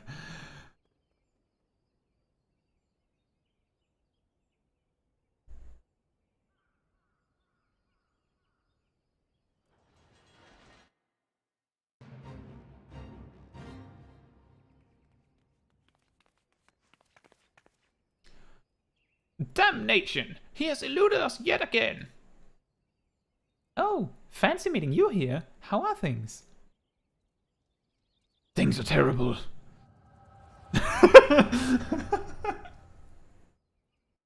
They're so terrible that I'm gonna zone out.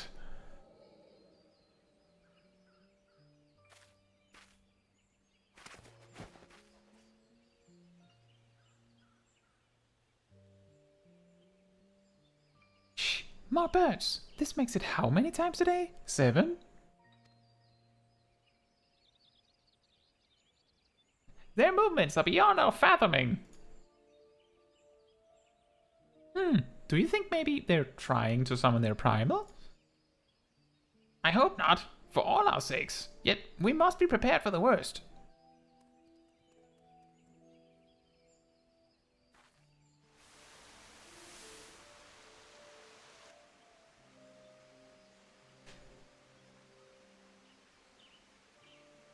Withered, the same fate as has befallen Emerald Moss. It is as we feared. Glamour's anomaly is affecting life in the Twelves Wood. You mean the disturbance in the etheric flow?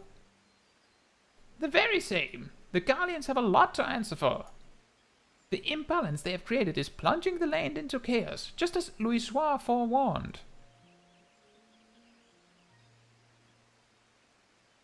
It's no wonder the primals have started appearing. Time is against us, but there's still hope for the land. We must hold fast to that hope and fight to the very last. Agreed. You know, there is at least one of the role quest lines in Shadowbringers that pretty much brings this up, that it's a huge problem, Andromeda. I'm not gonna go into more detail than that, because there's someone that might be spoiled by it there by pretty much 100% chance. But it's really funny in hindsight. Wow!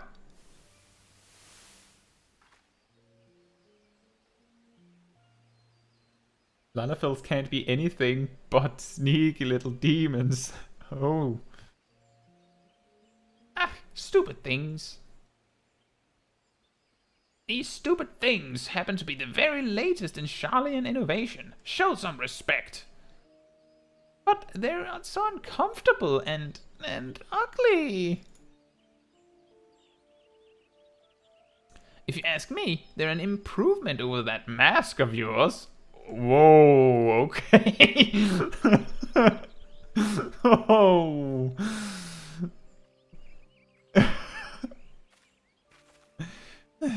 Hard to believe it's already been 5 whole years, isn't it? Already? 5 years is but a heartbeat in the life of the planet. I suppose you're right. Now that I think about it, the 12-Woods barely recovered at all, and the Gridanians still have the same old problems. Aye, along with some new ones. Just in case the Ixal and Garuda weren't troublesome enough, the Sylphs had to go and invite Ramuh, didn't they? Do you ever think about those adventurers who fought alongside us? I do. And then 5 years seems like ages. I wonder what became of them. And Papalimo just throwing the shade. Usually when I get paired up with a full party or a party of Lalafels on my main, I call it a school trip. Because as you've seen that my own apartment in my house in the game contains a classroom, a lot of my friends in game view me, and also because of my guides, they view me as a teacher, which means that Kai in a party of Lalafels would be a teacher with a group of kids, right? Ida, look! And all Lalafels gets the head pats. Golly! And this is what exactly?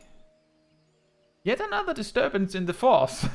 In the ether, and freshly manifested at that. It seems to be emanating from Lifeman's stump. We must hurry.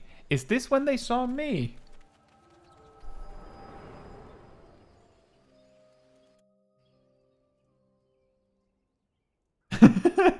do black mage mains sign a contract that they have to wear a big hat? Are you all right? Your eyes glazed over for a while there. Wow, so we just phased out completely. Just A field trip moderator. Big or small K, do you mean, Andromeda? The good news is that the hero is unharmed. Somewhat dazed, yes, but whole of mind and body. The bad news concerns everything else.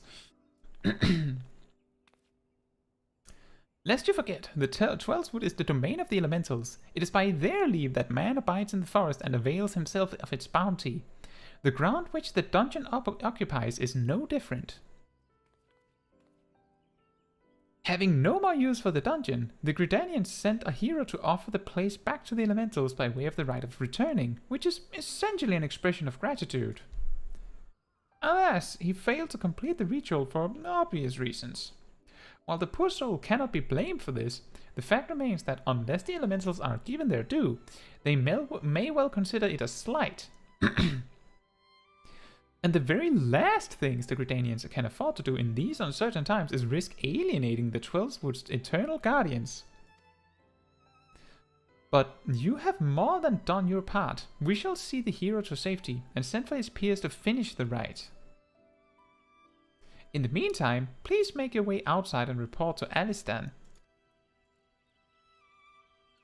But where are my manners? I am Papalimo, and the tactless woman beside me here is...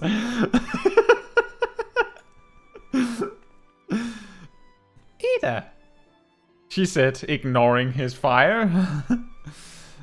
Papalimo and I are surveying the 12-Wood together. Pleased to meet you. Ida, give me a hand, would you?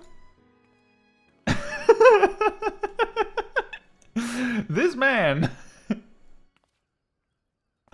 Wait, there's something familiar about you. Could it be that you are... Never mind. Doubtless my eyes are playing tricks. Till we meet again.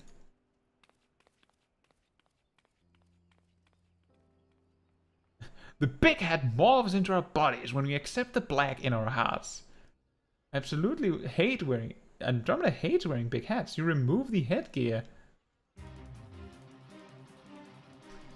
Ghost Owl changed race. Yeah, that's a common problem. Well, Andromeda, the good news are that if you're not a Lalafell, you're big enough to head pat everybody. And that means Lalafells. If you're a Lalafell, it's harder to head pat others.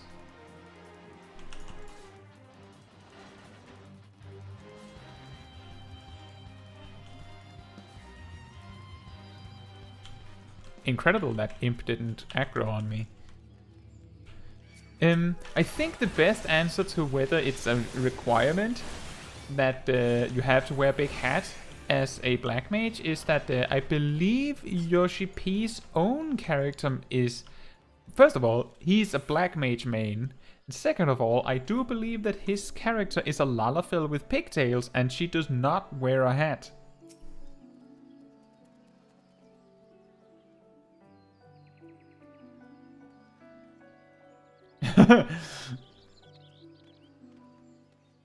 Honestly, sometimes the black mage it just looks like a mannequin with a stick to display the hat. All this happened inside Spirithold. 12 preservers. Yeah, and you just stood here. Look what you missed, man. Who was that masked mage, and by what dark ambition is he driven? So many things shrouded in mystery. Well, I shan't find my answers on my own. I must needs discuss this with Galfrid. The matter warrants a full investigation, if I am any judge, and that shall certainly be my recommendation. Your courage has saved many lives this day, adventurer. For this you have my deepest gratitude. Pray return to the Waking Sands. Pray return to Gridania and seek out Miounne. I understand she wishes to thank you for your efforts on our behalf. Finally, an opportunity to go back and get our next Lancer quest. Let's see here. Did your brothers separate at birth? With the comforting mode on Lalafells. It doesn't work on Ellison. I comfort the air above everyone's head. Ah. Well, I can inform you that small dragons or female aura are of the perfect size to give everyone hugs. Andromeda.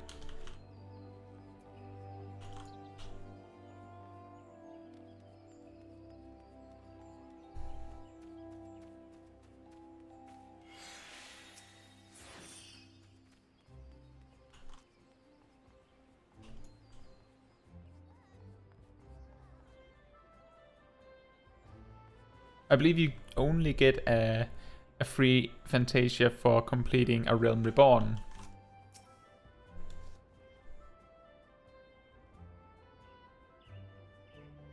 Yeah, exactly, it's just a Realm Reborn. The rest of them, it's you have to buy the Collector's Edition to get it.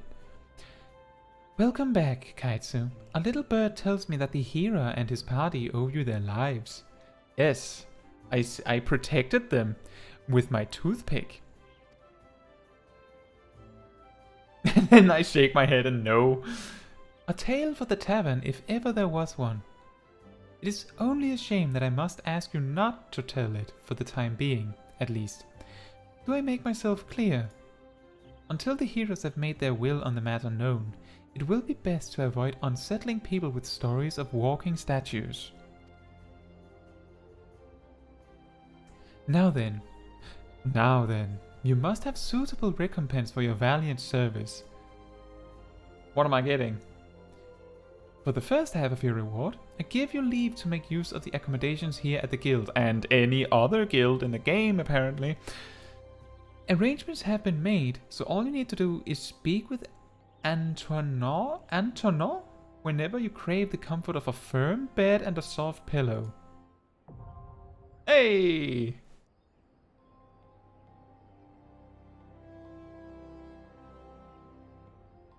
Well, Ghost Howler, you're only given one. At least, like, straight up. So I'm pretty sure maybe if you bought collector's editions, you would get them.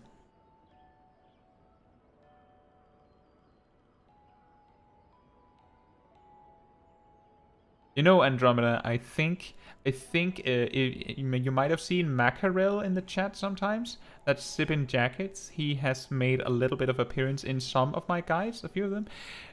I think he would love you.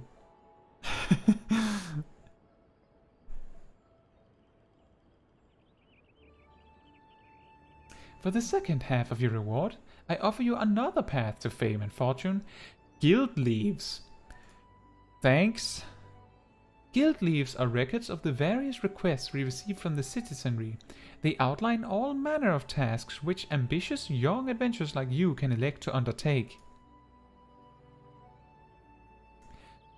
Gomtrand is our Guild Leaf official, or Leave Mate, here at the Carline Canopy. I have spoken with him regarding your knack for solving challenging problems, and he is eager to make your acquaintance. Is he? He doesn't look that excited. Okay, a little bit excited. Thanks for the wave.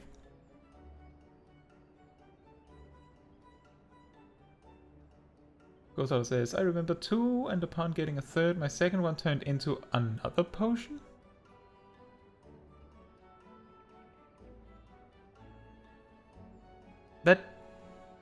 That sounds strange. I don't know, Ghost Howler. I have never heard of anyone getting more than 1 Fantasia potion, and I've actually never heard of the potion turning into something else. But if that's what you saw, that's what you saw. By the way, have you perchance heard about the coming festival? It is truly a splendid occasion, looked forward to by young and old alike, and one I heartily recommend that you take the time to enjoy. Don't be too disappointed if the recent troubles cast a shadow over proceedings, however. I fear nothing short of the mysterious interloper's apprehension can prevent that. But we were talking about you, Caetsu. You have made Mother proud. Hey! I expect great things of you, young lady. Now, that's more accurate. The masked mage called me a woman. Please call me a young lady at the very least. And also, Ghost Howler, I would definitely trust your word on your mom. It could be it's an oceanic thing specifically that you're getting extra stuff. That could be the case.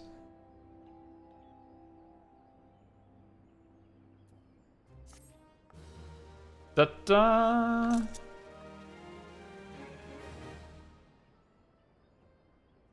We have access to the recommendations. Uh-huh.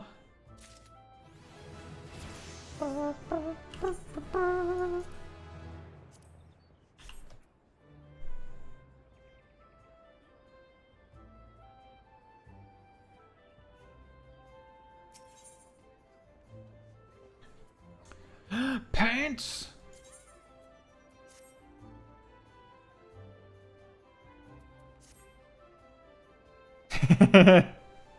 You hear the screenshot? Well, I need to take screenshots. We need some pictures of the adventure, right? How's my favorite fresh-faced adventure? Oh, do not scowl so. I speak out of habit. You've come a long way since first you walked through my door, and I'll not deny it. As a matter of fact, I think it's about time you made yourself useful at Bench Branch Meadows in the Central Shroud. Unlike the recruits you see at the Bannock, the men and women out at Bent Branch are fully occupied with their own work. As such, I imagine there are more than a few who would welcome the assistance of a rapidly maturing adventurer like yourself. Bent Branch is also home to a very usefully situated Aetherite. It is, in other words, the perfect place for you to begin the next stage of your journey as an adventurer. And what better time than the present? Leave the city via the Blue Badger Gate and continue to the southwest until you come to a bridge. Cross it, and when you spy an Aetherite in the distance, you may congratulate yourself on having successfully found Bent Branch Meadows. If you so fancy, you may also make use of the Chocobo Porter service. Doubtless the safest way to get to your destination. Chocobo Keep Zingur should not hesitate to lend his birds to a capable adventurer like you.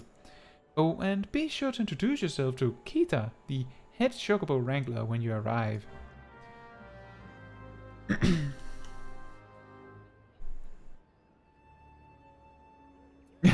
Well, Pokeshack, I've only taken just the one picture. Sure.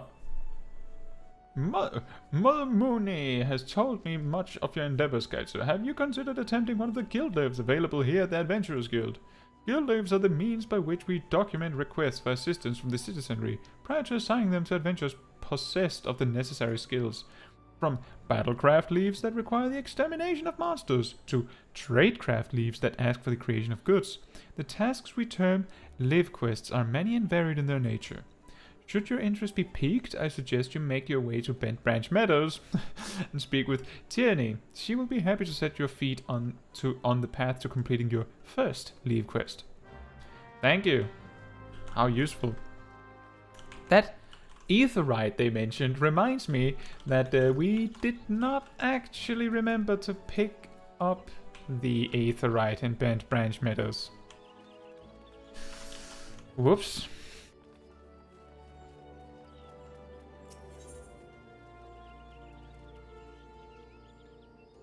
Oh, you've already almost finished the quest, Ghost Howler? Well, you will probably be forced to do them very soon.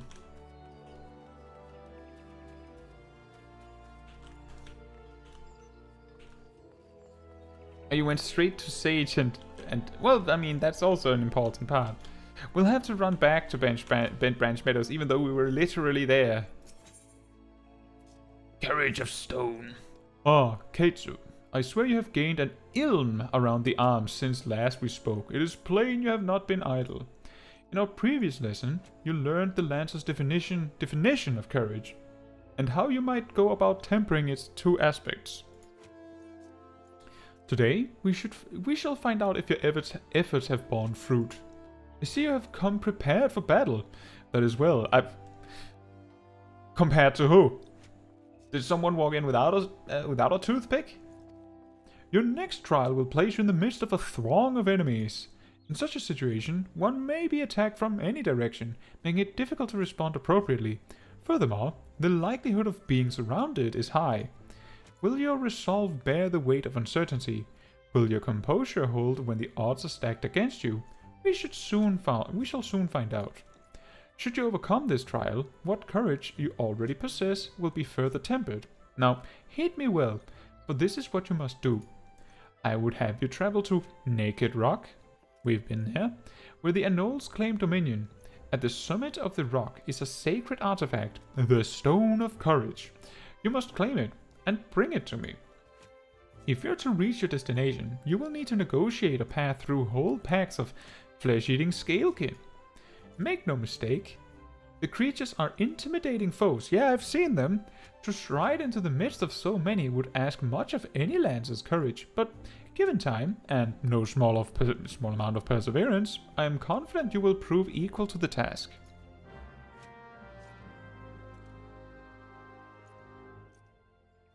That's a problem for the Caetsu of the future. Well, I'm the Caetsu of the future. And I'm not super happy about Caetsu of the past forgetting.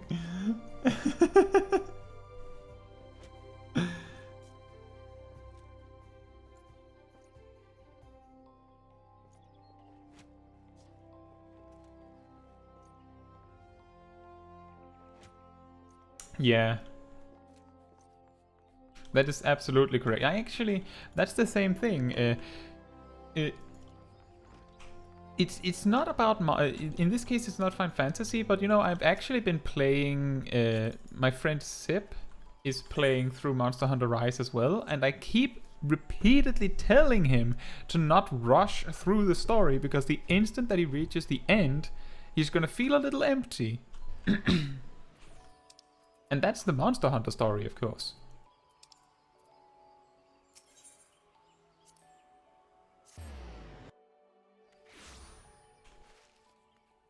What's happening here? Anyway.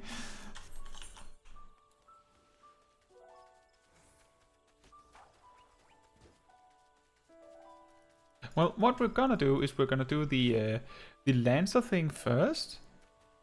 And then we're going to run to Bent Branch. And get the Aetherite. and then we will maybe teleport back and get the next one.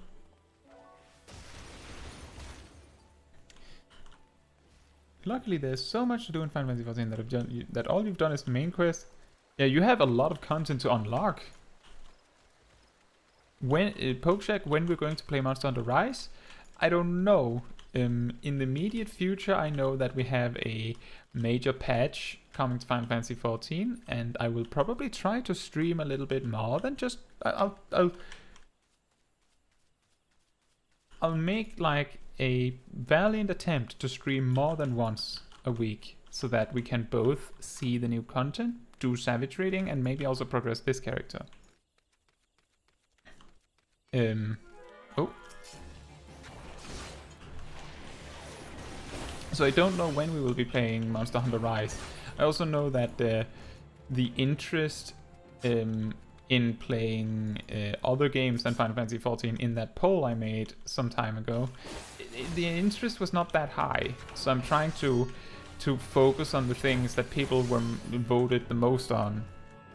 And Andromeda, yes, Zip, ZIP, is Mackerel, and yeah, that's the friend that probably loves you, because he always talks about how Lalafell is the best race ever.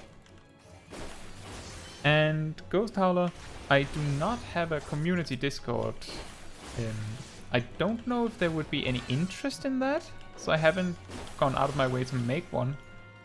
Do you think there would be any interest in that?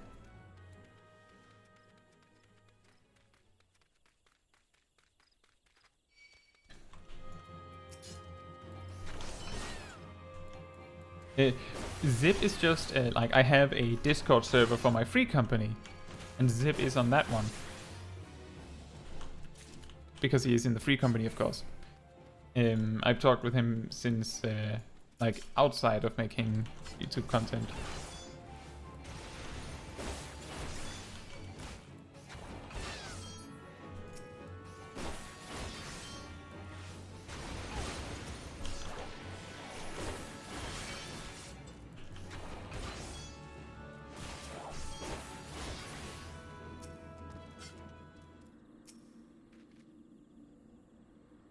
It might be a risk if you can't give someone trustworthy to moderate it, being a content creator on the smaller side.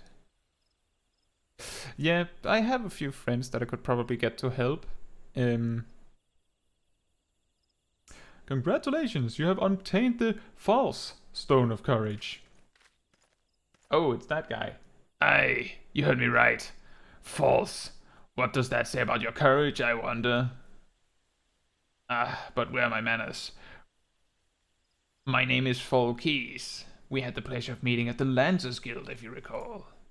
On that occasion, I turned my weapon upon you, and you betrayed not a hint of fear. It was in that instance that I sensed you were unlike the others, that you had promise. And so, to the present, in its current state, the trial in which you are engaged, if trial it may be called, makes a mockery of the Lancer's art. Needless to say, this cannot be tolerated. And so, I have taken the liberty of moving the Stone of Courage to a more suitable location. It now resides in the depths of Spirit Hold. Oh no! Under the guard of fell fiends. A far more fitting challenge, as I am sure you will agree. Whether or not you attempted to retrieve the stone is for you to decide. If you fear for your safety, I suggest you run back to the guild and bemoan the world's frightfulness to the many brave souls who cower there. Miounne will doubtless consider it a supremely courageous act. Yet, know that a lancer may forge true courage only in the midst of great danger. Ah!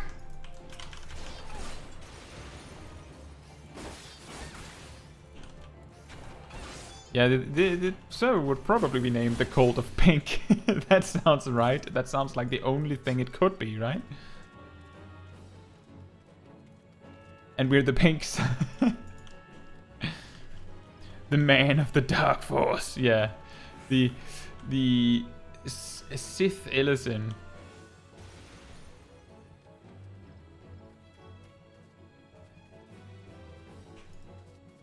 Well, you know, my channel is heavily associated with pink in some ways, and so is my main character. One day we'll have the money to afford cherry pink dye on this character as well.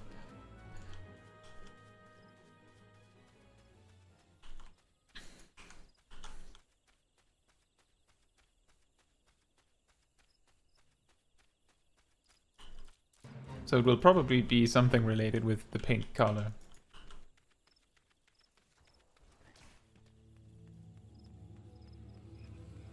In other news, we have to pretty heavily focus on the Lancer story right now, because if I remember correctly, it's been a while, but I'm pretty sure that we don't get piercing talent unless we do the quest. So we have to do that now, because we're almost level 15. Now the big question is whether this quest will actually push us up to level 15 in the first place.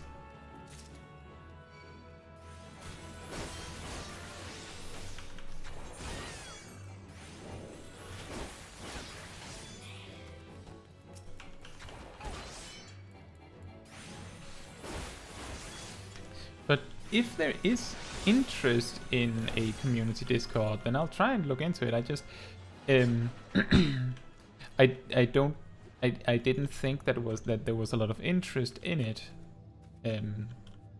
so I just left it at that. It would be very, very boring if I made a community Discord only for no one to show up, wouldn't it?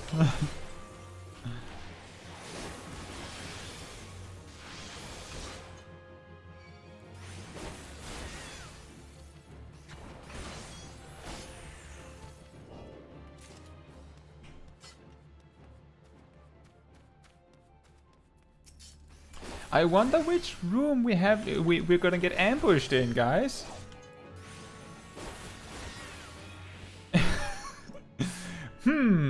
I wonder, where could it possibly be?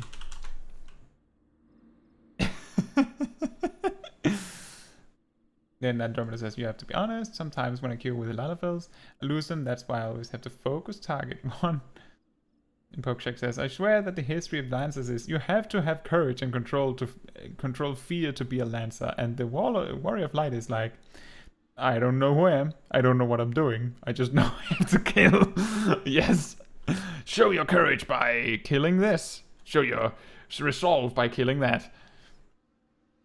And Ghost Hollow says, I'd be keen just to sit in while you stream. I have Streamer Friend, and she has a channel where everyone is muted except for whoever she's playing with. Yeah, well, if I were streaming with someone else in the voice communication, then you would be able to hear them here. Absolutely.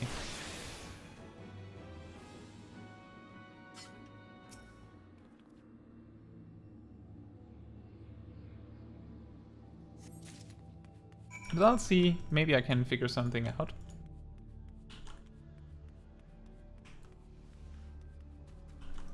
I haven't done that much streaming yet, after all.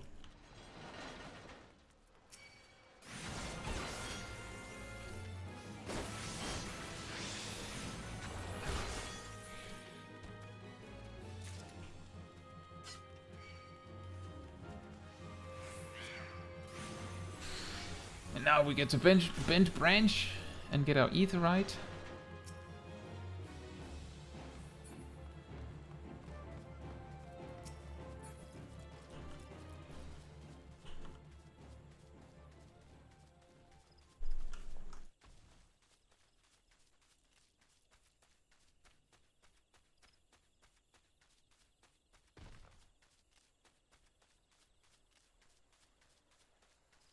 Oh man, so many random side quests we're probably not gonna do anytime soon.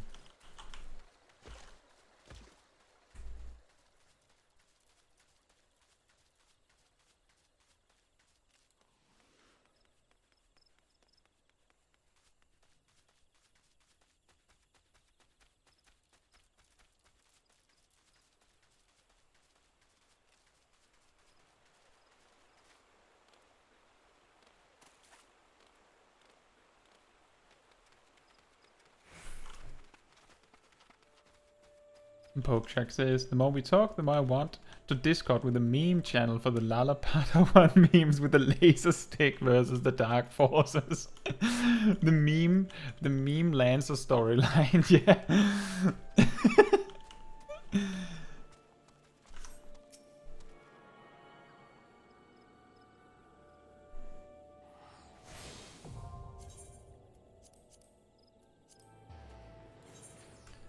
Oh boy, it's very expensive to teleport, guys.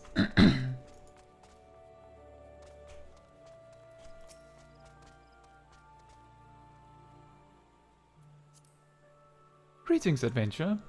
My name is Tierney, and I am in charge of assigning local live quests here in Bent Branch Meadows. Guntrand convinced you to seek me out, did he? Then I shall assume you have a basic understanding of what accepting a guild leave might entail. But first things first, I must be certain that your skills are a match for your enthusiasm. The Adventurers Guild would not approve of me sending a fledgling hero to her death or a dishonor for want of the requisite capabilities.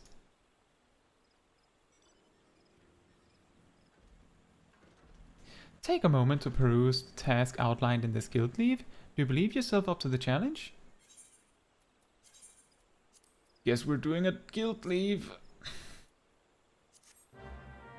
Is it more anoles? I'm glad to hear it. Pray be aware, however, that anoles are wont to flee to their brood mates when they sense they are overmatched. You would be wise to prevent such a reunion, lest the battle be drawn out past your limits of endurance.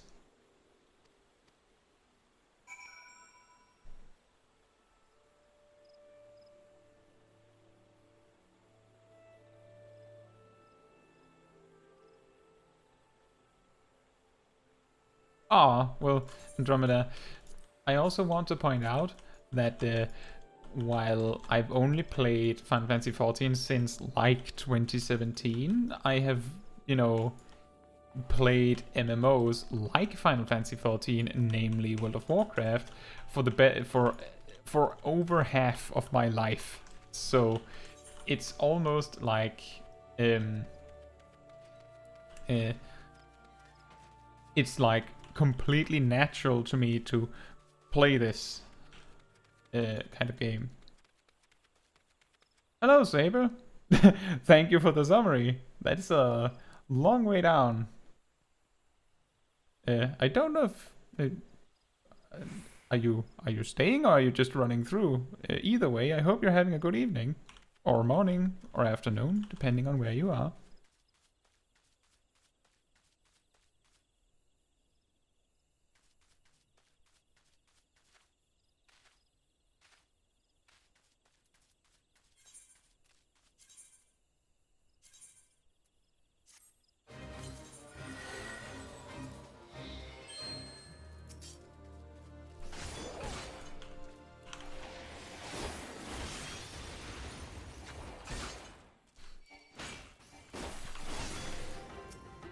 The only reason why we're doing this leave is specifically because it appears to be necessary to unlock the feature.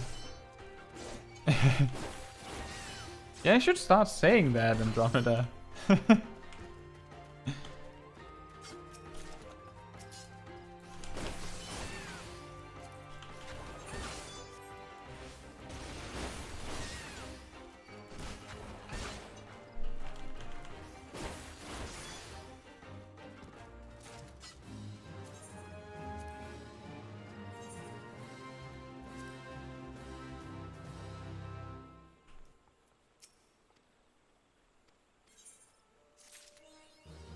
Now that this little trial is behind us, I have no further qualms about assigning you tasks around Bent Branch Meadows.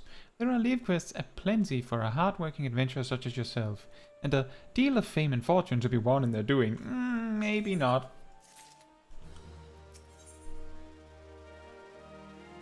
Okay, we can unlock guild tests.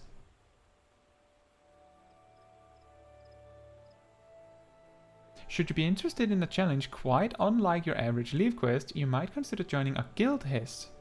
If you wish to know more, pray speak with Battle Warden Ribald outside yonder tent. I will inform him of your success against the Anoles so that there are no doubts as to your abilities. Bam, bam, bam, bam, bam.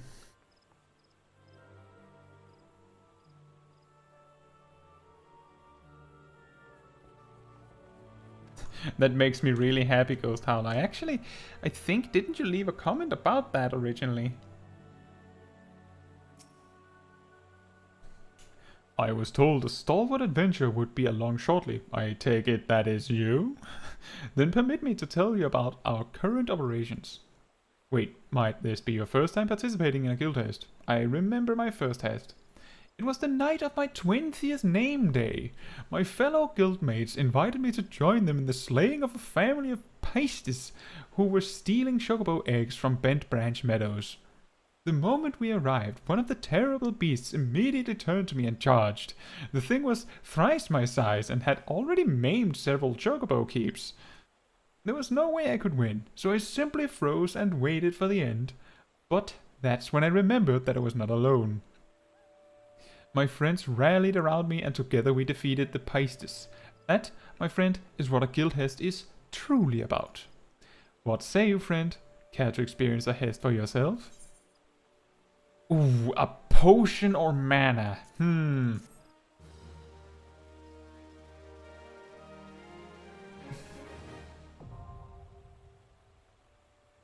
All I remember, Pokeshag, is that one day I started seeing comments from you on my videos and they were generally always super positive, so that's really what matters, right? I also want to say, Ghost Howler, that the perfect opener, that like the stuff that I show as the optimal opener in my guides is like, if you can get it, like if you can get the pull timer and everything, then it's awesome. But if you're doing a dungeon, for instance, then there's a good chance that you're going to open a boss fight already in Umbral Ice with 3 Umbral Hearts and things like that. So suddenly the optimal opener changes to be like, oh, you just have to apply Thunder, get your buffs up and just nuke, because you're already in your like regular mode, right?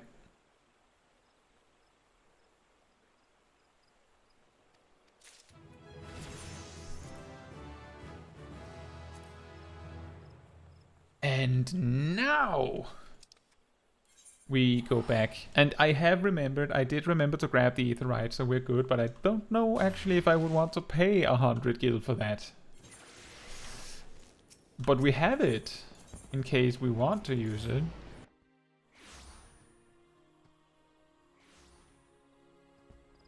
Oh, Pokeshag, that's completely alright. That is totally fine.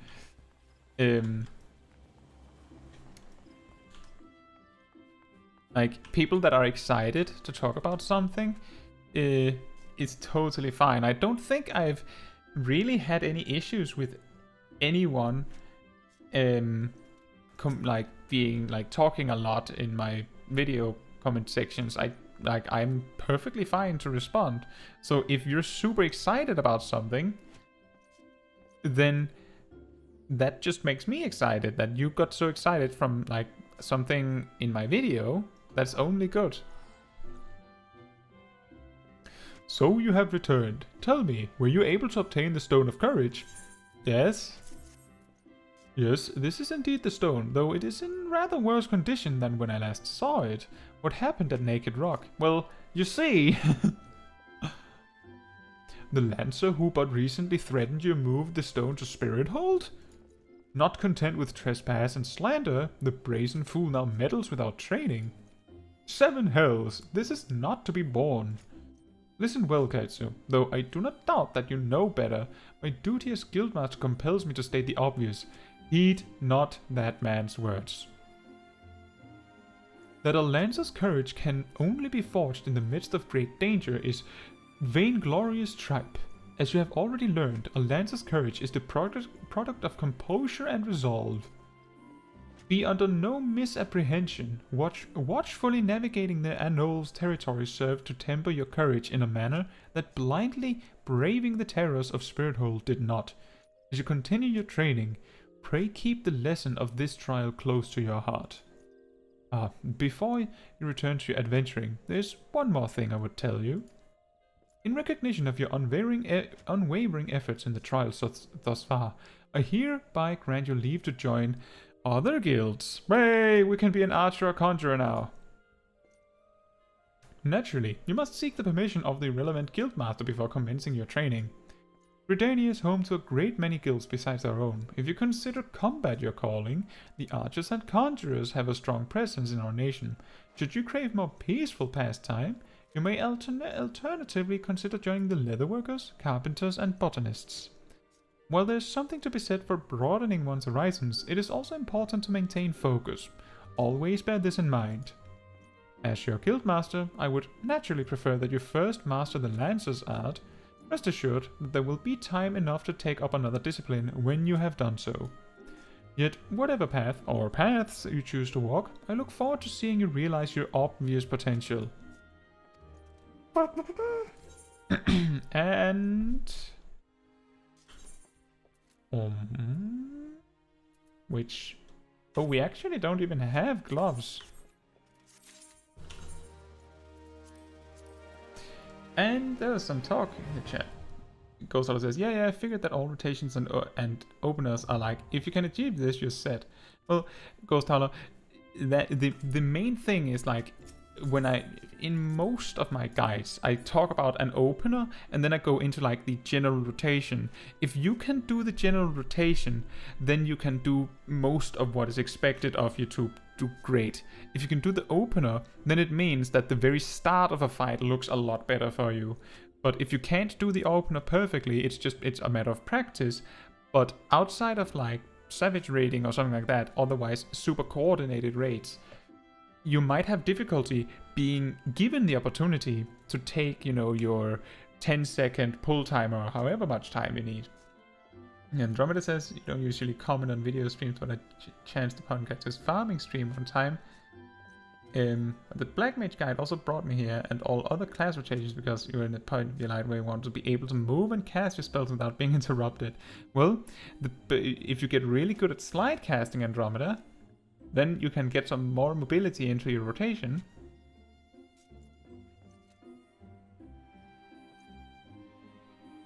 That makes me really happy to hear that, Pokeshack. That is so awesome. That is so awesome that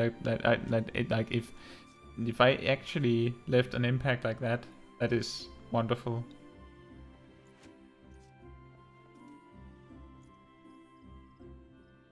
Andromeda says, it's a close-knit community, everyone talks to each other and Caetsu acknowledges us, so it's also very nice. As long as I have the ability to respond to everyone, I will try to. Ghost Hollow says, hearing that... yeah. The general rotations is really what matters. Like, if... I can also say that if you saw that stream I did where I did my dailies, like my farming stream, I guess that might be the one Andromeda might be referring to, you might notice that like 0% of the time I was actively going out of my way to do the opener correct, because it just doesn't happen in dungeons.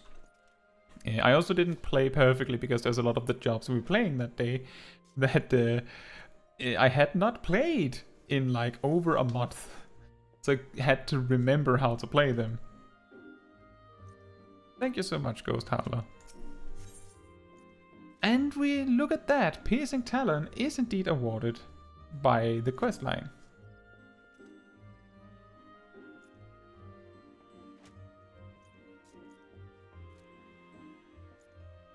Oh, yeah, that's true, Andromeda. Ah, Caetsu, you've come at a good time. I urgently require your help. I have not left. Scarcely a bell ago, our old friend Folkis paid us another visit, seemingly intent upon reprieving the performance he gave on the day of your first meeting. As on that occasion, he raved till the air was thick with slanders, declaring every soul who met his gaze more craven than the last. This time, however, not all ears were deaf to his myriad provocations.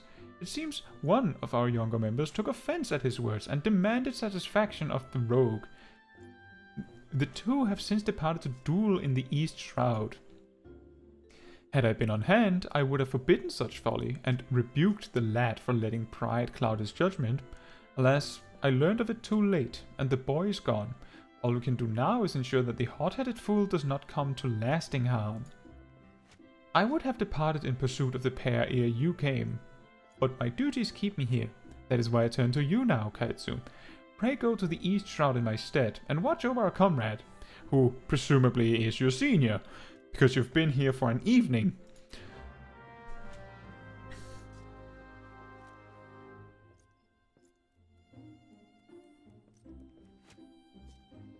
Well, Andromeda, when you're really low level, Blizzard 2 can be useful. What you can also do is if you swap, like if it's, I would not recommend it for damage reasons, but if you really pressed for cast times, if you alternate between Blizzard 2 and Fire 2, they will cast faster but do a lot less damage. But it's better than 0 damage, right? We're going somewhere we haven't been before. We have to go with the ferry. Can we do that? Will you let me go with the ferry skipper?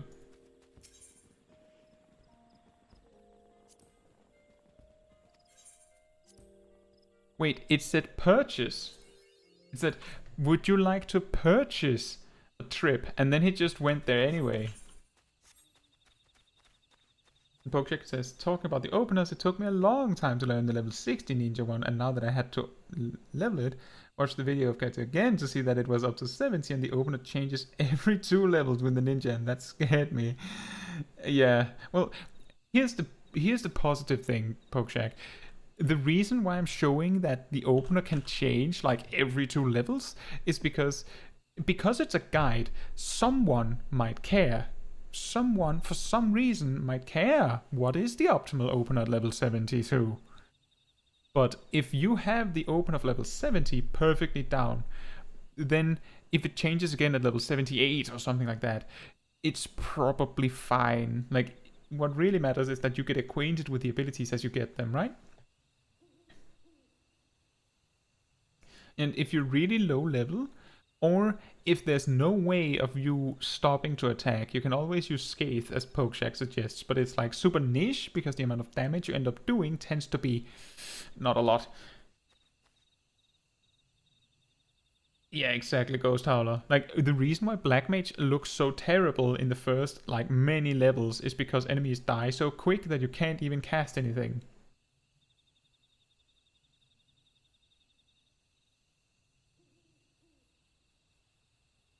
Hey Maha, how are you?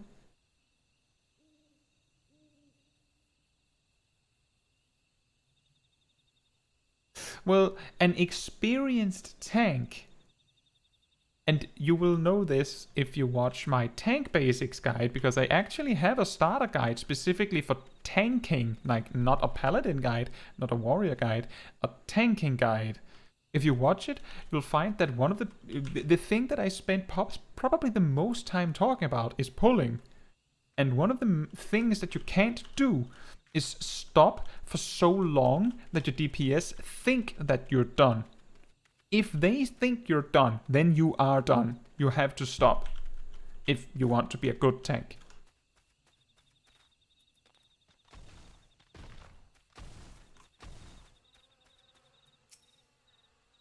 So we meet again. You remember who I am, I trust?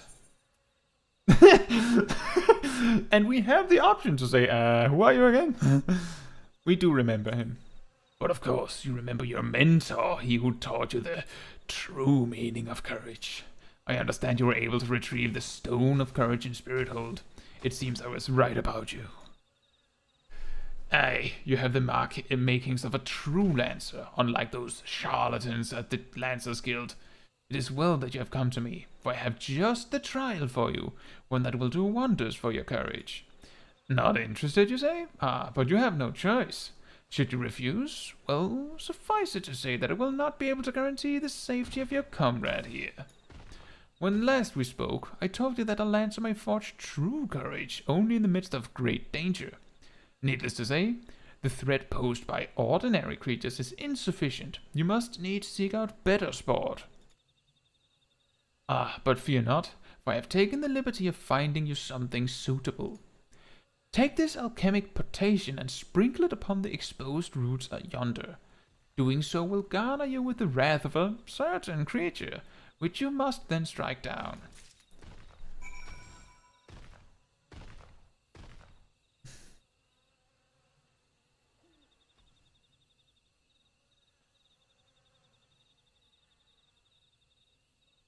Black Mage to level 90 is the best achievement you've ever achieved.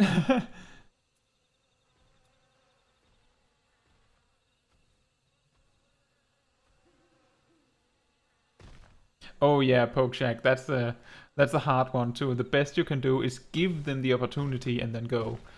Ninjas that care will appreciate it, like giving the opportunity to use stealth to refresh their ninjutsus. I am now casting. As a black mage it is difficult, please don't move.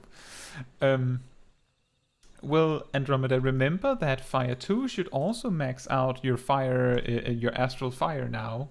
I think, I'm pretty sure. I can't remember if there's a trait like in level 40s or something. But if you have Fire 3, I believe Fire 2 does it as well. So if it's AoE, you should be able to just open with Fire 2.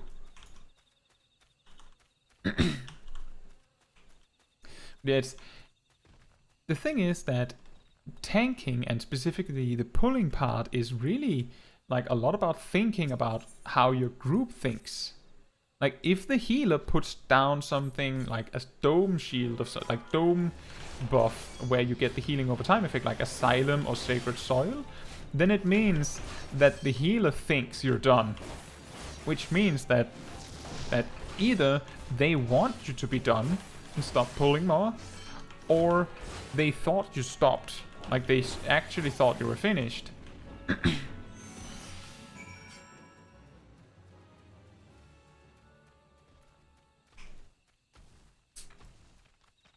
Well, remember that you're not supposed to, you're only supposed to prep your dance before combat. So you have vanquished the Treant. Well done. By striking down that frenzied creature, you have further strengthened your courage. Release your comrade? Oh, I shall, once you have completed my next trial. This one will pit you against a multitude of foes. Make your way to Lifematch Stump in the Central Shroud. Once there, seek out a likely spot along the forest path to lie in wait. Man-eating wolves are wont to hunt there at this time of year, and it should not be long before a pack appears. When the beasts show themselves, you are to slay their leader, the Alpha Wolf. I shall be observing you. I shall be observing from up close. The better to offer you advice. I could just imagine him like, I'm just fighting, he's like, use Marble Thrust!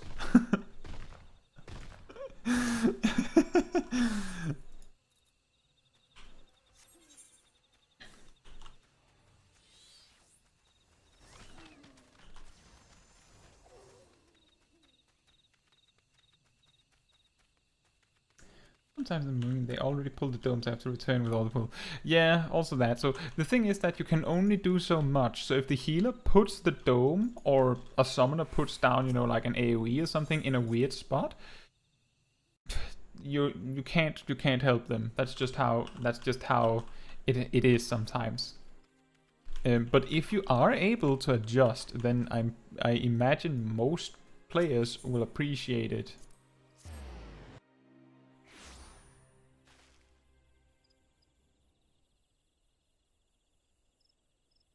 Ha! That is a funny macro, Andromeda. I don't think it helps much though, because most of the time tanks wouldn't move the enemies there in the first place if they knew. Like if they can.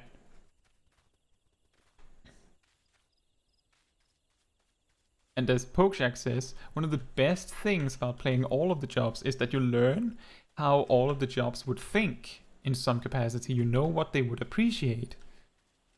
Which makes it easier for you, as a tank, for instance, to play around it.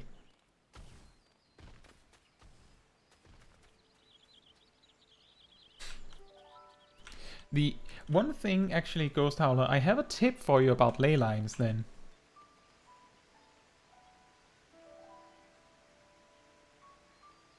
In your average dungeon, it takes around a minute per pack, right? Less if your group is extremely overgeared and really strong, or more if the exact opposite is the case.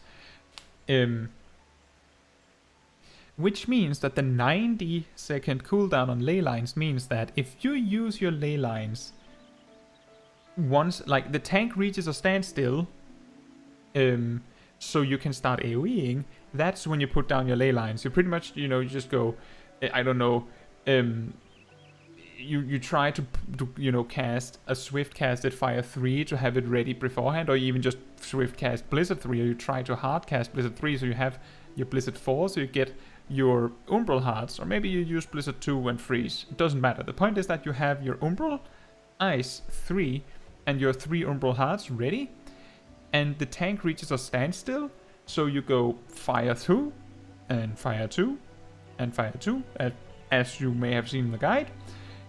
And then, let's say you have a like a Thundercloud proc, so you can do instant Thunder 4, and then you go triple cast, and you go Flare, Flare, Manaphon, Flare.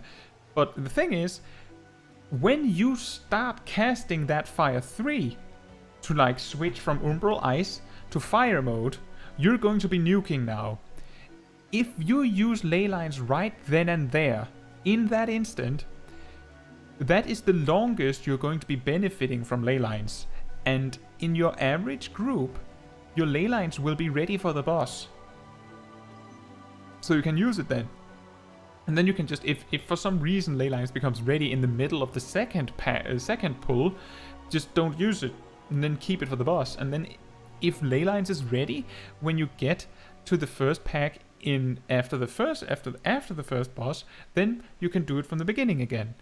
The main thing is that there's about 2 minutes from you enter the dungeon to you reach the boss in your average dungeon, and from the first boss to the second boss there's another 2 minutes, and from the second boss to the third boss there's another 2 minutes. So anything that has a 2-minute cooldown, if you use it on the first pack, it'll be ready for the boss. And anything with a 1-minute cooldown, if you use it on the second pack, it'll be ready for the boss. And I understand why you wouldn't want to use ley lines on you know, AoE packs, because it means that there's a risk that you can't do your opener right on the boss.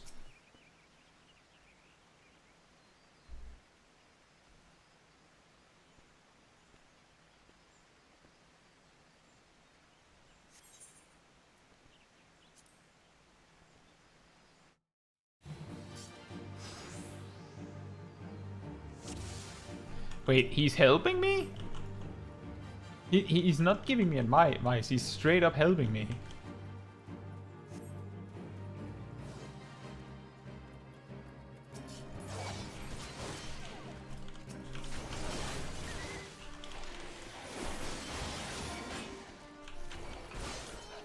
That's a lot.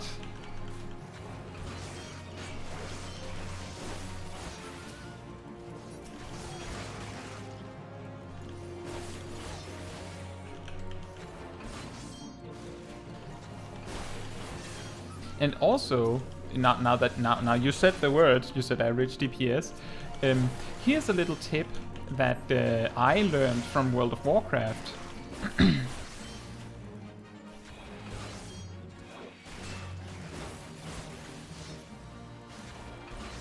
Okay, so Falkies just blinded me for the lulz. Why?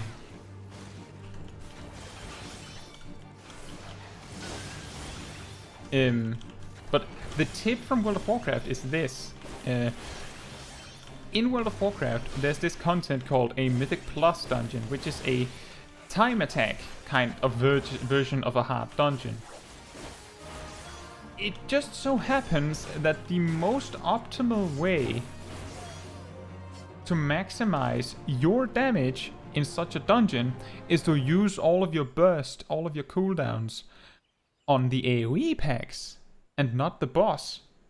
And typically the boss is the easy part unless there's some mechanic that they have that threatens you, and typically that's not the case. This also applies in Final Fantasy XIV. When you're tanking, when are you most afraid? When you're pulling 2 packs at once and have to cycle your cooldowns extremely carefully? Or when you're tanking the boss with predictable mechanics? And I hope the answer you produce is you're most afraid of the big AoE packs. And if that's the case, then you can also determine as a DPS you would want to give it 120% on that. And then if the boss takes a bit longer, that's fine. Let's see here. Pokecheck says, with the bard, if you reapply the 2 dots with Iron Jaws, does this also have the benefit of augmented damage of the raging strikes? Yes. So specifically, when you cast Iron Jaws, it's like it recasts both of your dots as you are right there. That means that you will get all the buffs applied right there. But if you reapply Iron Jaws later without the buffs, then it will of course lose the benefits. And here we have the bot again.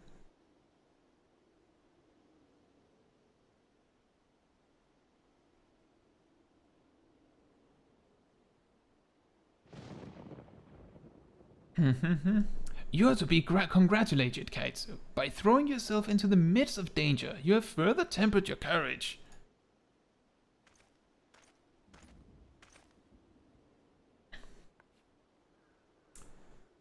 And in the process, you have brought peace to Lifeman's Stump, a place considered sacred by the people of Gridania.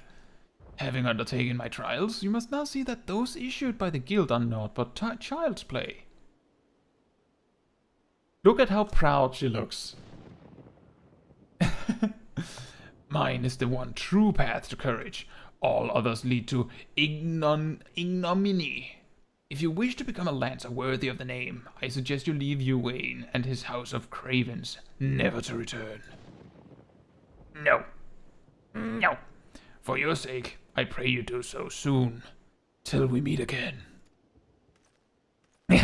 Look, Volkis, I am the high ground.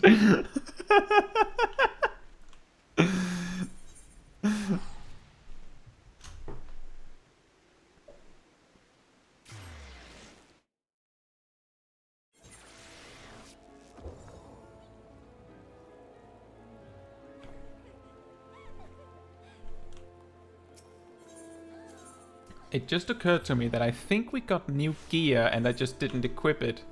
Yep. Oh, that even looks nice. What was it? Was it Ghost Howler that called the previous polearm that looked, our previous toothpick that looked a bit like this? We have a new one of those, but we're probably gonna replace it in like 1 minute.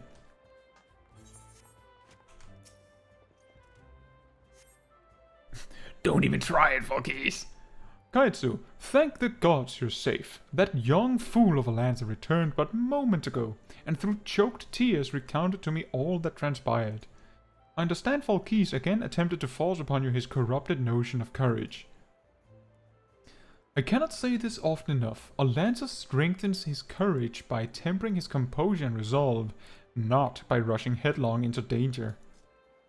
You were able to overcome Volkis' trials, it's true, yet know that you did so by virtue of true courage, that is, courage born of composure and resolve. You faltered not before the fury of a frenzied treant, nor did you succumb to panic when surrounded by bloodthirsty wolves. Owing to this, you were able to perform to the fullest of your potential. You have come far, Caetsu. It is past time that I taught you the piercing talon technique. One of the most versatile weapons in the Lancer's arsenal. May it serve you well. Now, I must needs decide what course of action to take with regards to your self-appointed mentor. Though no lives were lost, this latest incident only served to confirm what I had long suspected, that Volkis will cause great harm if left to propagate his corrupted notion of courage. He must be persuaded to desist, though I do not yet know how. Mayhap his regard for you could be turned to our advantage, but leave such considerations to me. For the time being, you would do well to put Volkis from your mind. Well, he's gonna show up in like 5 minutes, isn't he? Focus on your training, and strive to master the technique I've taught you. I look forward to our next meeting. A more pointy Q-tip! Woo!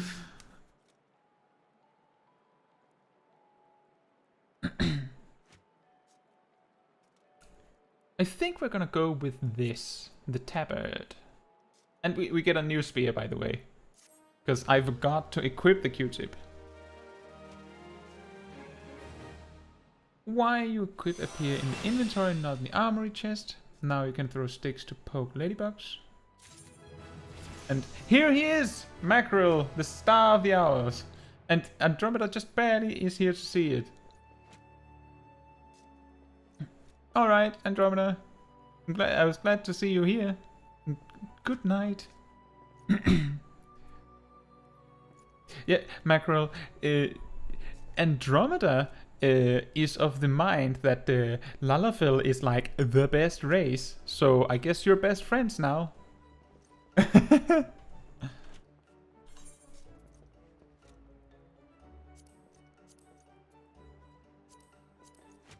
So, Pokeshack, the reason that my equipment appears in my inventory is specifically because I've gone into the item settings here and said so. I've specifically chosen that it should not land in the armory chest because it makes it easier for me to distinguish gear that has been here for a while and new gear that I've just received, like the spear. I would have probably completely forgotten that I got it at all if otherwise, because you see I'm not really pressing the recommended gear because I want to equip the friendship circlet.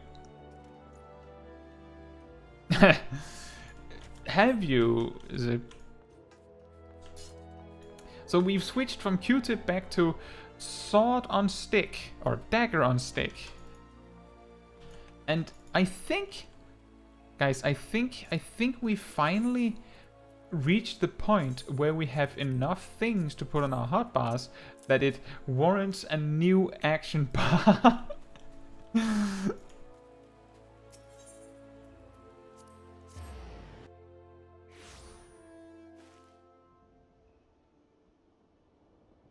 My friendship with female auras ended. My new friend is female Lalafell. The Church of the Fells require new members indeed. Well, I'll probably stay an aura for a long time with my main. But that's why we have Smol Caetsu Chaiji here. What? How would you know the difference if suddenly my main was also looking like this? Then you wouldn't be sure which character we were on.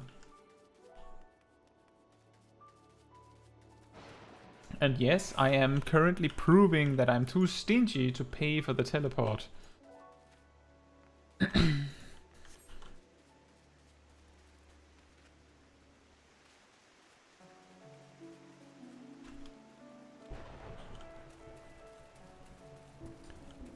Oh, wait a minute. I wonder if we could start on the stuff that the smith can teach us so we can get the brand new armor. 100 tickets. You get 100 tickets if you are, I believe it's from the recruiter friend. And I was never recruited by anyone.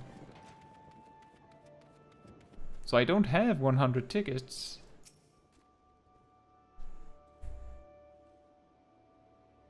You must be the venture Miounne sent word about. I'm Keitha, head wrangler around these parts. Good night, Andromeda. I've heard many and more things about you. Good things, lest you worry. When the Elder Seeds here bade us welcome ventures, it is fair to say we had our doubts. Till hard-working folk like yourself set about proving us wrong, that is. Consider me a convert.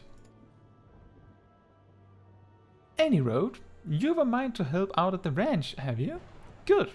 We could always do with a hand or two to keep the place running smoothly. As a matter of fact, I have a task right here that wants doing. Let me know when you're ready to get busy. Oh, and you come highly recommended, so don't go letting no one down, eh? Pants! More pants! I don't even know if that's an upgrade. But it's pants. And another level up. Oh, we didn't even have pants. You shall not trespass. 7 hells. Some bastard Kikian has gone and broken one of me chocobo eggs.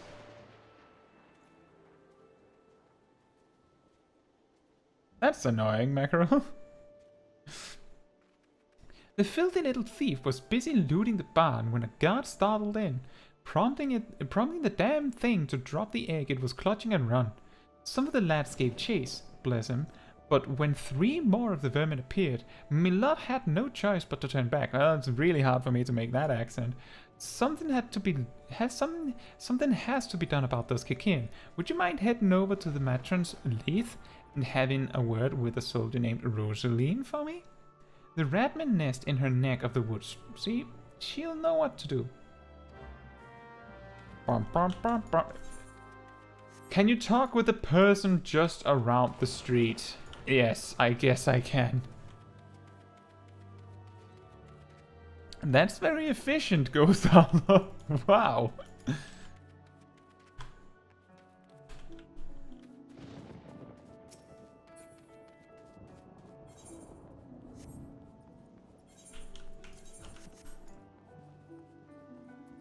Wait, what's... Oh, we get disemboweled really soon.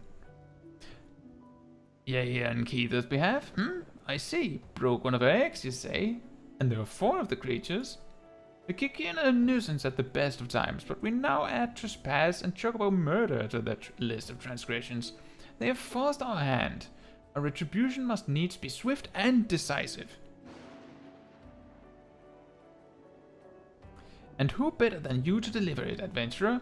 Find the lair to the west of here and make an example of exactly 4 Kikian scramblers. We can send no clearer message.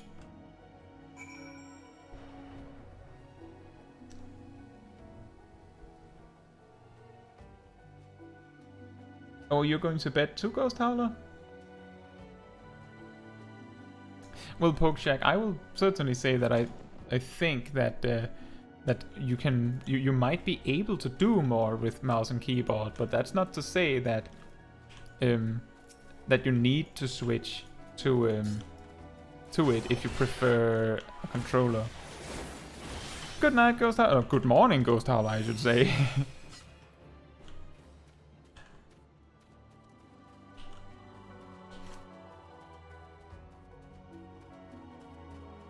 There was just one Dynamite here? Oh, the other one's over there. We'll fight them later.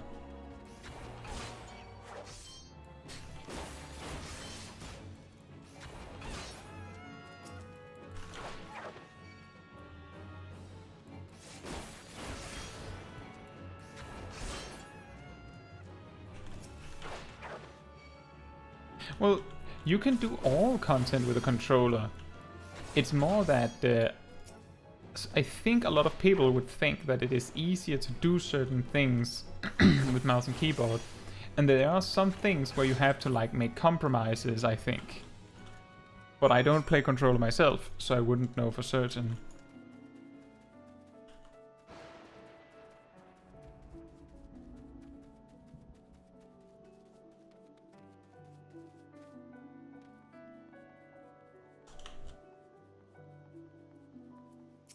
Hello, Rosaline.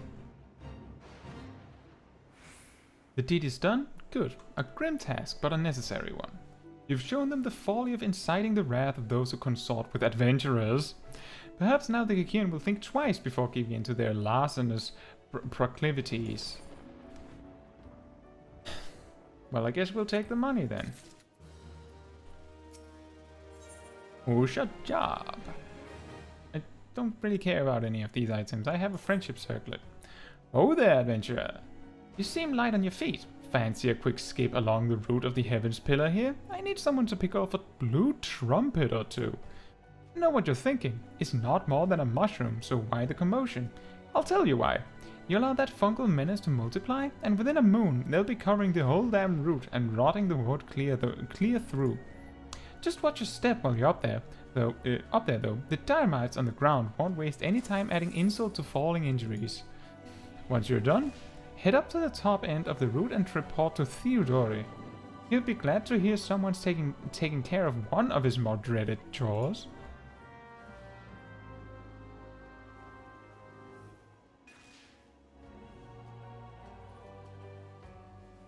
Yeah, that is the common problem just in general, is that if you're used to playing controller, you would have to remap everything to switch to mouse and keyboard and relearn everything for that matter. And the same applies in the reverse. Not like a few weeks ago, someone asked on my Dragoon guide for advice on how to do keybinds for mouse and for a controller, because my guides tend to relatively specifically give advice on how to do mouse and keyboard, at least somewhat, but not for your controller. And I had to sit down and figure out how controller crossbars work. And it still took me like a good hour to give a proper response that he could use for something. Oh, you've cleared the route of blue trumpets? Wonderful! To be quite honest, I have this teeny tiny problem with heights. No, this is not my ideal posting, but we do what we must.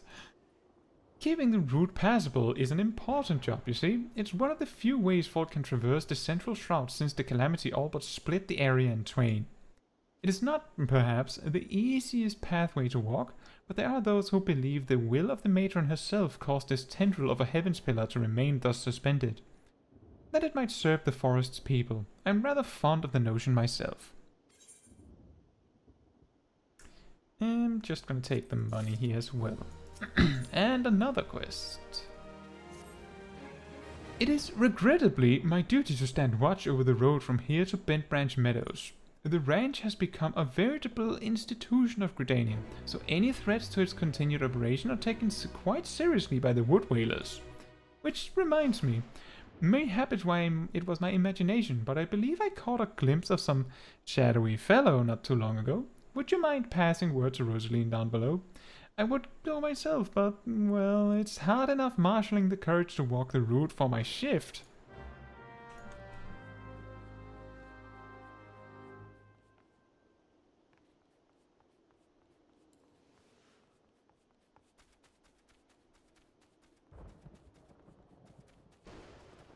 But Pokeshag, you shouldn't feel like you have to learn mouse and keyboard for any reason. Like, if you play controller, it sounds more like if you have problems with your controller, it sounds most like you need to get a new controller. A shadowy figure? Now that you mention it, I may have seen something. I dismissed it as a trick of the light before, but I thought I saw a shadow in the forest to the north. Still, I suspect it is nothing more than a Kikian thief on the run. If you must sate your curiosity, by all means investigate. Should you actually find something of note, I would like very much to see it.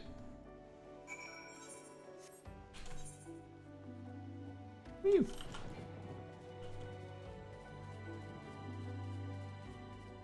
We're like nearly 7 levels ahead of the main quest right now.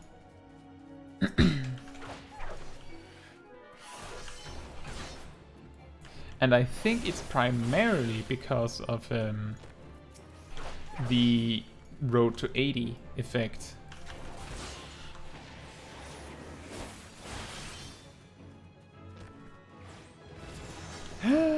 We have disembowel!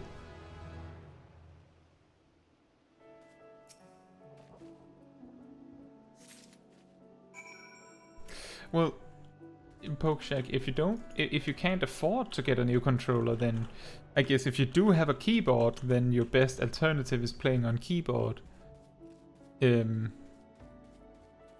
But just because your friends say that they prefer playing on keyboard doesn't mean that you have to play on keyboard. Do what works best for you. Have you found something? A bag! Oh, there's 7 jackets! Hey, Mackerel! Remnants of a campfire and a forgotten bag. This could belong to any adventurer or traveler, and inside we have a chocobo grooming brush and roseling aisle? But wait, why would a traveler make camp here, when it would be far safer to beg the hospitality of Bent Branch Meadows?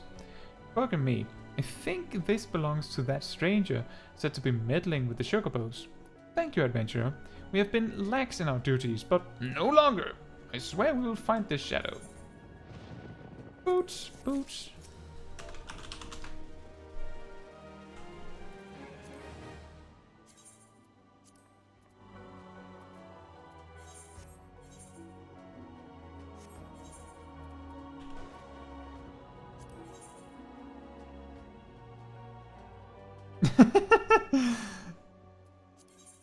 I mean, thanks.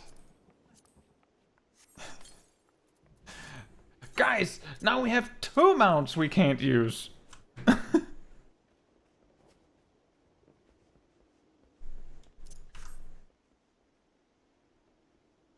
Well, Pokeshack, my best suggestion would be to take a look at the at my like keybind setup in my Dark Knight guide. Because like the keybinds you see in my guides, the ones that I end up with at level 90 is literally the keybinds that I use myself. So that would be what I would suggest you. The problem is that you'll find that I use a mouse with a lot of extra keybinds to make it work.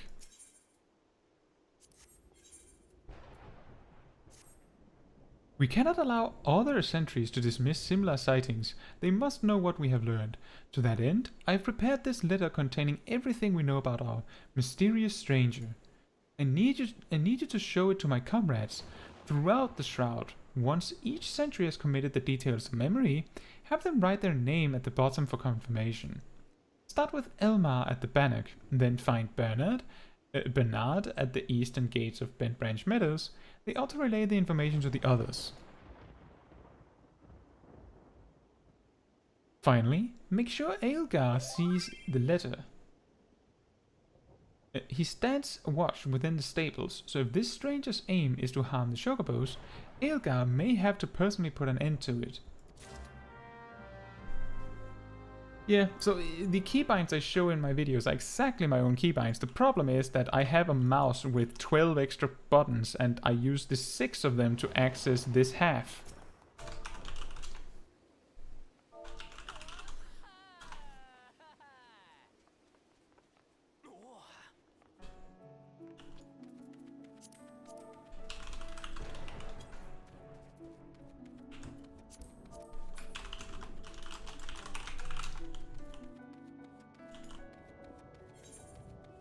So,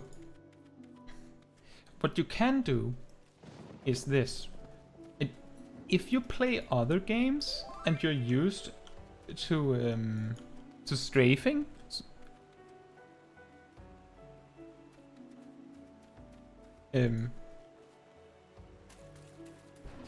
if you're used to strafing on like A and D, so you go WASD, then you could rebind Q and E to be A and to be strafe left and right, and then keybind 2 of the buttons that are out of reach for your left hand to Q and E. Another thing you can do is you can rebind the outer run button, which is R by default, and have another button that is closer to your left hand. You could also rebind things like F and G and T and even Z, X and C, but I would recommend T, F and G over those below ASD. But that would be my best advice.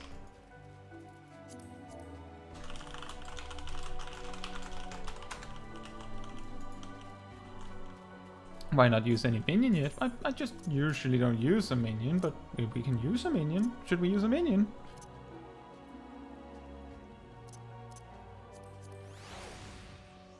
Baba. Wait. This is even smaller, Phil.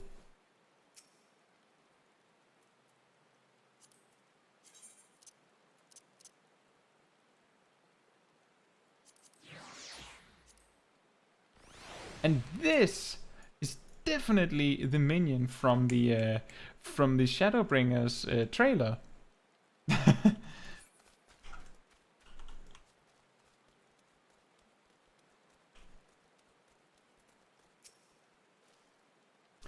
You don't look like you're here for trading. A shadowy figure. Understood. I'll pass word to the recruits as well as the sentries. Let me just make my mark there. That should do. If you follow the road south, you'll find Bernard by the bridge to Bent Branch. Godspeed, adventurer.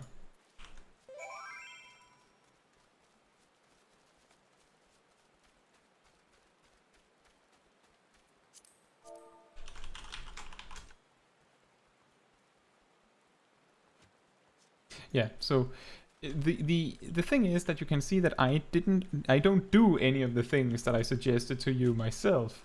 That is, like, all of these tips to get extra keybinds are tips that, like, I've managed to avoid by buying a mouse that allows me to avoid it. But rebinding A and D to be strafing instead of turning means that you're forced to use your mouse to turn. But if you don't mind that, then you have 2 extra keybinds. And then you don't need a dedicated auto run button, I don't think. Because middle mouse actually does the same thing. And I think F and G are, or F and T are for like specific targeting, but you can just target manually.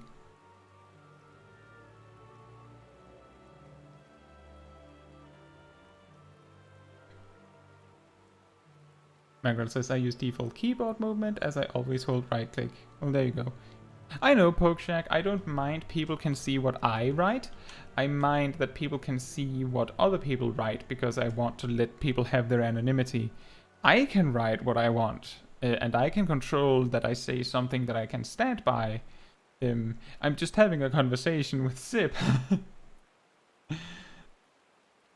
You have business with me, adventurer? Yes. Rosaline is right to be cautious. For this stranger to venture so close, yet go to such great lengths to remain undetected is highly suspicious. They clearly have designs on Bent Branch. We appreciate the help. I should write my name here, yes? And here, take it. You will find Elga in the stables past the Aetherite. We're going to be with no mount for a long time. We're nearly 8 levels ahead now. Yeah, I know, Pokeshack. I appreciate that you just let me know. I did take some time to adjust my, like, the chat blocker thing I have, so that you can't see things accurately. And I specifically measured it so that you could see my messages.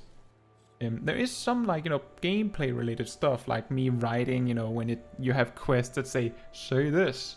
So it's not entirely without reason. Mind the birds, adventurer. They get nervous around strangers. Take this! What's this? A shadowy stranger near the matron's lathe? You've already shown this to Bernard and Elmar. I see. Good, good. Then all that's left is to inform the staff here. Not everyone here is a wood whaler, true, but even our stable boys wouldn't hesitate to take up arms to defend these chocobos. The quest to get mount is level 20. It's like shortly after you it's just around when you unlock jobs as well, and we might actually go past level 30 before we unlock it, if we're really unlucky, I don't know. You're quite a compassionate adventurer by the sound of it. Well, far be it from me to look a gift chocobo in the mouth. I've need of a capable woman like yourself. Young lady, please. We received a peddler at the gates the other day, an excitable Lalafell that was sweating and swearing that he had been attacked by large winged beasts. Yet, other than hornets, I know of no flying creatures in this region. If there's any truth to what he said, it might prove problematic for other travelers. Follow the road south and see if you can find any evidence to support his claim.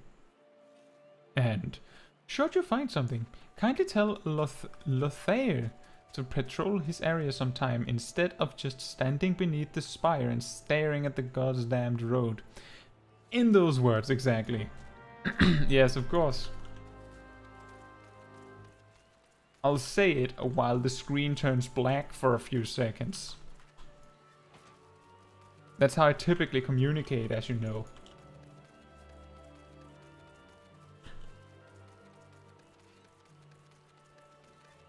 No.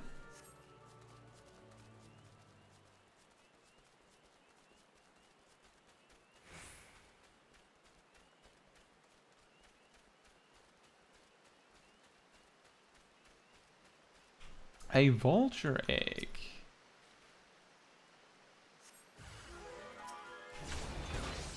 Now we have combos to choose from.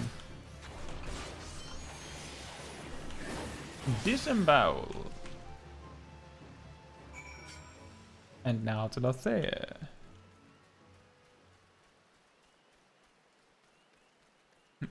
When will the race of Doma wolves or the race of Brother Miounne be playable? Oh, I think story-wise, the people like Miounne are literally Hyur, typically Hyur, but they're blessed by the Black Shroud, which means that they don't just go anywhere. So lore-wise, it would make no sense to have them as a playable race, also because there's so few of them.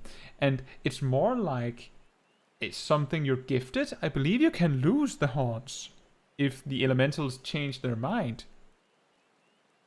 And the wolf people, I guess that would be nice in addition to Hrothgar, but I'm pretty sure that GP said that we can probably expect no more race additions to Final Fantasy XIV, with the only exception being female Hrothgar. A Northern Vulture, too, and they were defending a nest? Well, perhaps we could omit that last detail from any official reports. I would rather not give Aelgar any further cause to be cross. Thank you for slaying the beasts. You may rest assured that I will not permit this to happen again. Gloves! Is it? Oh, it's the same gloves. I should have checked. Whoops.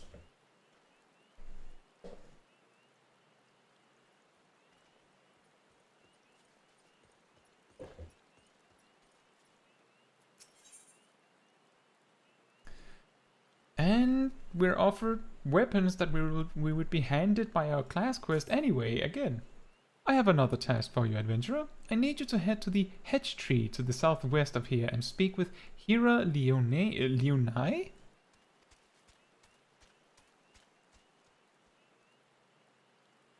After tending to the hedge tree, the hero was scheduled to board a boat from the mirror planks. Well, the vessel's departure time has come and gone, but there's still no sign of her.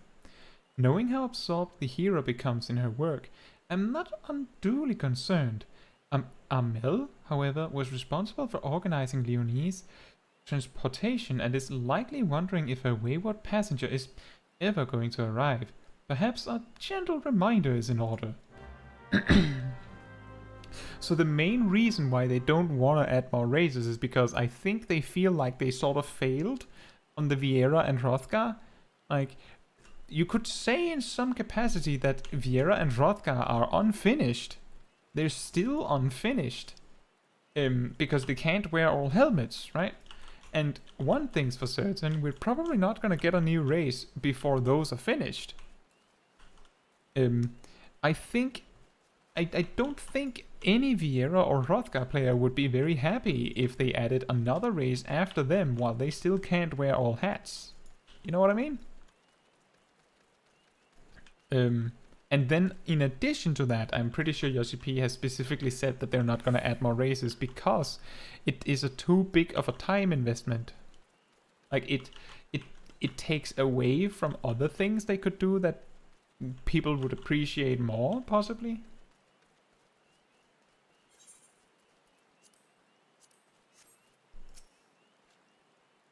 Yes? Yes? What troubles you, my dear? Yes, the boat. I had quite forgotten. No, my task with the hedge tree is well and finished, but the elementals murmur of a malevolent presence in the vicinity of the Tamtara Deep Craft. I must abide a while longer, that I might better divine the source of the elementals' distress. Please inform Amel that I should be late in arriving.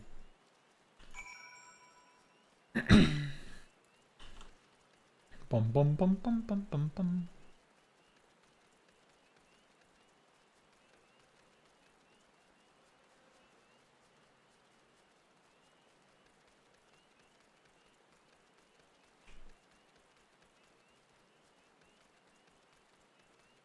Yeah, exactly. And was it who was it that earlier said that they switched from Viera to Mikote to wear a hat? Just in the chat here tonight. I think it might have been Ghost Howler.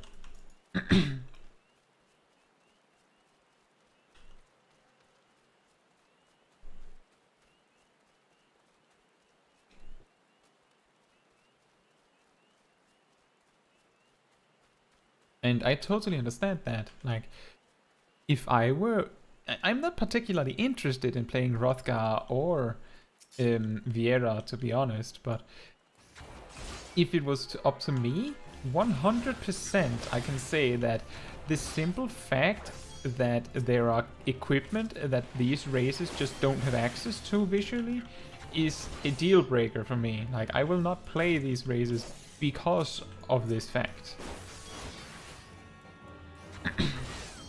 So hopefully we'll have it solved one day. But I understand why it will take a long time, because they have to make sure that all helmets are satisfactory. You bear a message from Hera Leonie? An evil presence in the Deepcroft? That does sound grave indeed. I shall organize a vessel for a later time then. Perhaps a veil from now? 2? Better make it 3, just to be safe. Thank you for your trouble. Give me money. And now we're level 20. Might you assist me with another matter, milady? A wagon that departed from Quarry Mill was overturned on the road when some large ill-tempered forest beast chose that moment to defend its territory. By Nofika's grace, the driver escaped without serious injury, but the wagon's cargo was not so fortunate. With none willing to risk another encounter with the creature, I can only assume the goods remain strewn across the ground where the incident occurred. Simply follow the road here to the south, and you should come across the wreckage. Salvage what cargo you can, and deliver it to Keitha at Bent Branch Meadows if you'd be so kind. At once.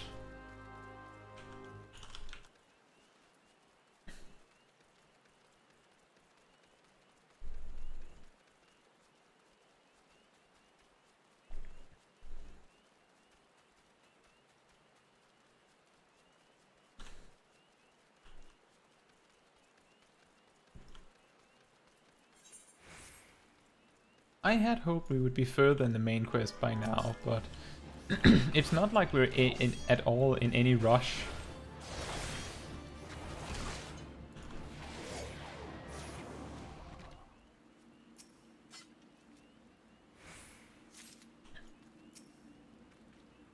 But I could imagine that we're not going to be playing like hours from now.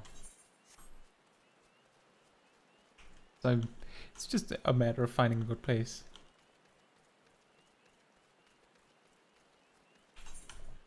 Exactly, Pokeshack. And that's pretty much it until we get Dragoon.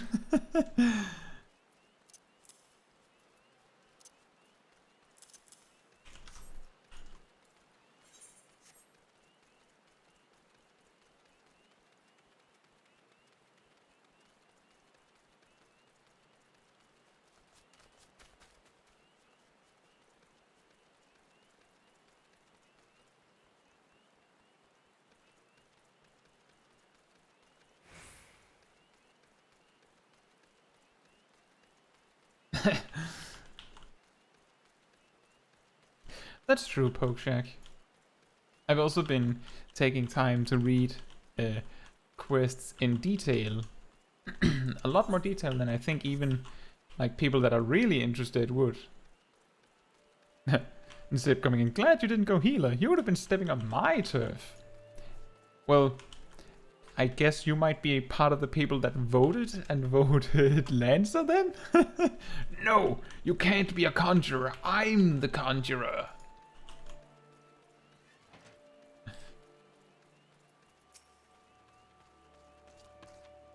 You have a delivery for me? Yes, 2. Ah, this is the shipment I was waiting on from Quarry Mill. I heard the wagon ran afoul on some great monstrosity just up the path from the mirror planks, but I see you've managed to scrape together a few bits and pieces. Seems I can't get through 2 bells these days without hearing some new tale of horrors in the Deepcroft or bandit cutthroats prowling the woods hereabouts. Makes me wonder if my chocobos are safe at night. It does. If we're ever in need of adventure skills, I hope you'll be around to lend a hand. Sure. Look a lot. No! Oh, please, gods no! Lay his eggs! Caetsu, you must help me! I stepped out of the stables for but a moment, and when I returned, it was gone! What was gone? An egg, sorry. You're sure the chocobos will lay another?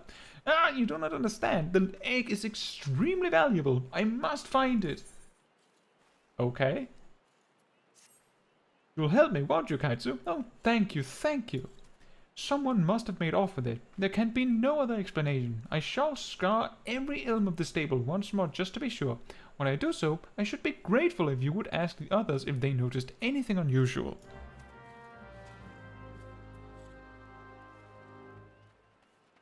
Yeah, I know, Pokeshack. There was a very heavy preference, like a very heavy majority vote on Lancer. I'm pretty happy that we didn't have like something where it was like 1 vote between 2 things and it was like 50-50, because then I would have a hard time satisfying everyone. But at least now we can satisfy the majority, I guess. Maybe we'll be picking up a healer later, but for now we're playing Lancer. See anyone acting suspicious? I most certainly did, lass. A man it was, running off towards the Tantara Deepcroft. Oh, I see. You say an egg was took? Then I'd say that that was your culprit. But why would anyone pinch a chocobo egg? Without the proper learning, it's damn near impossible to get one to hatch. What?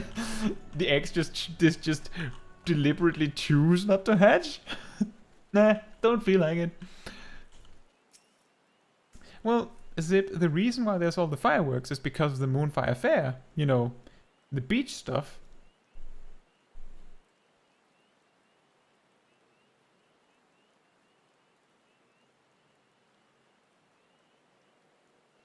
A chocobo egg has gone missing? Let me think. Now that you mention it, the chocobos were making quite a racket earlier, so much so in fact that I ran over to check on them, almost flattening a passing peddler in my haste. I didn't find anything out of the ordinary though. Could I describe the peddler? Oh, he was an Ellison fellow. Didn't recognize his face, seemed awfully twitchy. Oh gosh, you don't think he... Why in the hells didn't I accost him?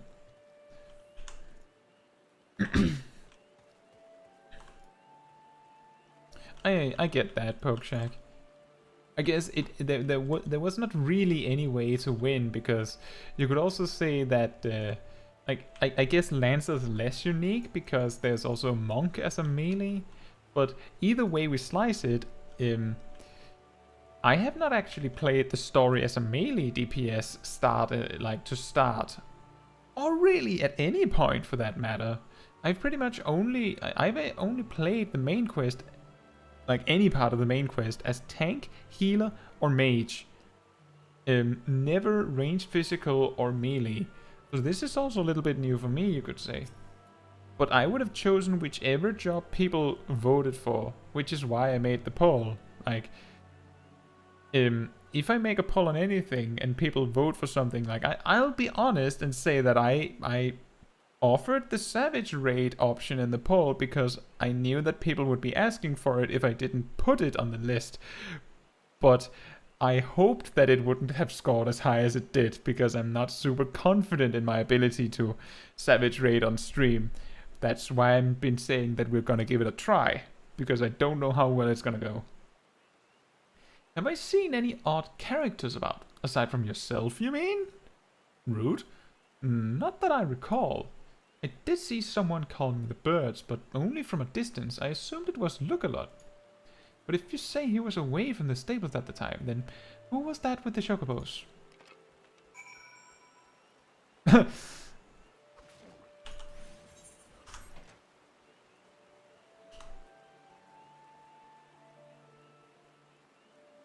That is a good point, Zip. someone takes a lethal blow and slowly dies, and you're like, I'm a healer. I can just heal you and or rest you. It'll be fine. And then they go, no, there's nothing left for me. I can't go on. And you're just standing there, being told that you can't do anything. It's pretty funny.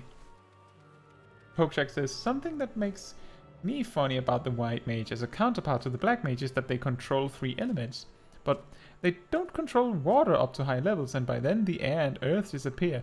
You know, Pokeshack, the only part of the white mage kit that even remotely resembles water magic anymore is that Cure, I believe, is supposed to be water.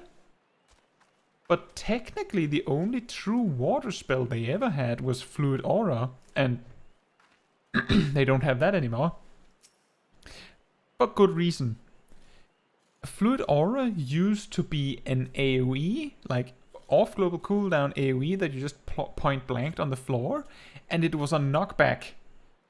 Because it did damage, it was damage-wise, it was efficient to use it, but it would spread enemies, so all other AoE would be lost. Like, it was a damage loss disguised as a damage gain.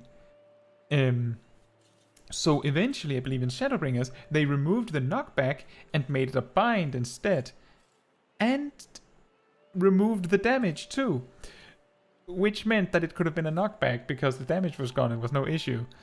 And then I believe in Endwalker they removed the ability altogether because no one used it. Because it had no purpose. That is actually the same reason why repelling shot for the bard repels you and not the enemy.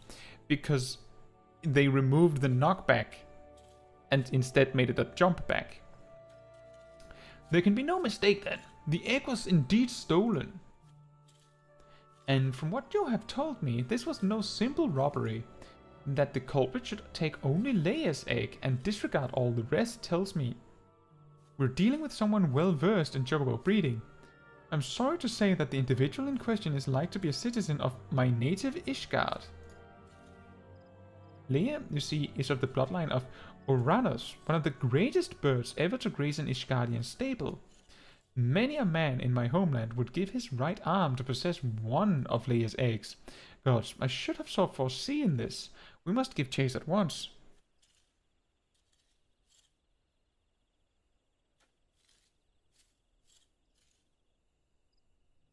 Yeah, that sounds about right, Pokeshack. That Fluid Aura is gone. Is a fun fact. But I never assume that people know the fun facts that I put in the videos. I appreciate that you heard it and you even remember it. That's really awesome, but it's totally understandable that people jump off. Like, the fun fact on my guides is like a little bonus treat for those that want to see everything. Sometimes it's something that is really like actually useful information, but usually it's just something interesting that used to be the case. Oh, yeah, in Heavensward, I think, Sip, you probably know exactly what Pokeshack is talking about without even getting too specific. You're in a dungeon in Heavensward, cutscene plays, you're a healer and someone gets injured and you're just standing there.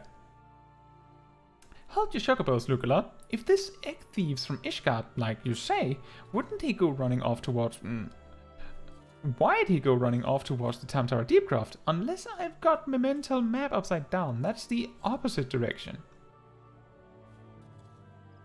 Well, yes, but he may seek to lay a false trail, or... the why of it is not important. Leia's egg is all that matters. Adventurer, I beg of you, hunt the scoundrel down and take back what he stole.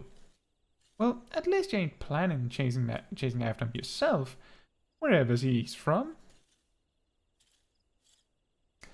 We may work wonders with our birds, Kaetsu, but acts of derring-do ain't exactly our field. If you don't mind, we'll leave that end of things to you.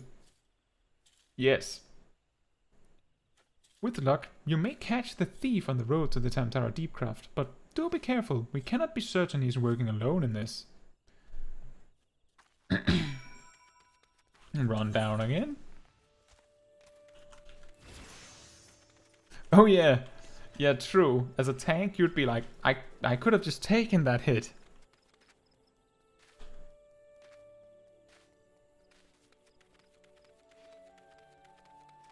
I could have just tanked it myself.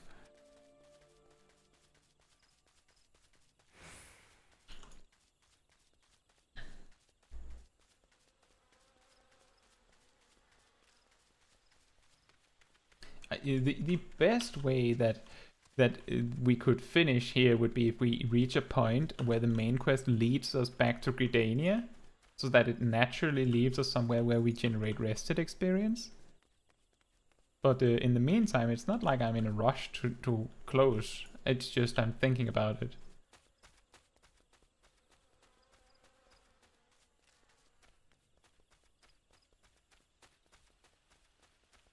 I sure hope it's down here and not on top of it.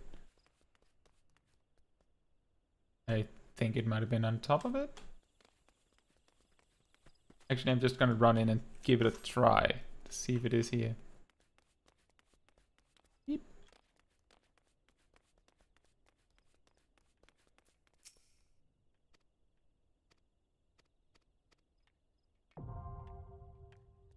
Oh, there you go. We should keep this in mind. I think we'll start with that next time, maybe.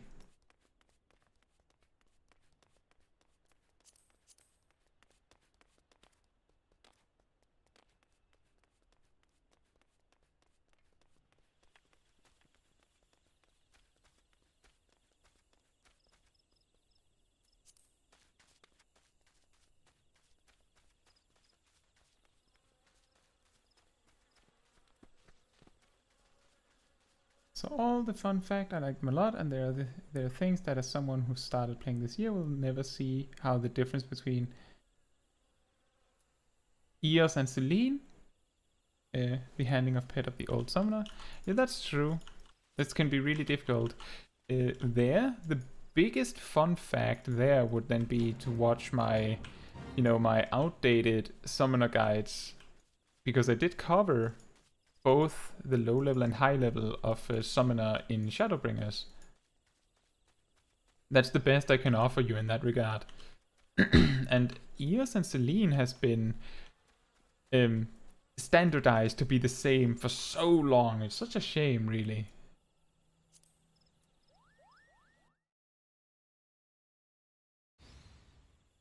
But it is a good way to experience it, yes.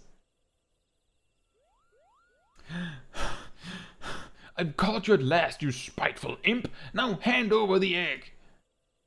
You can't have it, Kopo. This egg belongs to Lugalot. Hello! Who in Halone's bloody fury are you? Ah, those sops at Bent Branch hired themselves an adventurer, did they? Yes. Oh. Yet another complication. This farce has gone long enough. Kill the Moogle and the farmer's hireling and bring me that damned egg. Oh dear.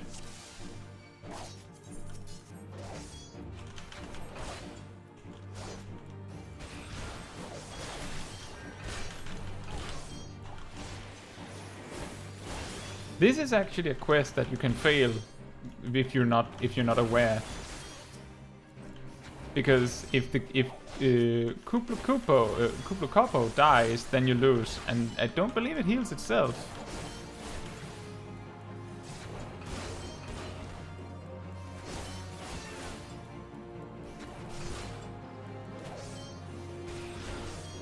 Zip, the Moogle is on my side, you see?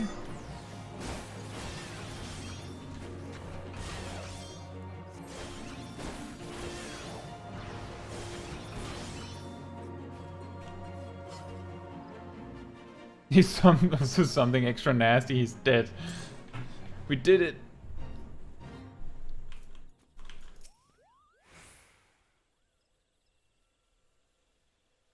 Thank you, Cooper. What's that, Cooper? How did I come to be out here? Oh, well, this egg here is Leia's. Leia is a very special chocobo, in case you didn't know. Anyway, I was having a nap in the stables when that nasty fellow crept in and tried to steal it, Kupo. So I snatched up as quickly as I could and made a run for it. I was planning to take it back to Bent Branch Meadows myself, but it might be safer if you did it. I'm sure Lookalot will be very happy to see you, Kupo.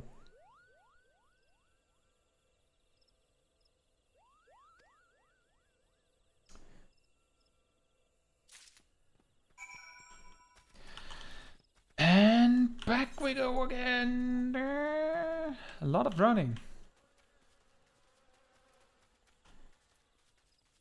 And Sip says, that's a lie. You should never trust a Moogle. They're backstabbers. What do you mean?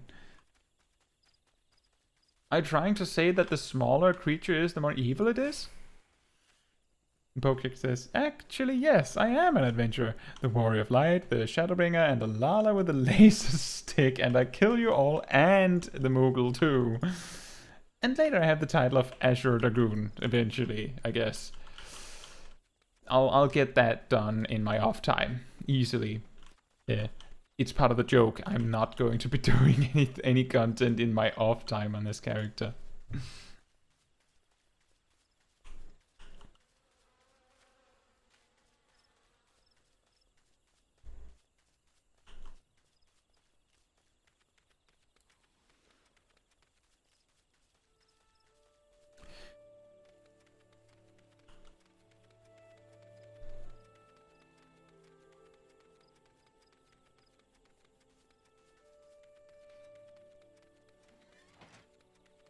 Lookalot.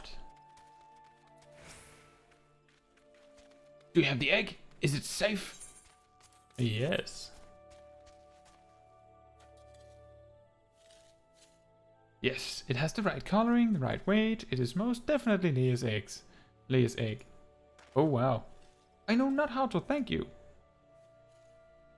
You had me worried for a bit there, Caetsu. It's good to see you and the egg back safe and sound.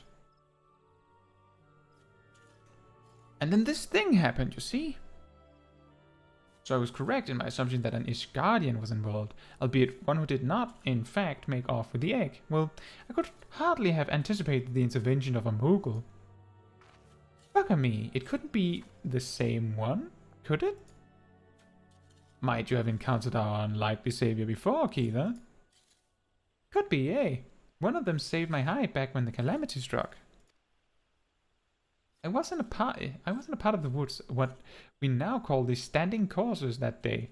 Seemed like the whole bleeding forest was ablaze, and I couldn't see a yalm in front of me for all the smoke. Well, I'd given up hope, I had. Then, all of a sudden, a Moogle appears out of nowhere, tugs at me smouldering sleeve, and leads me straight to a bit of the wood where the fire hadn't taken hold. And now you know why the business is named Moogle's Gift Mounts. Seemed like the least I could do. I'd be dead if it weren't for that plucky little bugger. Incredible. It might very well be that the Moogle had stood vigil over us ever since that day. Ah, well, we'd better get back to work then. Wouldn't want to go letting our guardian angel down, would we? Caetsu, you have our thanks. Oh, and I believe Lookalot want to give you something a little extra for your troubles.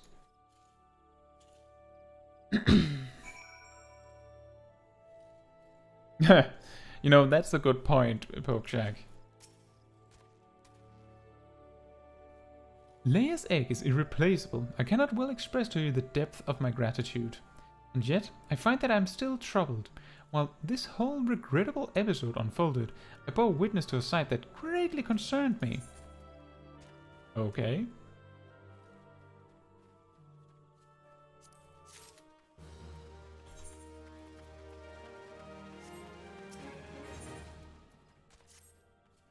My thanks for your kindness earlier. I hate to impose again, but I have need of your assistance in another matter, one of great import, I fear. Of late, I've noticed that Ixali dirigibles have been appearing over the 12th wood with increasing regularity. The frequency, however, does not bother me near so much as where they choose to fly, the patch of sky directly above the guardian tree. The tree's a sacred site, and so I was given to believe when first I came to Gridania, and thus I naturally assumed that the elementals would not suffer the Ixal to profane it. Yet the birdmen have been coming and going as they please, with nary a sign of protest from the guardians of the 12's wood. And it was that which set me to thinking. Ever since the appearance of the much talked about suspicious individual, many and more strange things have been occurring in the forest. Could it be that he did something to the elementals? In case it prove useful, I have committed the details of my sightings to parchment, and would ask that you deliver the document to Mother Miounne. Please make all haste. I have an irrepressible feeling that something terrible is about to happen. Dun dun!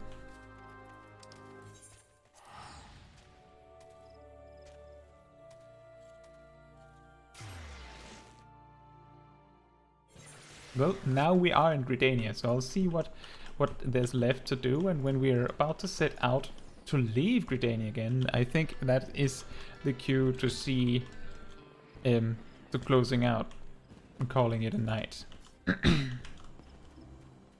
Because I can both feel that I'm a bit tired, and I can also feel that my voice is giving out a bit. Hello there. Hello there, Caetsu. Word of your tireless efforts at Bent Branch Meadows has reached my ears.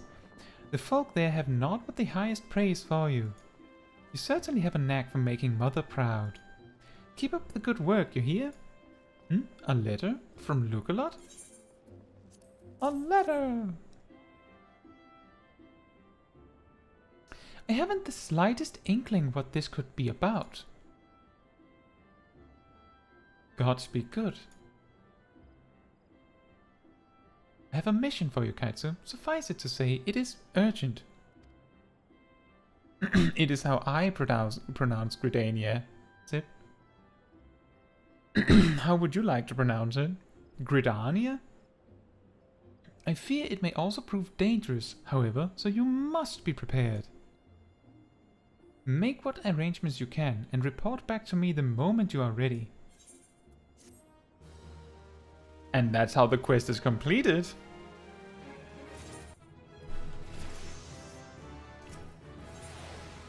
A ring with slashing resistance? Oh, okay. So it's Gridania. I'll try my best, Sib. Time is of the essence, so I shall speak plain. Based on Lookalot's observations, the Ixal have designs on the Guardian Tree, and they mean to act soon.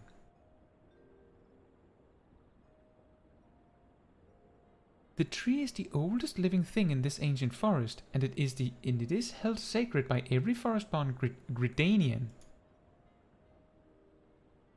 Was that how you meant, Sib, or did I mix it up? Should it come to any harm, the elementals would fly into a rage beyond pacifying. I dread to think of the chaos that would ensue.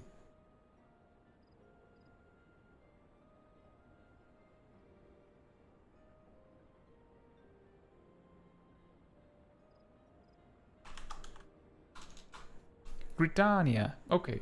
There isn't much time. We must act quickly. Caetsu, please see this letter to the hands of a Bow Lord Laren at the seat of the first bow in Quiver's Hold. Should the need arise, pray put yourself wholly at the man's disposal. I strongly suspect he will need all the able-bodied souls he can muster.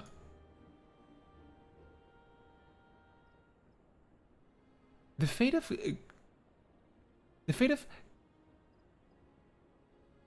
Gridania hangs in the balance. Go swiftly, Caetsu.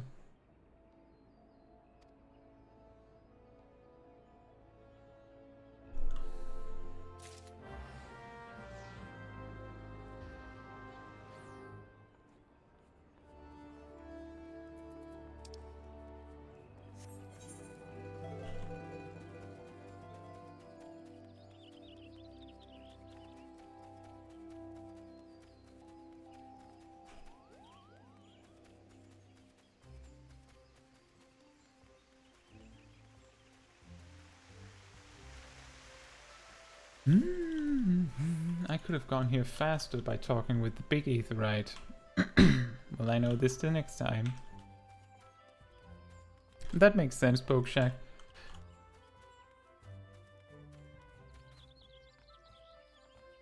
I think it's just you could interpret either way, and then I just chose one.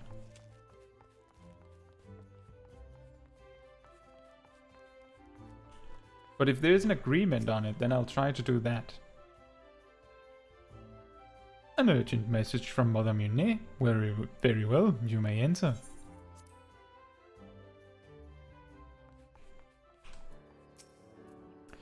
So, you are Caetsu Chaiji, the adventurer of whom I have heard so much. I understand you wish words with me. Miounne has information on the Exile, you say? Speak freely, you have both my ears. You don't need ears, just read this.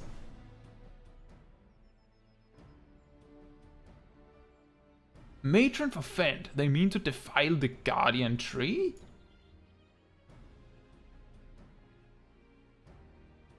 Before Nofika, I swear those filthy birdmen will not touch it, nay, not so much as a single leaf. 12 help me. How can it be that neither the Wood Whalers nor the God's Quiver caught wind of this? I cannot help but think this plot bears the mark of the masked devil who has eluded us for so long. We must be worried. This incursion may be more than it seems. Ah, would that the warriors of light were still with us. But this is no time for such idle thoughts. I thank you for delivering this message. You may assure Miounne that I will dispatch a unit of my best men to investigate... My lord! Oh, Leon says, I couldn't be here for the stream today, but I wanted to drop by to wish a good evening to you. Thank you, Leon. Good night, and I hope whatever you were busy with went well.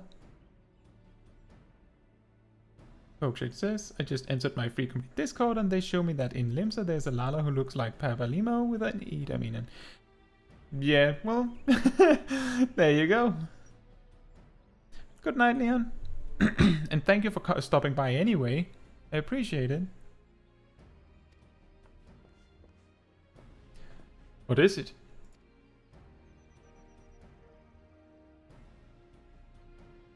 You know what? I think this is a picture I want. It's the Exile, sir, and it's more a picture of my character, not so much this.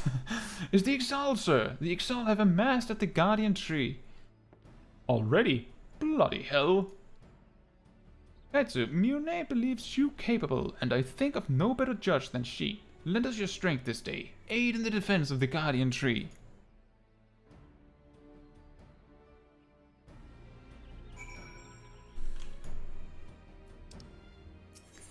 And that is one thing we'll not be doing. We will be picking up the Lancer quest so that we have that one in the chamber as well when we start next time.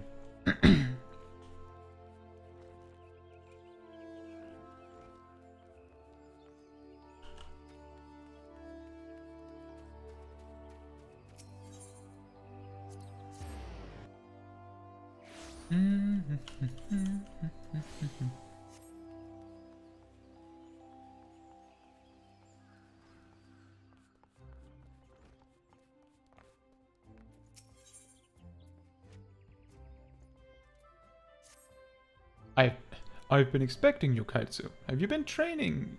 You have been training hard, I trust. I would set you your next trial, one more dangerous than any you have faced before, but I would not send an unprepared woman to her death. Before we proceed, I must needs verify your progress with mine own eyes. You will face 3 experienced lancers in single combat. Defeat each one in succession, and you will prove yourself fit to undertake the trial. Arm yourself and take your place in the training area. We begin when you are ready.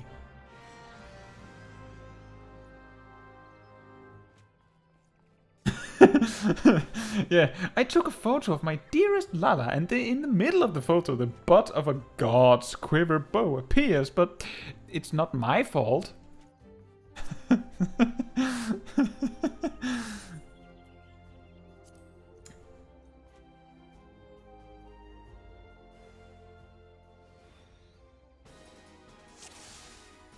A soft-spoken lancer.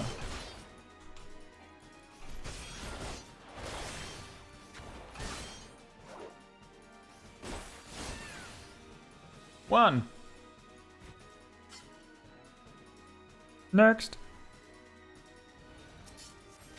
A grizzled lancer.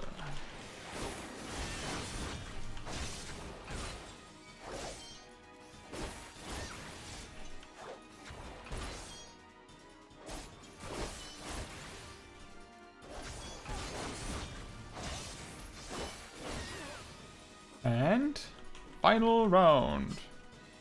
Next. The sharp-eyed lancer. Oh.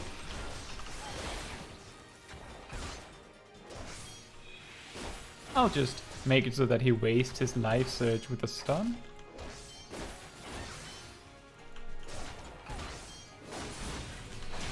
That's I believe this attack that you often see lancers and even dragoons use, Heartstopper. I'm pretty sure that used to be an attack that lancers and dragoons actually had, but I'm not sure what it did.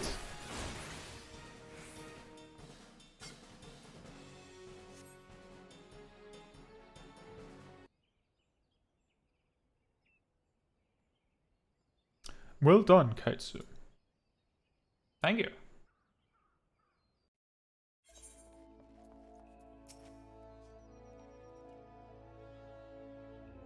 Impressive, Caetsu. Most impressive. You're ready to face the trial. Yet I did not exaggerate when I said it would be dangerous. Make no mistake, to take this test is to risk death. Knowing this, do you still wish to proceed? Yes. You disappoint me. Back again, are you? That woman is the only soul in this pathetic excuse for a guild who shows any promise. Pokeshak says, imagine training all your life to control fear and be brave as a lancer, and a sassy lost child with a laser stick appears and in less than 6 hours has advanced enough to break your face in 3 hits.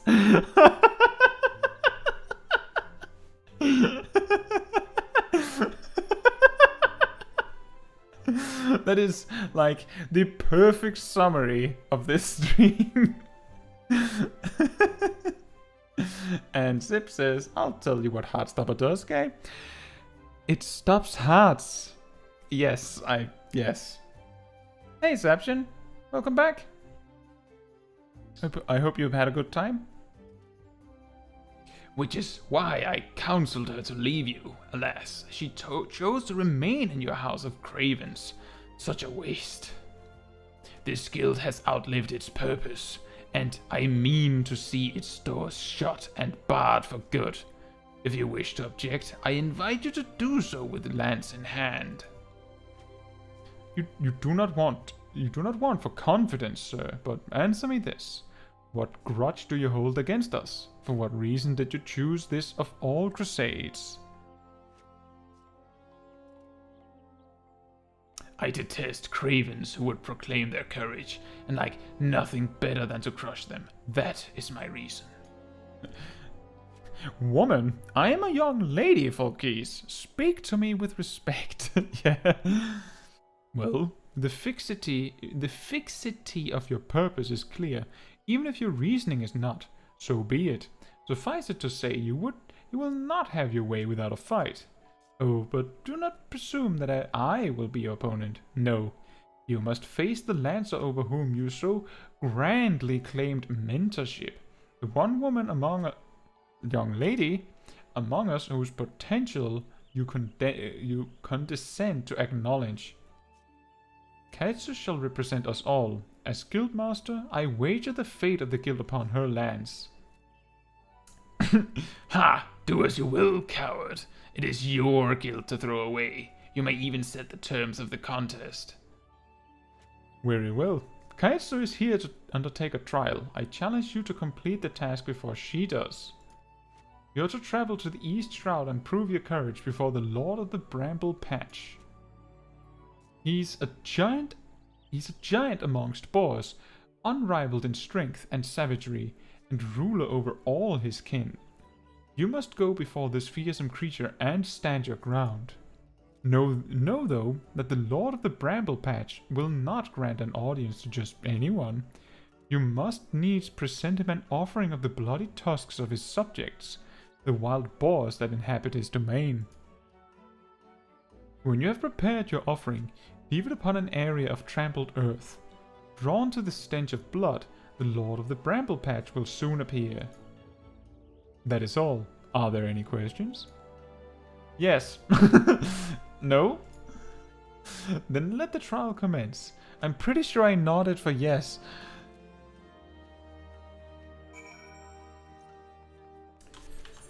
And then I will go to the Adventurers Guild and see if we can initiate our Smith adventure directly from there.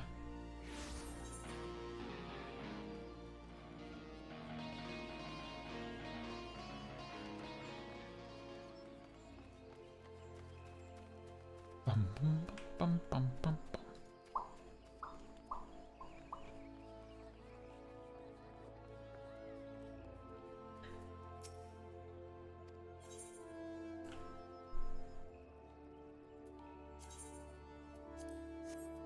Well, that is what we'll be doing next time. So now, all that needs to be done is, I think we need a picture so that we have a less serious and angry potato for a thumbnail next time. So let's see what emotes we have. What do we have to... Oh, we have this. Excellent. One of my favorite emotes.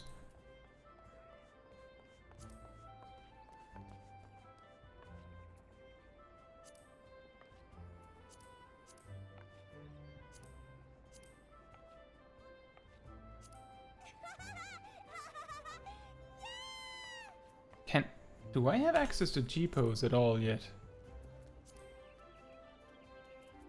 What if I just write the command? Will that work? Oh, it will! Excellent!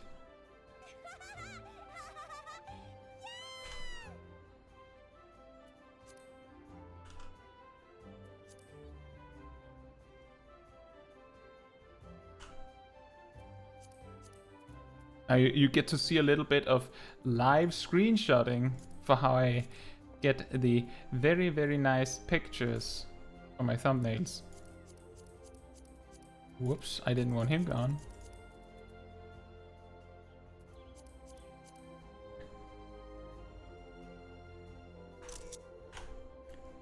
Perfect. It doesn't have to be perfect. It's just an okay stream thumbnail. And we have our rested XP marker. And we have plenty of inventory space. Do we have any gear upgrades? No.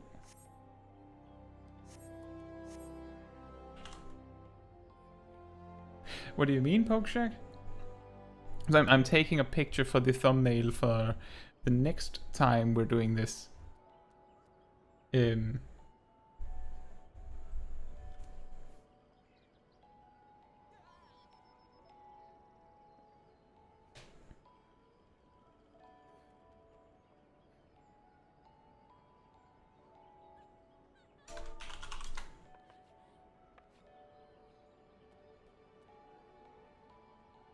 Well, if we're right next to the innkeeper anyway, we might as well go here.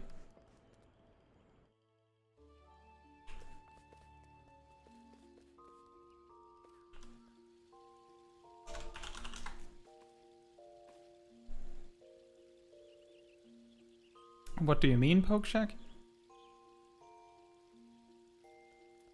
Or did you refer to the fact that I just took a picture for it?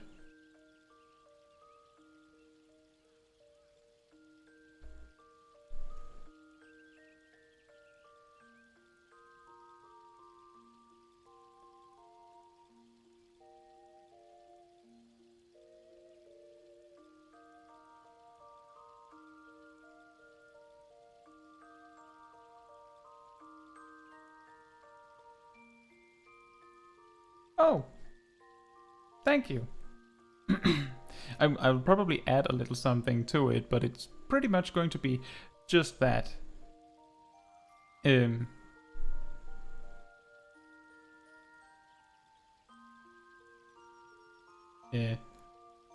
Just because there isn't that much fancy that needs to be there. It's literally we're playing the game.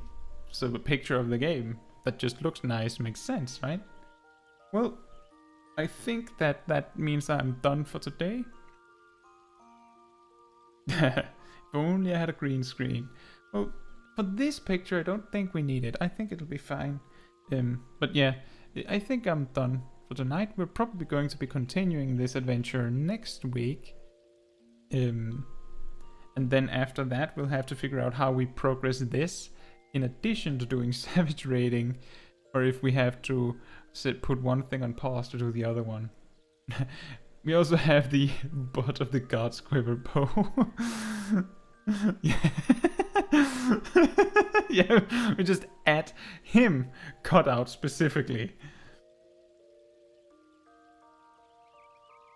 So, on that note, if there's anything people would like to talk about just before we finish, I've waited a few minutes with just closing the stream. And so we talked about tonight about a community Discord. I can't promise that would be something that'll be happening like super soon, but the fact that there's an interest for it, that's awesome. I'll keep it in mind. And it's not something that will likely just like fall under your guys' radar. I'll make sure to post about it so that people get to see it. And mention it in streams and everything. But for now, there's going to be a new video on Saturday, and we're going to be streaming again then, and continuing this, and hopefully we're going to get to do some dungeons then. Right? In that case, it doesn't seem like anyone had much they wanted to say, so I'm just going to say good night to everyone, or good morning, or good afternoon, depending on where you are in the world. And thank you so much for watching along for like 6 hours. Could I do a vote? About what? Pokeshack?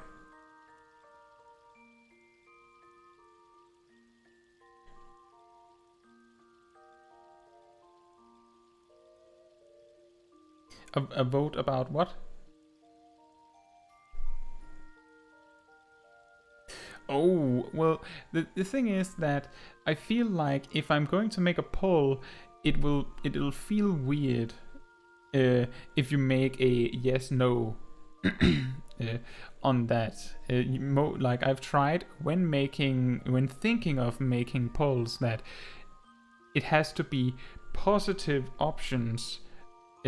So for me, what matters most is there is an interest in getting a community Discord. So that means I understand that it is something that there's interest in.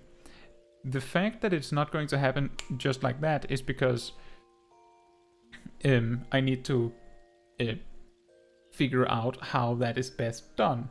Like, just to put it into perspective, my free company Discord, which houses like 15 people or so, if not less, I spent days on making sure that was set up perfectly, correctly as it had to be. And this would need probably more time, and then need to have moderators assigned and stuff, and I would need to figure out if I can convince some friends to help me with that. And that suddenly means that it's not something that you just do overnight or within a week. It could be weeks before I can come back with something, but the simple fact that, well, not only did I not bring it up, someone randomly asked if that was already a thing that existed, means that there was a genuine interest in getting it, which is really good. Like, for instance, Seption mentioning that, like, suggesting a guide on making money or leveling means that I know that there is an interest in stuff like that, and I'll maybe go more out of my way to make a guide like that. Which is also why I invite people to, ask questions in the comment sections add anything they want. Let me know if there's something you want to see. Like, the best opportunity to say if you want a specific kind of guide, if you want a specific type of content, is to just mention it when I make a community post. It doesn't have to be directly related to the community post. If you just say, oh, I actually was interested in hearing about this subject, then I'll know that that's what you're trying to say, that it's not related to the community post.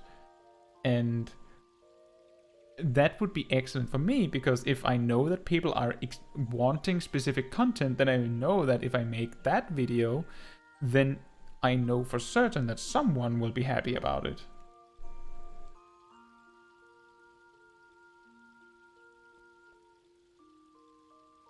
Yeah, exactly. If it's a Discord with no limitations to enter, then suddenly you have to make sure that random bots don't just get to wreak havoc.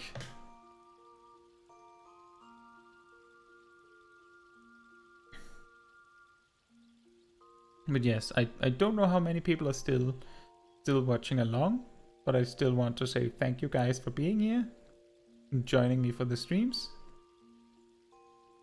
And I'm tired out now. And it was super fun. It was worth being excited for, to me.